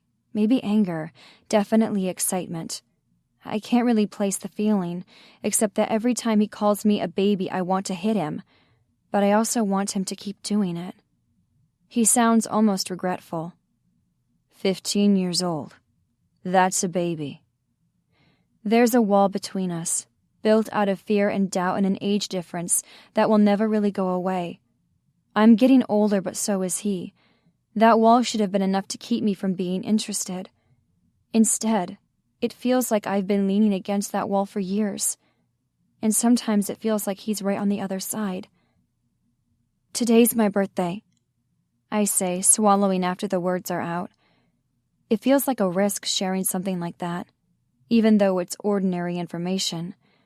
This time last year I had been at the burger place with Brennan. We started dating in middle school, even though it mostly consisted of holding hands in the hallways. This year I'm in a modern-day castle, half guest of honor, half prisoner. He snaps the book shut. What? My birthday, I say, trying to sound old and unaffected, like it doesn't mean anything. A curse word hovers in the darkness. Did you have a cake? Candles? Presents? A shrug. I didn't have those things at home. Why would I have them here? Avery would have done something. I didn't tell her. Why not? Because I didn't want her to worry about me. And because I'm the one worried about her. She's clearly going through something, but she's hiding it from Gabriel. The only reason I know is because I'm mostly silent in her company, mostly watching. Does it matter? You turned 16. I can't help the pleased smile that crosses my face. He shouldn't see something as vulnerable as that, but it comes out anyway. I am pleased to be 16. Despite what's happened to me, despite what Daddy's done. It's a bright spot, being older. It feels like maybe I'm a woman. Except when Damon stands up and crosses the room. Then I feel small and unsure again. You deserve a celebration, he says, his voice biting. A party with your friends. What friends? I say, unable to name a single person other than the one in this room. You have friends. From school, from the diner. And you have that boyfriend. What's his name? Bennett? The air seems thick, making my chest rise and fall with each breath. Brennan. That's right. Would he have given you a birthday kiss? And just like that, the suggestion blooms between us. That Damon could kiss me. That he could do it right now. We're only 3 feet away. So little space between us. So impossible to cross. Yes, I say, more breath than sound. Brennan would have kissed me on my birthday. It would have made me feel safe. I know without trying that Damon's kiss wouldn't make me feel that way. Damon sits on the edge of the bed, in the same way Daddy did. When I would have a screaming nightmare after Mama left, when he would comfort me. There's nothing comforting about this. And Damon, though they inhabit the same dark world, he's nothing like Daddy. He has complete control over himself, over the people around him. In fact, the only person he can't control is Jonathan Scott. Maybe that's why it's his obsession to hunt him down. He uses that control now, a subtle direction as he leans forward, and I find myself canting forward. He would never be as crass as to give orders, never be as rough as to drag me by my hair. But it's an order all the same, one my body responds to as surely as physical force. You're really young, he remarks, sounding casual. Only his eyes show the truth of him, the lust and frustration that swirl in the black depths. There's something else, too. A kind of desolation that can only be seen when he's inches away. How many other people get this close to him? Not many, I'm guessing. It's no coincidence he prefers his women dancing on stage, him in the shadows. If I'm so young, why are you here? I ask, unable to tear my gaze away, hardly able to blink. He laughs. I don't fucking know. And maybe he was right. Before, when he called me a baby. That's what I had been with Brennan, using him as a security blanket. Even when I thought I might have sex with Damon, when I imagined it, it was some theoretical construct. The curve on a graph, its every point carefully plotted and explained. Real life could never be that pure. Who would want that? For the first time, my body becomes aware of him as a man, of myself as a woman. Birthdays have never felt like big occasions for me. Mathematically, 1 day out of 365 isn't significant. Except I've never felt like this before. Whether it's because I turned 16 today, or because Damon is looking at me with pure hunger, I feel ready for him. I know why, I whisper. Of course you do. The words are condescending, but the way he says them isn't. There's a quiet confidence in him, almost pride, as if he likes me being smart, as if it affects him the same way his crisp suit and beautiful smile affects me.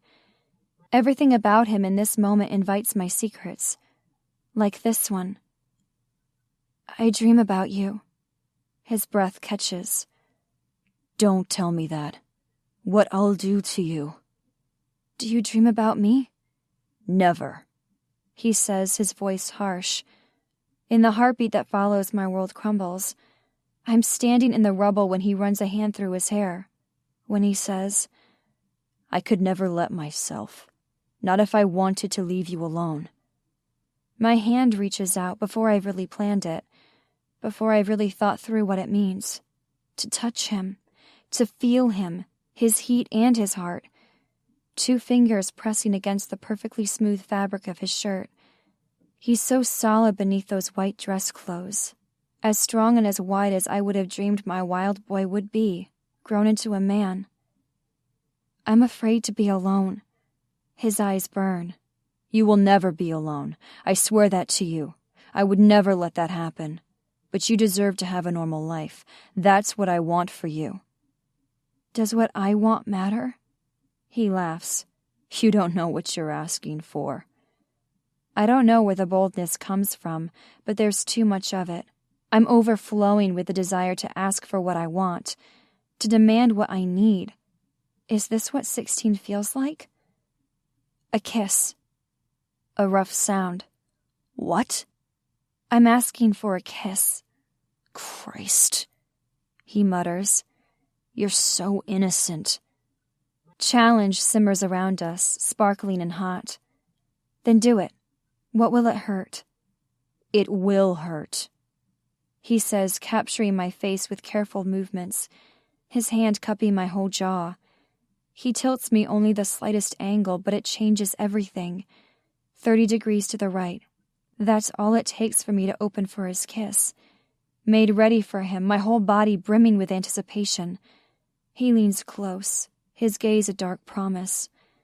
1 millimeter away from me, so close it hurts to be apart. Like our lips are magnets trembling with an unseen force. His hand holds me away, that small amount. Say no, he murmurs. Scream, fight me. Cry for me to stop. Is that how you like it? I whisper, the words brushing my lips against his. Only the smallest shake of his head. I like you moaning and needy and begging me for more. I can't imagine moaning. How do you know? Because I did dream of you, Penny. I dreamed of you and I watched you and I wanted you. Even though I knew it was wrong, I couldn't stop. It isn't about how old you are. It's you. It's only ever been you. That's the last thing I hear before his lips press against mine. Then there's only empty sky in my head, only starlight, only a vast and pulsing space. There are no walls here. Nothing that could possibly separate us. His mouth so hot against mine that I'm melting, turning liquid in his hard grip. Square inch by square inch, my body relaxes. Only then do I realize how tense I was, how tense I've been my whole life, braced for something awful to happen. As if he were waiting for that sign, Damon moves against me. A new configuration of his mouth against mine, a new kind of kiss, every curve completely distinct. Pleasure sparks across my lower lip, and I realize he tasted me. Oh God, his tongue. He touched me with his tongue. My lips part on a gasp, whether from sensation or shock. He takes the advantage, nudging my mouth open, opening me like a petal grown wide and blooming. Then his tongue touches mine. My whole body changes then, becomes something flushed and alive, every cell breathing for the first time. There are feelings in new places, a heat between my legs, a terrible tension that I think only he can fix for me. I've touched myself under the covers before, but it's never hurt like this. There's something happening inside, a change. A sound breaks through the silence, low and sensual. It's me. And just like that, he sits back. In the space he had been, there's only empty space. My breathing comes fast, my whole body aching and hot. I feel like he took me apart and put me back together. A child before, a woman now, and every womanly part of me attuned to him, wanting more. He breathes hard, staring at me with something like desperation. "Fuck," he says. "Please, more," I say before I even know that I'm pleasing him, before I see the flash of pure desire in his dark eyes. "I like you moaning and needy and begging me for more." How much more could he make me do? He stands, abrupt and impersonal. "That's enough." "That's enough?" I repeat, my voice hollow. "That's what you have to say to me?" A cruel smile mars his beautiful face, and even before he speaks, I know it will cut me. "What do you want to hear? That kissing you was so magical that I never want to touch another woman? Never want to look at one? That you're the only person I've ever wanted this badly?" I flinch at his tone, but it's a mistake. It's blood in the water. "Don't be like that." "Oh, but that's what I am. Remember? I'm a criminal, a cold-blooded killer. So callous that I took money from a sad old man who can't fucking stop gambling the money that should feed his daughter." The reminder of my daddy makes my breath catch. There's something that can pierce the haze of desire. Grief can do it. A grief so hard and tight it's a fist in my chest. "You didn't take it. You gave him money." "You're right," he says, his voice silky smooth. So like his father, it slices me open. Like two hands on either side of a wound, pulling the skin apart. "I gave him money he could never repay, because there's something I want more than his debt. There's you." I'm completely flat, two-dimensional, made into an object without value. "Stop it," I whisper. "That's not what you were saying a few minutes ago." "And this isn't what you were saying a few minutes ago," I say, tears hot against my eyelids. "True. There's something painfully sweet about your little jailbait mouth, but I can't let you distract me. Not with Jonathan Scott still roaming the streets." That's what this is about. His father, his hunt. And that look in his eyes. I recognize it too well. The one Mama would get before she found a new boyfriend with new needles. The one Daddy gets before the rent money disappears. There's always an addiction. And God, the books on the nightstand prove no one's really immune. "Then stay," I say, more afraid for him than myself. There's a reckless aura around him, a violence that seems almost directed at himself, or the man who made him that way. "Stay here with me." He gives me a crooked smile, eerie because of how sweet it looks. "No, baby genius. You know the answer is no. I have something else to do first." "You're not a killer. You said you were, but you're not." I don't know if I'm trying to convince him or me. How could I love a murderer? "I'm not?" he says almost idly. What he shows me next takes my breath away. It's hard to hold his gaze, to stare into the terrible soul he shows me. "I've never killed before now, but I think I'm going to enjoy this. I'll draw it out, make it last, and when I come back, this will finally be over." He leaves the room with that threat in the air, with that imagery in my mind. Torture. The kind of torture that Jonathan Scott did to me. The kind he must have done to his son for years. It's a form of justice, a balance to the equation. But it will turn Damon into the same monster he's hunting. It will break this man as surely as his father broke me.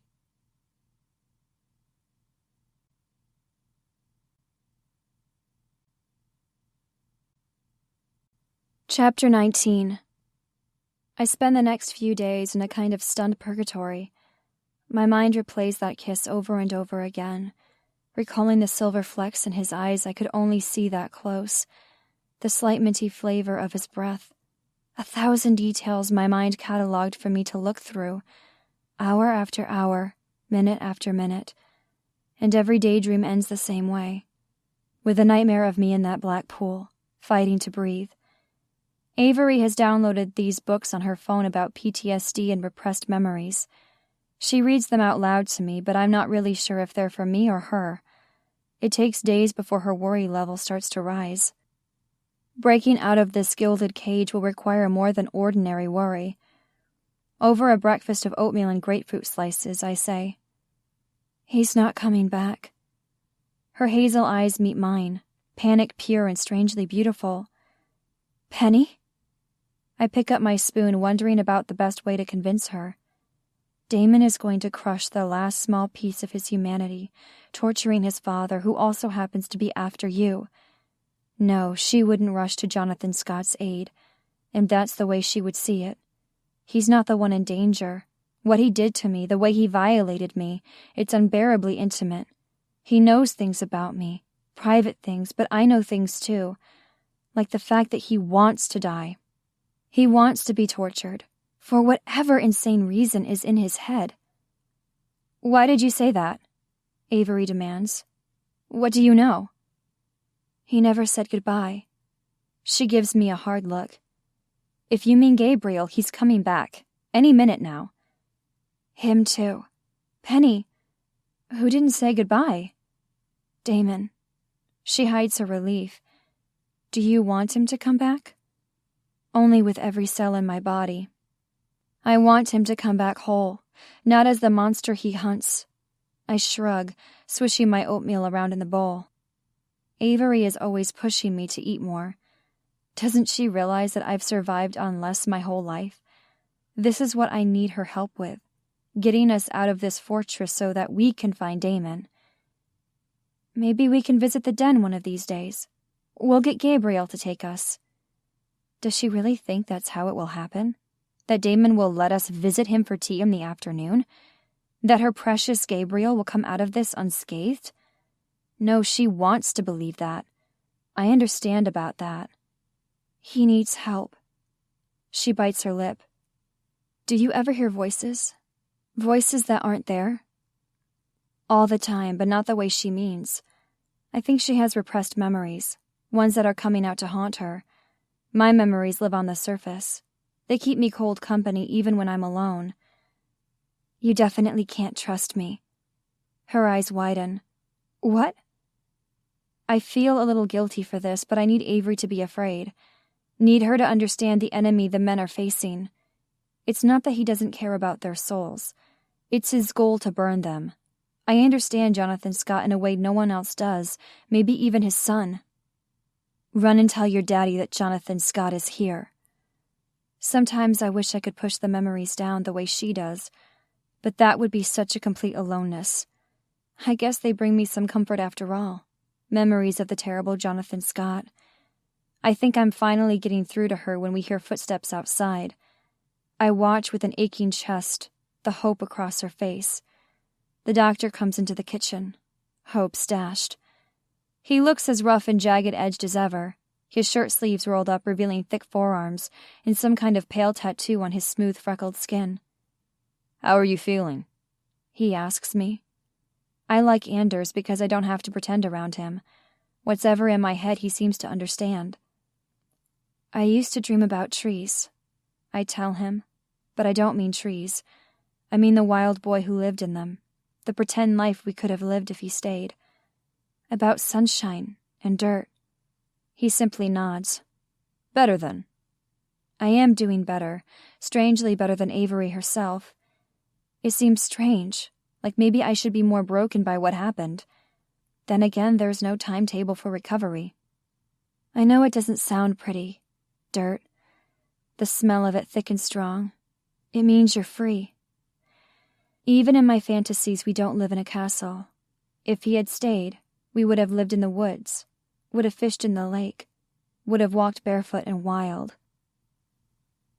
The good news is that Avery comes up with an elaborate plan to escape the mansion. That it's such a secret confirms every fear I've had about our positions here. Prisoners. The bad news is she thinks she's leaving without me. I sneak after her and the security guard on her tail, making it into the trunk of the black SUV before the door closes. "What are you doing?" Avery whispers, her eyes wide with surprise. With a sigh, I burrow myself into her body. She knows exactly what I'm doing. After a moment, her body relaxes, accepting me. It's actually pretty impressive.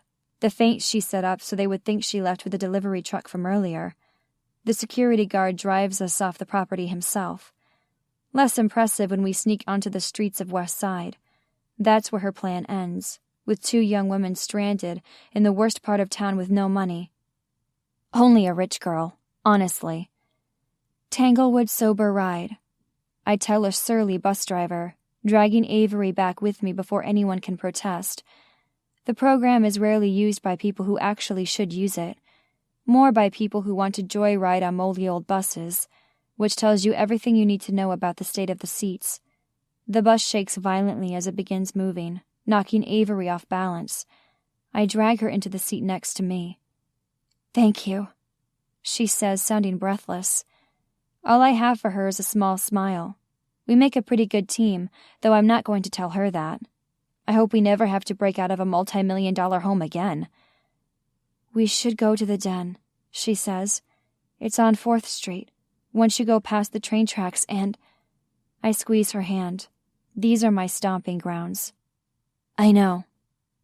The buildings get more narrow as we approach the historic district. The alleyways more winding. Every building with 3 secret exits left over from the Prohibition. On 4th Street, I pull the cord, making the bus stop. We reach the den to find the door open. The fortress looks completely dark. Empty. At least that's how it looks from a few feet away. When we reach the short steps, we see him, Anders, the doctor, spread out on the stairs like some kind of gruesome warning sign. Avery kneels beside him, pressing her hands to his chest, coating her hands in blood. She takes off her sweater and pushes it against the wound. He coughs. "Don't!" I can't help but think pain is a good sign at a time like this. It means he's alive and feeling. Then again, that sounds like something Jonathan Scott would say. "You're losing blood," Avery says, clearly panicking. "Don't." He coughs again, his words mangled. Panic descends on me like a heavy fog, keeping my feet in the same place, blurring my vision. It feels too much like being underwater, this fear, too heavy to possibly fight. Avery looks back at me as if I might have the answers. "He's not here," I say, because I know he won't be upstairs. "Gabriel?" she asks. I shake my head. It's Damon. It's always been Damon. Anders drags her close. "Don't go to him. That's what he wants." This is what Jonathan Scott wants. But then he orchestrated this violence. He's the conductor keeping all of us playing. We're all just instruments to him. Even Gabriel, rare and beautiful. Avery calls the police while I consider bolting. I want to find Damon to protect him.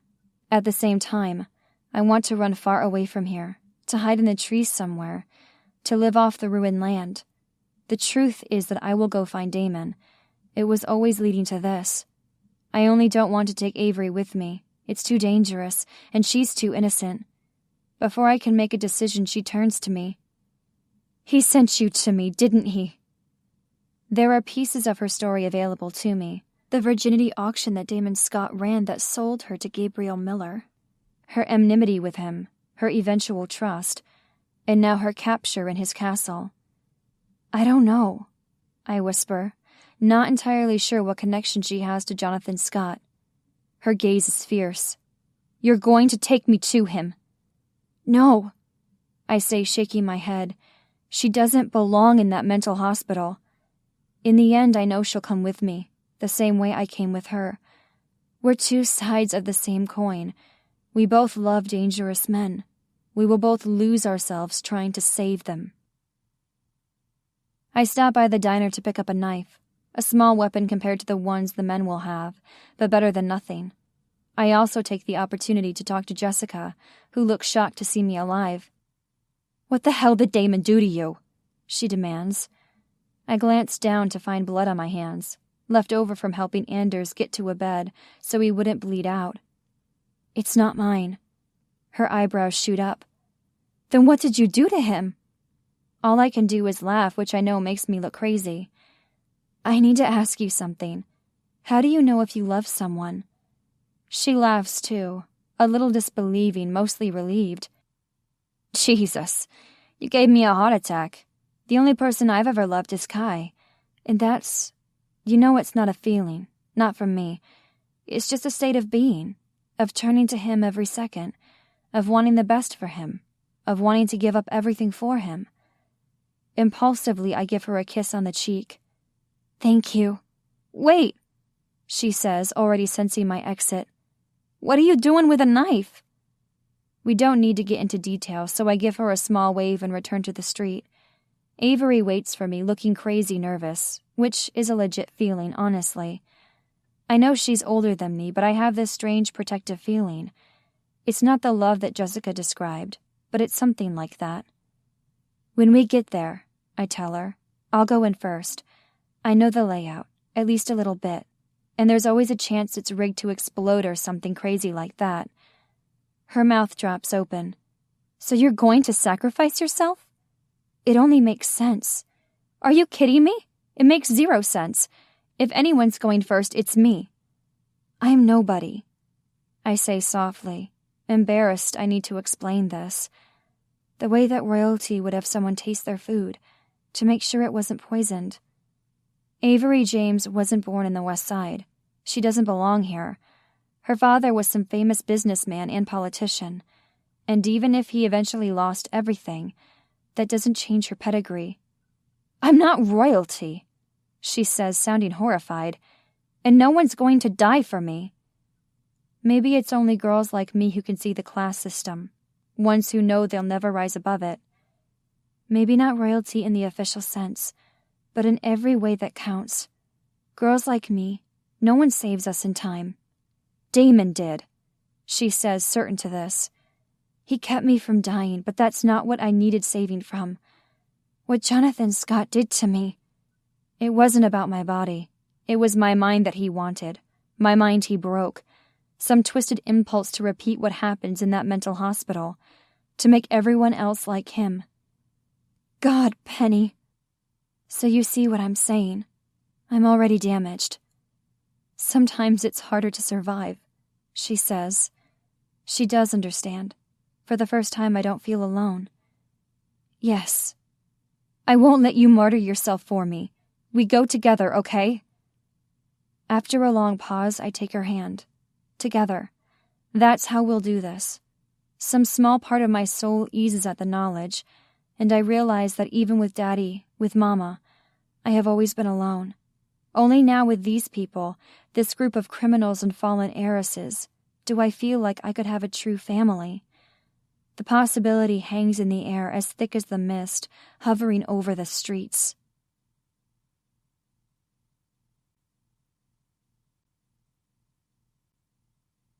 Chapter 20. The smell of pain fills the air. Jonathan Scott is strung up by his wrists, shirtless and clearly beaten. His skin singed and turned black. How long have they been torturing him? By the dead look in Damon's eyes, it's been an eternity.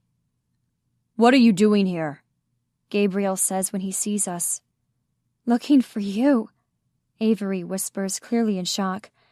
"How long have you been here?" "You shouldn't be here." She takes a step forward. "Is this a hospital?" Jonathan Scott begins to laugh, a horrifying sound. Blood-tinged spittle flies onto the floor. "Does someone look sick to you, little girl?" "You're not looking very well at the moment," she says. "I've never been well. Not really. Neither have you." Gabriel takes a step forward. "Don't speak to her. You don't fucking speak to her." Gabriel, she whispers. What happened to him? Look at all the open wounds, the burns, the blood. Did you do all of this? Heavy scars mangled Jonathan Scott's body. Some of it, Gabriel says. And don't look so horrified. He doesn't deserve your pity. It doesn't matter what he's done. No one deserves that. If you had a full accounting, Damon Scott says, emerging from the shadows, I think you would disagree. However, the stories aren't fit for polite company. I take a step back, afraid to find out exactly how far gone he is. It's one thing to know the man hanging from rope is evil, another to see the man I love, his beautiful smile, his hollow eyes. He pauses as if he doesn't want to frighten me. Too late. Too late. 40 years ago, they thought they could cure what was wrong with his brain. Damon waves a hand at the abandoned hospital. That enough heat or electricity or water could shock the crazy out of him. That's barbaric, Avery gasps. Gabriel examines the poker, its tip red and hot.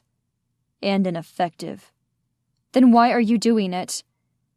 He tosses the poker down to the dirty floor. I'm not trying to cure him. You're torturing him, she says, her voice thick with tears. It's one thing to kill someone in self-defense, even revenge. Another to hurt someone like this, to destroy them, to mutilate his body. Gabriel looks as cold as Damon, as broken. Have I shocked you again, little virgin? Yes, she whispers. I touch the back of her hand, my heart aching. I've only just found this family and it's already breaking apart. He's trying to save you.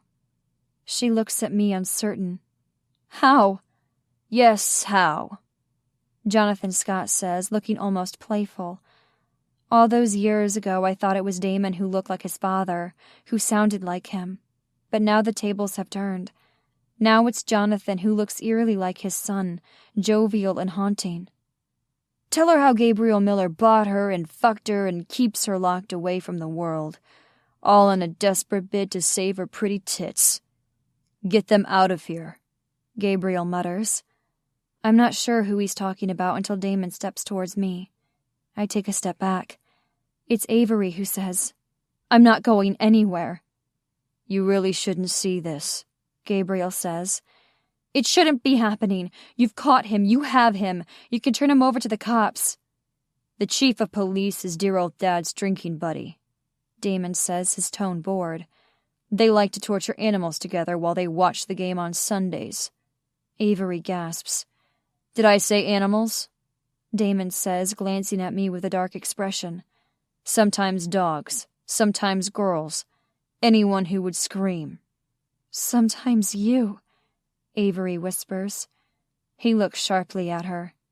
He doesn't deserve your compassion. Maybe not, but what about Gabriel? What do you think this is doing to him? You can't save him, little virgin. You should get Penny out of here, Avery says. She's been through enough. He takes a step toward me. I back up, but he keeps coming. His hand grips my waist. Come, he mutters, dragging me behind him. I guess I was useful after all, I say as he leads me down the cracked path, taking me away from the mental hospital for the second time. It's a small improvement that I can walk this time around. I know without asking that it's not a coincidence. What? He asks, his voice curt.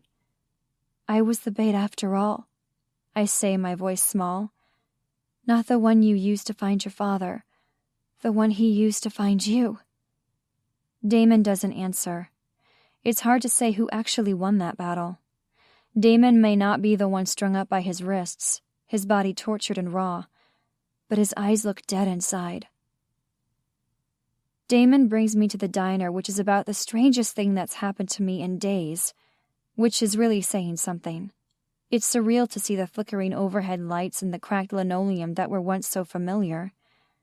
Why are we here? I managed to ask. You must be hungry. No. When's the last time you ate? I'm not sure I've actually eaten anything today. I was too nervous about the plan, too busy keeping an eye on Avery in case she tried to escape without me. I'm not sure. His smile is a perfect baring of teeth. Then let's just say I'd like to feed you. He holds the door open for me in a parody of chivalry. If he were truly a gentleman, we wouldn't be in this place. It's where people go when they're tired and they can't be bothered to go anywhere else. With a gallant sweep of his arm, he gestures to the corner booth. The same booth where Jonathan Scott once ordered pie. A coincidence? Swallowing down my disgust, I sit on the hard booth, trying not to think about who once sat here. I know 1,000,000 people have been here since then, 1,000,000 people before him. It doesn't stop the shiver that runs down my spine. Why didn't we go to Gabriel's house? I ask, my voice low. This is closer, Damon says, which is true, but not the whole truth. I won't be going back there, will I? Why would you? There's no threat to you anymore. Jessica leaves the kitchen and sees us, her eyes wide. She grabs 2 mugs and a coffee pot from the counter, bringing them straight over. What can I get you? She asks, keeping her tone neutral, as if she doesn't know how huge it is that I'm here with him. We'll have a slice of pie, Damon says, his voice clipped. My breathing speeds up. This doesn't feel coincidental. The same booth, the same order. Damon isn't making me prepare his coffee, but this still feels like history repeating. Are you sure that's all? Jessica asks, her gaze meeting mine. She's asking if I need help. The offer sends a needle through my heart. We both know there's not much she could do if I did need help, but it's sweet to have friends. That's all, I tell her, forcing a small smile. When she leaves, there's only silence. The muted shout of Ruth May as she gives Jackson grief. How many times have I heard those things? It feels so strange to be here, like I'm a puzzle piece that's gotten wet, the cardboard expanded. I don't quite fit anymore. How long were you in that place? We staked it out for a week before he came back. There was a short struggle, but we had the upper hand. So you've been torturing him for 2 weeks? He looks at me sharply, as if surprised I would mention something so indelicate, despite the fact that he still smells faintly of something burnt. And would have gone on longer if you hadn't shown up. Am I supposed to apologize? I ask, feeling defensive. No, he says, dismissing the idea. That's not necessary. I hate the tone he's using with me, like I'm beneath his notice or care. It's so far away from the low, seductive voice he gave me all those nights. But as much as his tone bothers me, his silence hurts worse. All the things he isn't telling me, leaving me in the dark, stripping away my dignity exactly like his father did in this very booth.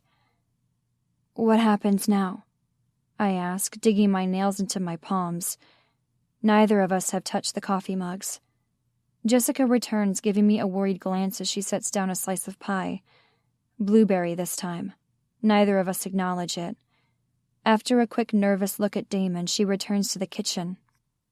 You can go back to your life, Damon says, as casually as talking about the weather. Once upon a time those words would have been met with relief. Now I can't imagine anything more horrible. Not even green tiles and black water are worse than this. What? I've taken care of your father's other debts, he adds, like that's my only objection. No.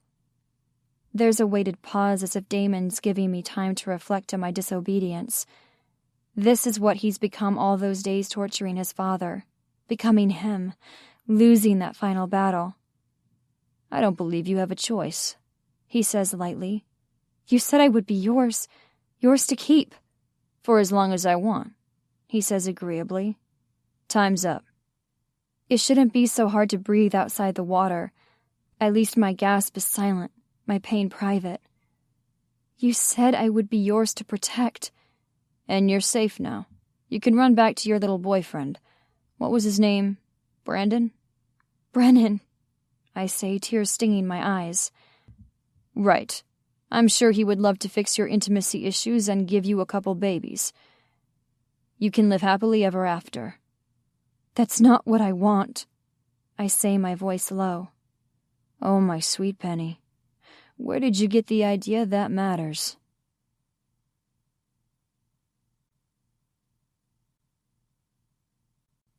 Chapter 21. You have to eat something, Daddy says, pushing a dry hot dog in front of me. I swear to God, everyone wants me to eat, as if food can fix this gaping hole inside me. As if it has anything to do with the way my body has shifted and grown and changed. The edge of the hot dog has turned white from being in the microwave too long. The ketchup has slid down the crack of the bun, forming a pool on the plate. Nothing about this is appetizing, even if I were hungry. Except that Daddy made this for me. 100 nights he was gone playing card games, leaving me to scrounge for food, to learn to work the stove before I really should have. All I'd wanted was this. A dry hot dog that he would make for me. I force myself to take a bite. Somehow it tastes worse than it looks.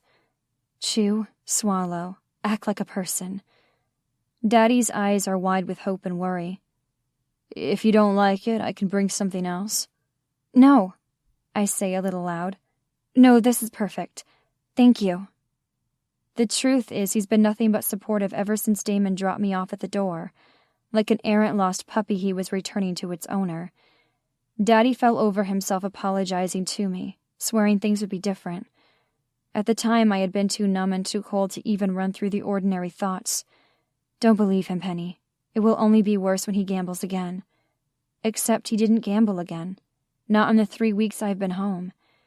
That might not sound like much, but once upon a time it would have been a miracle. Now it's a curiosity, a concern even. Who is this man? When I've eaten half the hot dog, I push the plate away. My stomach threatens to revolt if I don't stop. When is the big game? I finally bring myself to ask. He freezes in the act of putting ketchup in the fridge. What game? Guilt burns like acid inside me, because he looks so pained, so ashamed. I don't want to make him feel bad. That's how dark and twisted family makes you. You're desperate to console them even when they've hurt you. The game you used me to buy in. He flinches. I'm so sorry, Penny. I never should have done that. Your mother. There's a whirlpool inside me, a constant and wild swirl that's been there ever since Damon walked away from me. And for a moment, everything goes still. What about her? She would have killed me, he says, sitting down heavily at the kitchen table. His knee still bothers him, but he doesn't use the cane. It sits by the door instead, a wishful-thinking weapon in case Jonathan Scott comes back. For so many years I tried not to think of Mama in that bathtub, and when I saw Jonathan Scott hanging from the ceiling of that mental hospital, I couldn't stop thinking of her. They didn't look alike, not in those moments, not before. There was only a kind of helpless self-destruction to both of them. They had not sunk to the bottom of the lake. They both had dived in head first. She wouldn't have cared, I said softly. Oh, Penny. What she did, she was sick, and I wasn't strong enough to help her. Not while he was busy battling his own addiction. Not while he was making his own dive. Maybe Damon Scott and I are destined to repeat history. Each of us two wrapped up in our own pain to help the other swim. I already know I can't rely on him, or Daddy. Brennan came to see me 3 times now. He looked ashen the first 2 visits, unable to fully meet my eyes. I thought maybe he considered me damaged goods. He wouldn't have been wrong. You don't have to come again, I told him the 3rd time, gently because I wasn't angry. He glanced at me, his eyes wide with grief. I'm not sure I can be your friend anymore. The words startle me. What? I know you wanted that from me, so I didn't push. I didn't. But I did want more, Penny. I want that now. To marry you and make it so you never see Damon Scott again. Do you want that? I could have relied on him, but I couldn't hurt him that way. I couldn't lie. No, the only person I can rely on is myself. The poker game? I remind Daddy. He shakes his head fierce and quick. Damon took over the game, after Jonathan Scott. A cough that I'm not sure is a queasy stomach or a genuine sickness. He hasn't been well. After Jonathan Scott disappeared. He said all the previous buy-ins were now considered contributions to his father's funeral. My eyes widen. He can do that? A helpless shrug. Someone could challenge him, but I doubt they'd survive long that way. Then it's over. It's over, he says firmly. He's setting up another game, another buy-in, but I'm not interested. Okay, that's not entirely true. I'm interested, but I'm going to stay strong, like I should have done a long time ago. There's no chance I'll enter. Another game. Another chance. We're going. His face goes pale. Penny, why? To watch? I shouldn't. I can't. Even though I'm trying to be strong, I have a ways to go. I'm afraid I'll slip back into that life. And if you're interested in Damon Scott, you should know. I'm not, I say quickly, not wanting to hear one of the million reasons that would be dumb. Which reason would he pick to tell me? That the man is 10 years older than me, gorgeous, wealthy, and could have any woman he wants? Or that he's a dangerous criminal? Or maybe he would say what he means every time he pushes more food at me, his tone careful, his eyes filled with regret, that I'm damaged goods after all, ruined. I put my hand on his. I want to enter this. I want to play. Well, you'll play. I'll help. He looks bewildered. Why? Because we'll split the pot. Money isn't a good reason, he says.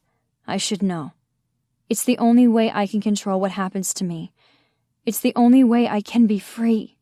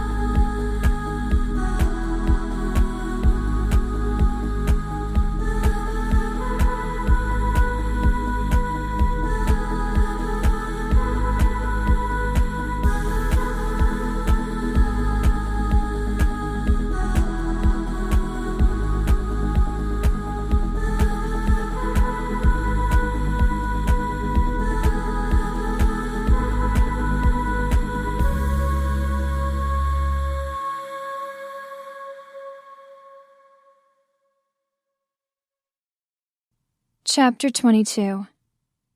I knew the den would be packed, but it's still shocking to see it lit up and sparkling, so different from how dark and bloody I saw it last. Yellow light spills from the door, which stands open. 2 bouncers stand on either side, as large as professional football players. Maybe they actually are professional football players. They're wearing suits, which had to have been custom-made. No way does anything that broad in the chest and arms come off a rack. They're checking names off a list. Some of the people clutch a cream vellum invitation with calligraphy, as if to prove they're allowed. Apparently their elegant gowns and tuxes wouldn't be proof enough. I'm sure no one gets in if their identity isn't confirmed. We won't get in, I say, my heart squeezing. I knew it would be a bumpy road convincing Damon to let us play, hiding the counting and the signals, but it aches to be stopped so early. That game means college-level math classes and professional addiction therapy for Daddy. It means freedom from ever being bartered again. Let's try, Daddy says, but I know he's secretly relieved we'll be stopped. He thinks Damon Scott is just as bad as his father.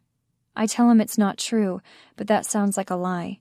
He looks so much like Jonathan Scott at the end, his eyes more pale and shimmery than ever, like a cold, unfeeling monster. And then he left me, his eyes as impassive and stone black as the water in that pool, exactly the opposite of what Damon Scott had been to me. "Penny!" calls a feminine voice. I turn to see Avery in a glittering gown that hugs her slender body. She looks like a celebrity stepping out of the limo. Gabriel emerges in a tux, growling about safety and letting him go first. The rough sidewalk could be a red carpet when they stroll over. She grins at me. "You look lovely." I glance down at my black dress. There are sequins on it, which is the only nod to fanciness I had. Manufactured sparkle. Fake gems. And the saddest part is that the dress isn't even mine. I borrowed it from Jessica. Give me something that will help me blend in with rich people. Thanks, I say weakly. I'm not sure we'll get in. I didn't know you'd be here. My confidence wavers. I have to talk to Damon. Oh, she says, hooking her elbow in mine. You can come in with us. There's security, and they look strong. Gabriel will get us in, she says, sure of him with a serenity that makes me blush. Gabriel leans forward and whispers a few words in one of the bouncers' ears. Then I'm ushered inside, Daddy following on our heels. One hurdle down, at least 100 to go. The crowd glitters in the large foyer, large gemstones sparkling from their necks, champagne glasses in their hands. Many of them turn to look at Gabriel Miller when we enter. Most of the women check him out, some of the men too. He cuts a handsome figure in his tux, his wild mane of hair and rare golden eyes compelling. But only one man captures my attention, all the way in the back of the crowd, lurking in the shadows. Black eyes meet mine, glinting from the chandeliers.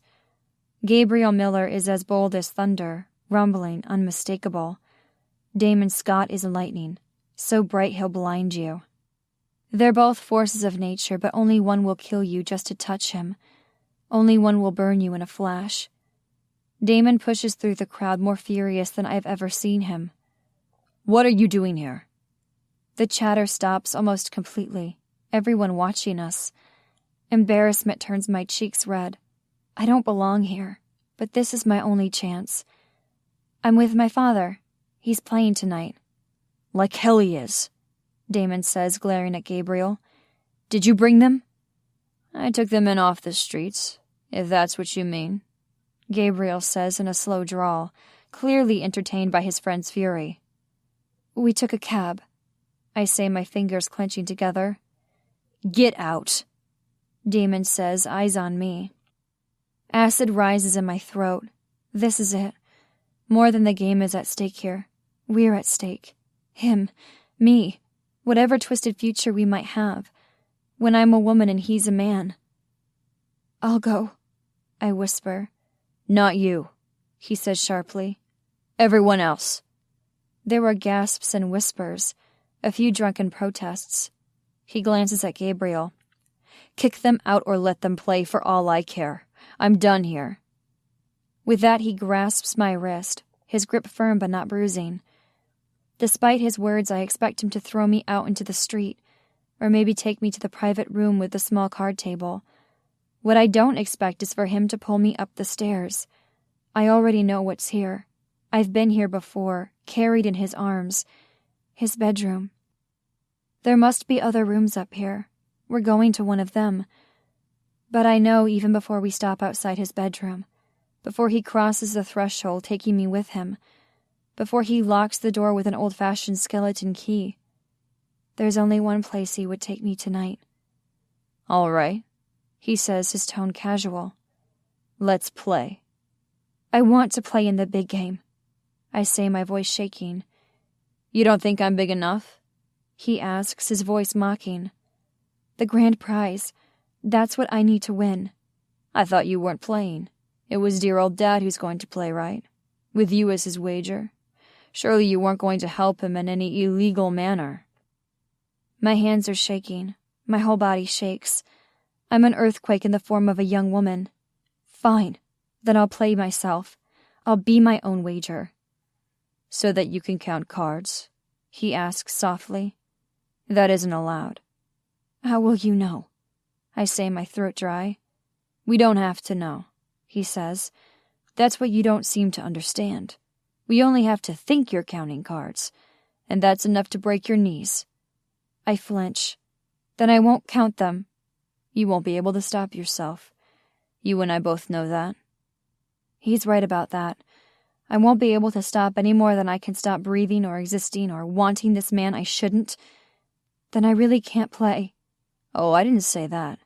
We'll definitely play. Not in the big game, though. We'll have a private one. You and I. Walking over to a small circular table with 2 chairs, he pulls something from his pocket. A deck of cards, the box unopened. It lands on the gleaming wood surface. Strip poker. Shock renders me speechless. What? Strip, he says, pausing enough to make me flush. Poker. You've heard of it, haven't you? Of course I've heard of it. The boys are always asking the girls to play at parties. It's not really a game, not a real wager. The only goal is to get undressed, to find an empty room upstairs and have sex. No, I say. He nods. That's perfectly fine. If you don't want to play, you don't have to. My heart stops. Wait. Yes? He asks, all distant politeness. I want to play, but not strip poker. Something else. I'm desperate, knowing I'm already beaten. Blackjack, rummy, anything. He smiles, but it's not sweet. It's a cold smile, beautiful in its sparseness. Take it or leave it, baby. All of this is wrong. We should be downstairs. I should be on the sidelines helping Daddy move to the next round. Damon should be running the show like a ringmaster, casually debonair, controlling the room with a calculated smile. Then again, there's something hard and right about this moment. The 2 of us alone, the same way we began. There's no lake near us, only the shared nightmare of water. No trees around us except the walls of the den. I'll take it. Have a seat, he says, pulling out a chair. It feels ominous, that invitation. I sit in the wooden chair with its leather cushion anyway. Nowhere near as heavenly as the one downstairs, but just as lush, just as expensive. The sequins on my dress pull against the leather as I scoot into place. Now, he says, taking his seat opposite me, for the bet. What shall we wager? Something large. You were concerned about size, I recall. A flush heats my cheeks. That's why I'm doing this, so I don't have to worry about Daddy gambling again, so I don't have to be afraid. He hesitates for one sweet moment, as if he might bring us to a stop. Then he continues on as if he never stopped, unpacking the fresh deck, shuffling them quickly. With a small flourish, he sets the deck down. Cut it. I pick a random spot and cut the deck in half. He folds it over. I accept your terms, he says softly. If you win, you get freedom from worry, from fear. No one will ever be able to use you against your will again. Does that mean money? How much money? I'm almost afraid to ask, because the truth is no amount of money will make me stop being afraid. No amount of money will stop the nightmares. It's not money that will save me. It's power. What would you win? I ask, not sure this question is any better. Your father, he says, surprising me. He stays with me. He disappears. My mouth drops open. What? Don't look so surprised. You should even be glad. Either way, you're free of him, of the gambling and the lies, the weakness. That's what you wanted, isn't it? In this moment, what I want is him. Whether he's the wild boy or the perfectly handsome Damon Scott, he's always been kind to me. Playful and brooding, his touch in turns coaxing and commanding. He only turned cruel once he tortured his father. Once he became his father, which was all Jonathan Scott wanted. "What would you want with Daddy?" I say, my voice trembling. "Does it matter what I do with him? He didn't ask questions when he used you as his bet into the game. I suppose he didn't need to ask questions." Dark eyes run over my body, as if he can see through the sequins in the thin black fabric, as if he sees my heart beating rapid fire under my ribs. "It's fairly obvious what we would do with you." I understand then what this is. A test of my will. He has to put something on the line, something I would hate to lose, and I almost stop. Because who am I to bet my father's life? Then again, who is he to bet mine? If I do this, I'll become just as bad as him. Maybe that's the point. Making me turn into my father the way he turned into his. "Fine," I say. 3 rounds, he says, dealing the cards. My first hand starts weak, nothing with the queen high. With new cards, I end up with a king, which his 3 of a kind queens easily beats. He wins the first round. Staring at him, I swallow. That means I have to strip. I have to take off a piece of clothing. With shaking hands, I remove a red bangle Jessica loaned me from my wrist. He laughs softly. "Does that count?" "Doesn't it?" I ask, arching my eyebrow, daring him to argue. I win the second round with 2 pairs, relief pouring over me. His eyes glint. "What should I remove?" I shrug, expecting him to take off his watch, his shoes. There are so many innocent things he could remove on such a finely dressed man. The only thing missing from him is his jacket, which he removed when we entered the room. Standing, he reaches for the button at his collar. Oh God, he's going to remove his shirt. My skin suddenly feels prickly and too tight. The tendons in his hands move subtly as he undoes each button, revealing a sliver of golden skin and a hint of dark hair. When the buttons are finished, he pulls the hem from his pants, letting the 2 halves of white linen hang open. His masculine figure takes my breath away. Power. Exactly the way I dreamed about. Then his hands move to his wrists, where he works at the cufflinks. They drop on the table in front of me. Curious because they aren't sterling silver or even gold. They're this deep copper color, blackened at the edges. Realization washes over me, as potent and clear as an ocean wave. It's a penny. A real penny that has been attached to a bracket, melded to make this cufflink that he wears on his body. I pick one up and find it warm. My gaze rises to meet his. "Where is this from?" I already know the answer, but it still makes me shiver to hear him say, "They're 2 of the breadcrumbs you left me, so I never forget." From the haunted look, I know he never would have. It might be a memory, but it's also a punishment. Is that what I mean to him? He shrugs his powerful shoulders, letting the fabric fall to the floor. The only other time I saw him shirtless was when I had just been attacked. I couldn't look close. Only now I can see his tattoos clearly, and only now can I see the scars between them. Elaborate scrolls and dragon scales. They're beautiful, and they almost distract from the silvery lines between them. Scars. I stand, sick to my stomach. "He did that to you?" "Are you surprised?" he asks, his voice low and taunting. "Are you disgusted by me?" He sounds so casual, but I know that's not real. He hates them so much he's covered them up with miles of ink. Still never enough.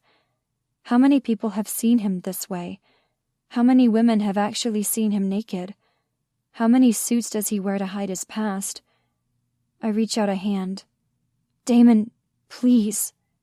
He turns away with a rough sound. "We aren't here to talk about my father. We're here to play a final hand for yours." There's bile in my throat. I'm sick looking at him. How beautiful he is, how broken. Except he holds himself away from me, his body straight, muscles tight. Reluctantly, I sit down across from him. My voice comes out halting, more sincere than I've ever been with him. Tears prick my eyes. I'm sorry that I sent you back there. I was sorry every day of my life. Don't be, he says softly. I was never sorry I did that. And now? He deals the final hand. I guess we'll find out. The cards look like snakes to me. Deadly, poisonous.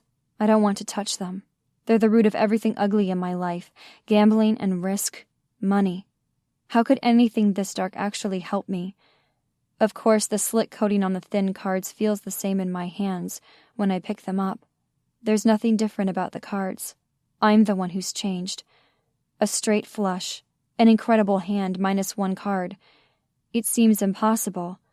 I have to keep my eyes down so he doesn't see my excitement, my nervousness, because this can't be real. It's like I'm dreaming the 6 of hearts, the 7, the 8, and the 10. The last card doesn't suit. I'm hovering on the edge of a precipice. I push the 5th card down and receive a new one. I'm pretty sure fangs will sink into my skin if I reach for it. Poison will spread through my veins. Calm down, I tell myself. It's just a game. But I learned a long time ago that it's more than that. It's hunger and it's pain, or it can be survival. My hand is strangely steady as I reach for the last card. Even if it bites me, I have to know. I lift the card, struggling to breathe, struggling to see. Adrenaline blurs the 9, the hearts. I got it. The straight flush. A beautiful, perfect hand. Elation runs through me. In that moment, I know exactly why Daddy gambles. It's impossible not to love this, not to become this wild, triumphant creature. Intellect may make us human, but this desperate desire for risk keeps us animal. Damon's eyes glint dark in the lamplight. You look pleased, he says, and he doesn't look worried. Because he wants me to win, or because he knows he can beat me? I put down my cards. He doesn't flinch, doesn't reach beyond a genial nod of his head, acknowledging a good hand. Well played, baby genius. Not good enough, but still, a very good showing. One thud in my chest, another, painfully slow, time crawling now. How? He tosses down his cards with casual superiority. A royal flush. The only thing that could have beaten my cards almost, and nearly impossible. The odds. God, the odds. Randomness doesn't play favorites. That ace of spades is as likely to appear as any other card. The king, the queen. Except when you put the odds together, they multiply. They become infinitely smaller. Like in calculus, they approach 0, never quite reaching it. My breath comes short. You cheated. He laughs. How do you know? Did you see me do something? My mind races, 100 numbers swirling around, 1,000 of them clamoring for attention. It's really the simplest one that has the answer.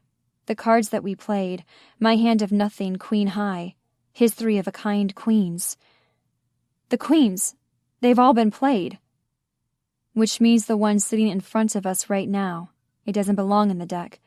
Whether he modified the deck beforehand or whether he used sleight of hand to insert it, that queen doesn't belong in this deck. And I'm willing to bet the entire hand is fake. I don't see how you can prove it, he says, his voice mocking. I stand up. If you're cheating, the game doesn't count. He stands, too, reaching for his shirt, putting it back on like armor, covering up the scars of the past, and all that beautiful vulnerability. Oh, the game most definitely counts. Your father is forfeit, and you, my sweet Penny, are free to go.